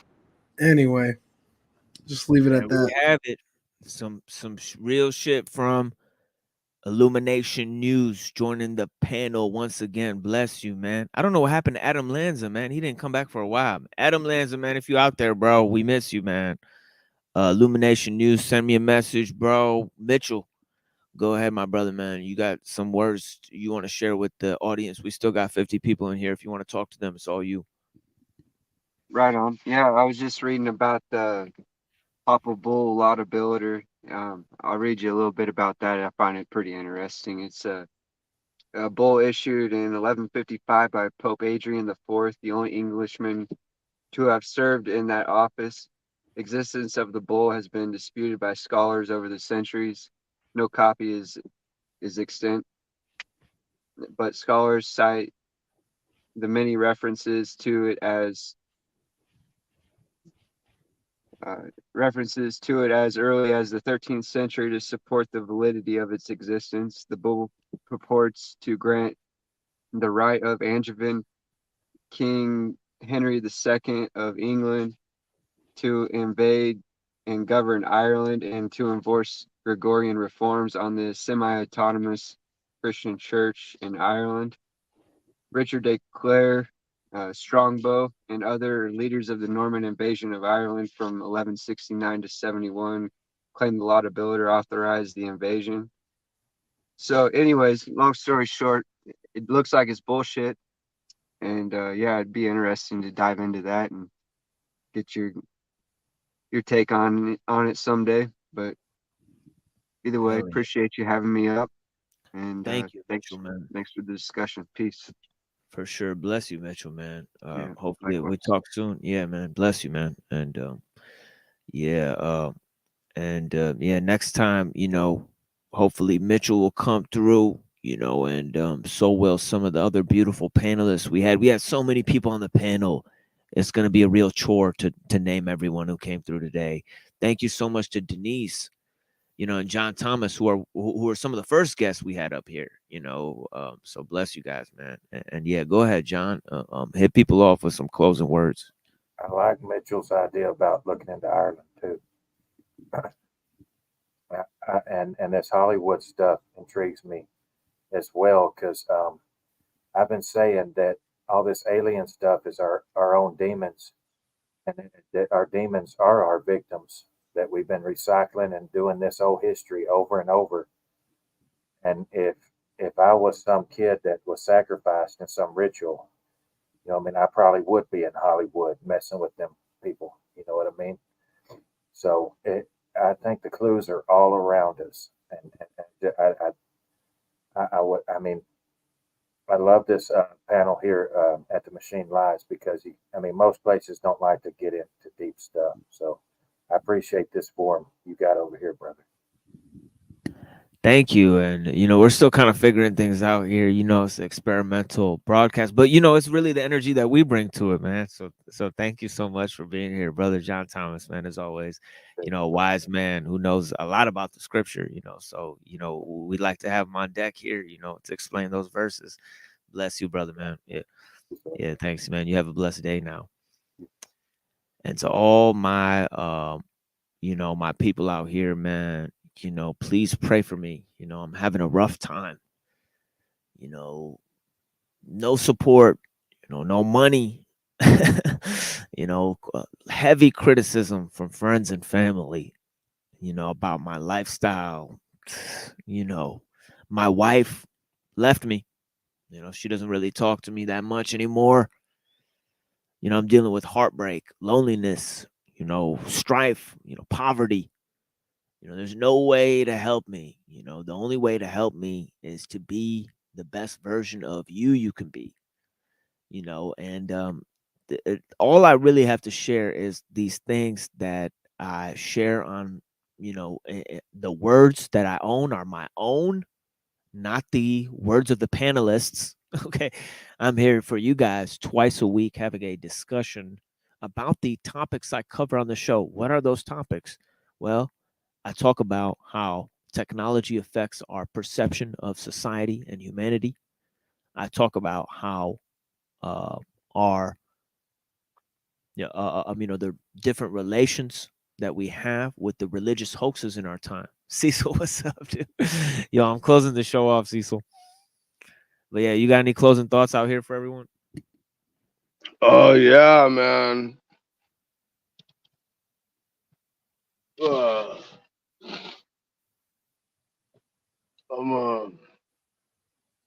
Don't feed the trolls. Are they making you cut it off at 9 hours? Yeah, I kind of got to cut off because the StreamYards doesn't share like 10 hours or more. Or like if it goes to 10 hours, it won't save that shit. And then if the YouTube goes to 12 hours, it won't even save that shit. So it's fucking retarded. But yeah. Okay. But yeah, thank you for being here, Cecil, man. You have a blessed day now, brother, man. Yeah, man. Yeah, dude. But yeah, I'm gonna holler at these people for a little while more. Yeah, Cecil's a little groggy. You know, he's got this. You know, you got this day, Cecil. You got this day covered, bro. Don't even worry about it, man. You a champion of this fucking day. It's fucking Cecil's day. You know what I mean? For real, man. I know you got this shit, man. Bless you, man. I'll be praying for you. Hell yeah. You know what I mean? You know, watch Cecil work and get that fucking money today. Bless you guys, man. The true face of America right here, man, is Cecil Drake, the American patriot. For you fucking Uyghurs out there, you better watch your ass. Blue collar for life. Blue collar for life. You better understand that shit. That's right, brother, man. Thank you so much for being a friend of the show, Cecil, man. Bless you, man. I'm always praying for you, man. I'm always praying for you. But yeah, I'm gonna drop you off in the back here. But yeah, man. Yeah, and yeah, for all you guys, man, thank you so much for being out here with me. As I said, you know, facing lots of issues, you know, poverty, lack of support, you know, and also, you know, I mean, I sold 15 books this year. I mean, you know, if you look at the copies of my books being sold, I mean, it's not many, you know, and I don't get that much money for the books that are being sold anyways. I've given away more books than I've sold. So, you know, that's not even a issue here about how much money I'm making or anything like that. But, you know, bless you guys for spending this time with me. All we have is these moments. That's what I try to tell my wife, you know, when she left, you know, and all this stuff, that all we got is these moments, you know, to spend together. You know, now she's there stuck in Ohio with the probation. You know, please, guys, pray that her probation transfer works out so that we can be together. You know, she went to her sister's house, you know, kind of leaving me behind. And now she can't come back to Michigan, you know, because of her probation. And this is a really difficult time in my life, you know, where I'm trying to get my wife back home, trying to get all of these things in order, you know, with my family and, you know, with the money situation I have, man, you know. But yeah, man, bless you guys, man, for seeing me through this time. Sometimes, you know, I look at this camera, you guys are really the only people I got, man. You know, so bless you guys, man. Thank you so much, man. For sure. Adaptable, man. We got lots of stuff to talk about, brother, man. You know, thank you so much for being here with me, man. One of my best friends is out here, Adaptable. You know, keeping it real with your boy since day one, you know. But yeah, man. No, I don't got no links, man. You know, I'll talk to you about it later. Illumination News, man. I got some lawyer type shit, man. Some shit with the probation officer, my wife trying to get her to Michigan. Some fucking bullshit, man. But yeah, man. And I don't even know if, you know, I don't even know if she really wants to come home to a motherfucker like me, honestly. You know, because I keep it raw, you know, I keep it real gritty and grimy. You know, we're on the edge of this shit. You know, we getting trolled heavy every night. Like I said, there's never been a time on this broadcast where there hasn't been illegal shit being discussed, conspiracies being discussed, the edge of the fucking underground fucking philosophy being discussed out here, man. So, you know, and we got episode 8 on the Machine Lies coming out for you guys. An interview with Dr. David Scorbino. We're going to have Dr. David Scorbino in here. I'm thinking about trying to get some of the commentators on the Kabbalah, like Adam Green or somebody, to stop in here so we could debate him on the meaning of Judaism and Christianity and mythicism and all that type of stuff. So we're trying to set up debates out here too. But yeah, bless you guys, man, for being out here with me. And you know, I'm gonna chill here, you know, listen to some music with you guys. But yeah, man, you guys welcome to stay, you know, kick with me for a couple minutes, you know. But yeah, it's gonna be some, you know, some things, you know. But yeah, I'm gonna be out here listening to music for 10 minutes. Bless you guys. Thank you for joining us here on The Machine Lies, you know, where we talk about the lies of the machine on the machine that lies. And we hope you have clarity to see through the lies, my friends. And that we're here for you next time on Saturday. Bless you guys, man. Peace.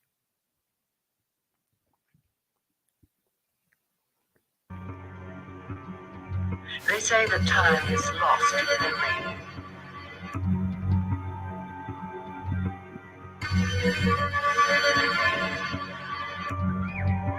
We cannot touch, see, or control time. We are essentially prisoners in this fourth dimension.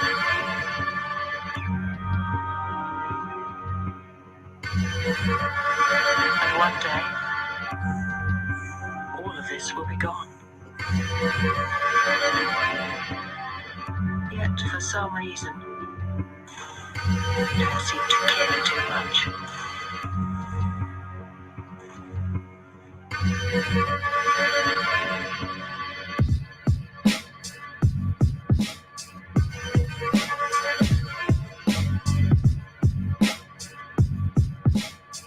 Dimension 6 you can't see. Phone entanglement, what do you believe? Communication, military, technician of speech. The young man they taught nice his grandmother sleeps. The source of all light is in the darkness of the deep. We carving rapper seeds like we harvesting the wheat. The more you know, you less you speak. You love your own physique, your tail's bleeding on the streets. Your organs leaking on the beast. 33 degrees, you're cutting angles off the sea. You hear the last demons teach, strict defeated from the weak.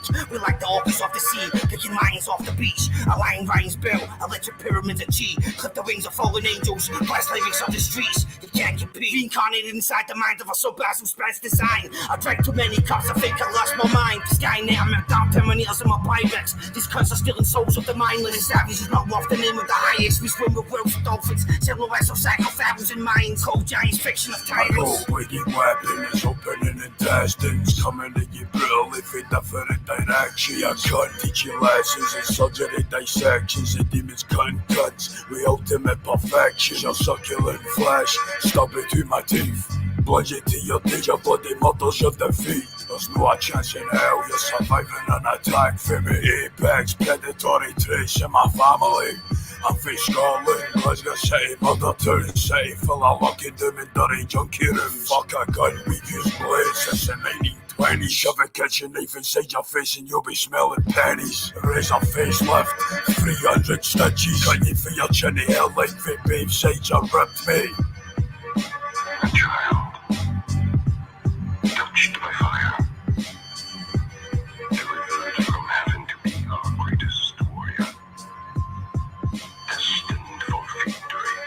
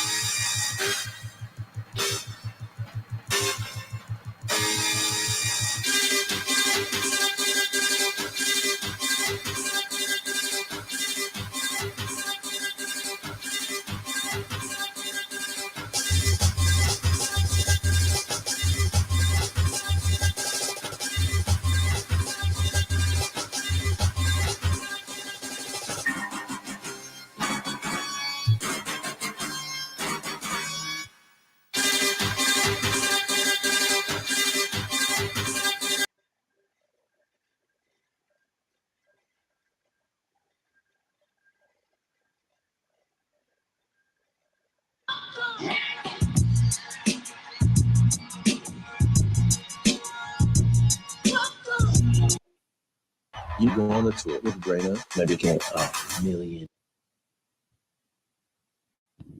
Fuck. Try to get rid of this motherfucking ad out here.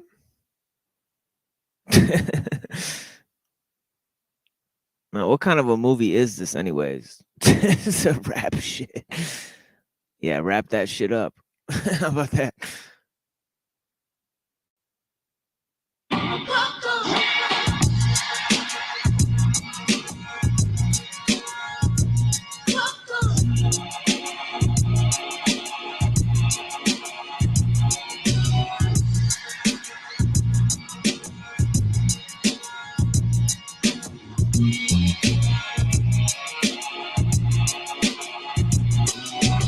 Cult leader, the warmonger, armed with 4 high-powered firearm barometers. I visited Andromeda, the human cloner, to donate to my fam organ donor.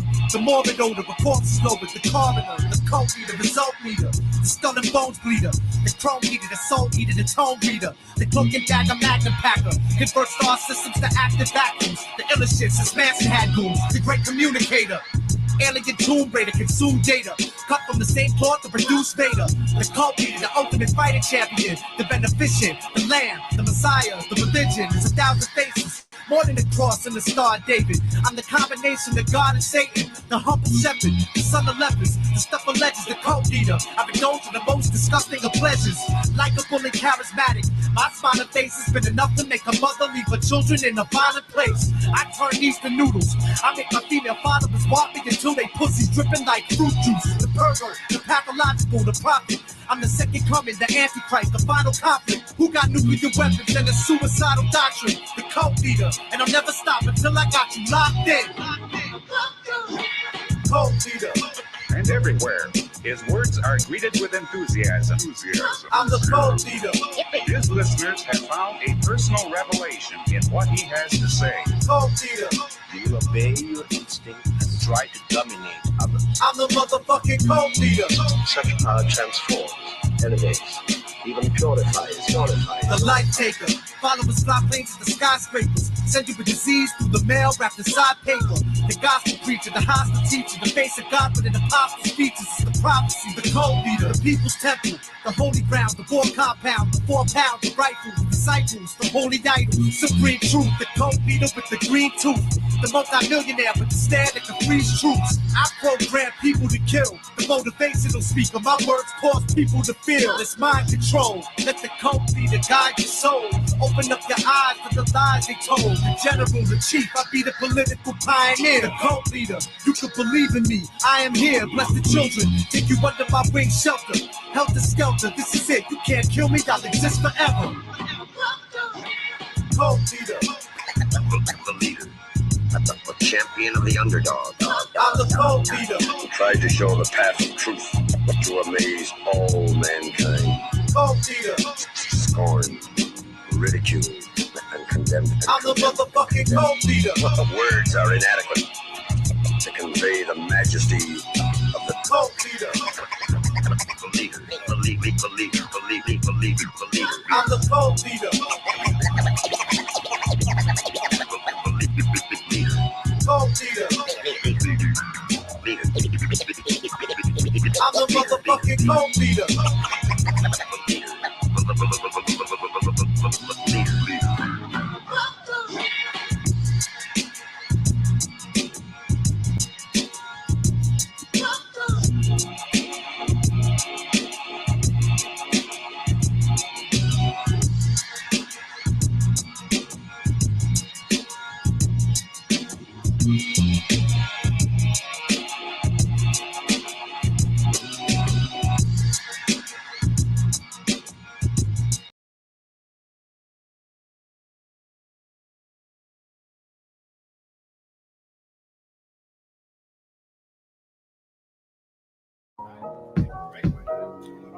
Nah, we should. Alright, we don't sleep though. That's the whole thing. Alright, check it out. See, I never knew it was quite like that, right? Pop it up a little bit. Alright, look. See, I never really knew life could be so hard. I never really knew pain till I got scarred. I never knew people could be so cold.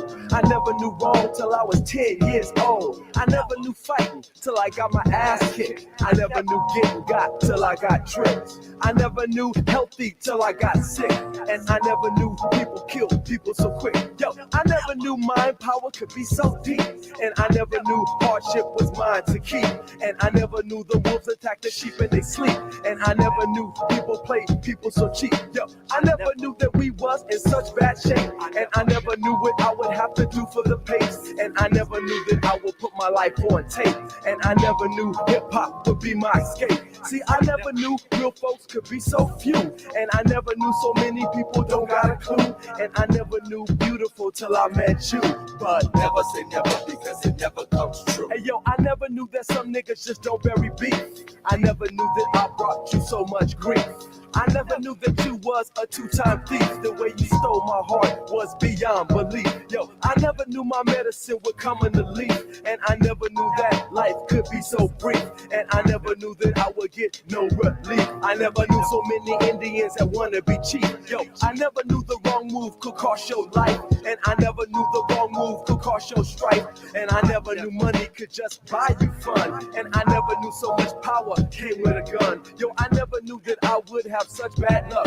And I never knew the next man could get you stuck. And I never knew lightning till I got struck. And I never knew that you would go so low for the buck. Yo, I never knew real folks could be so few. And I never knew so many people don't got a clue. And I never knew beautiful till I met you.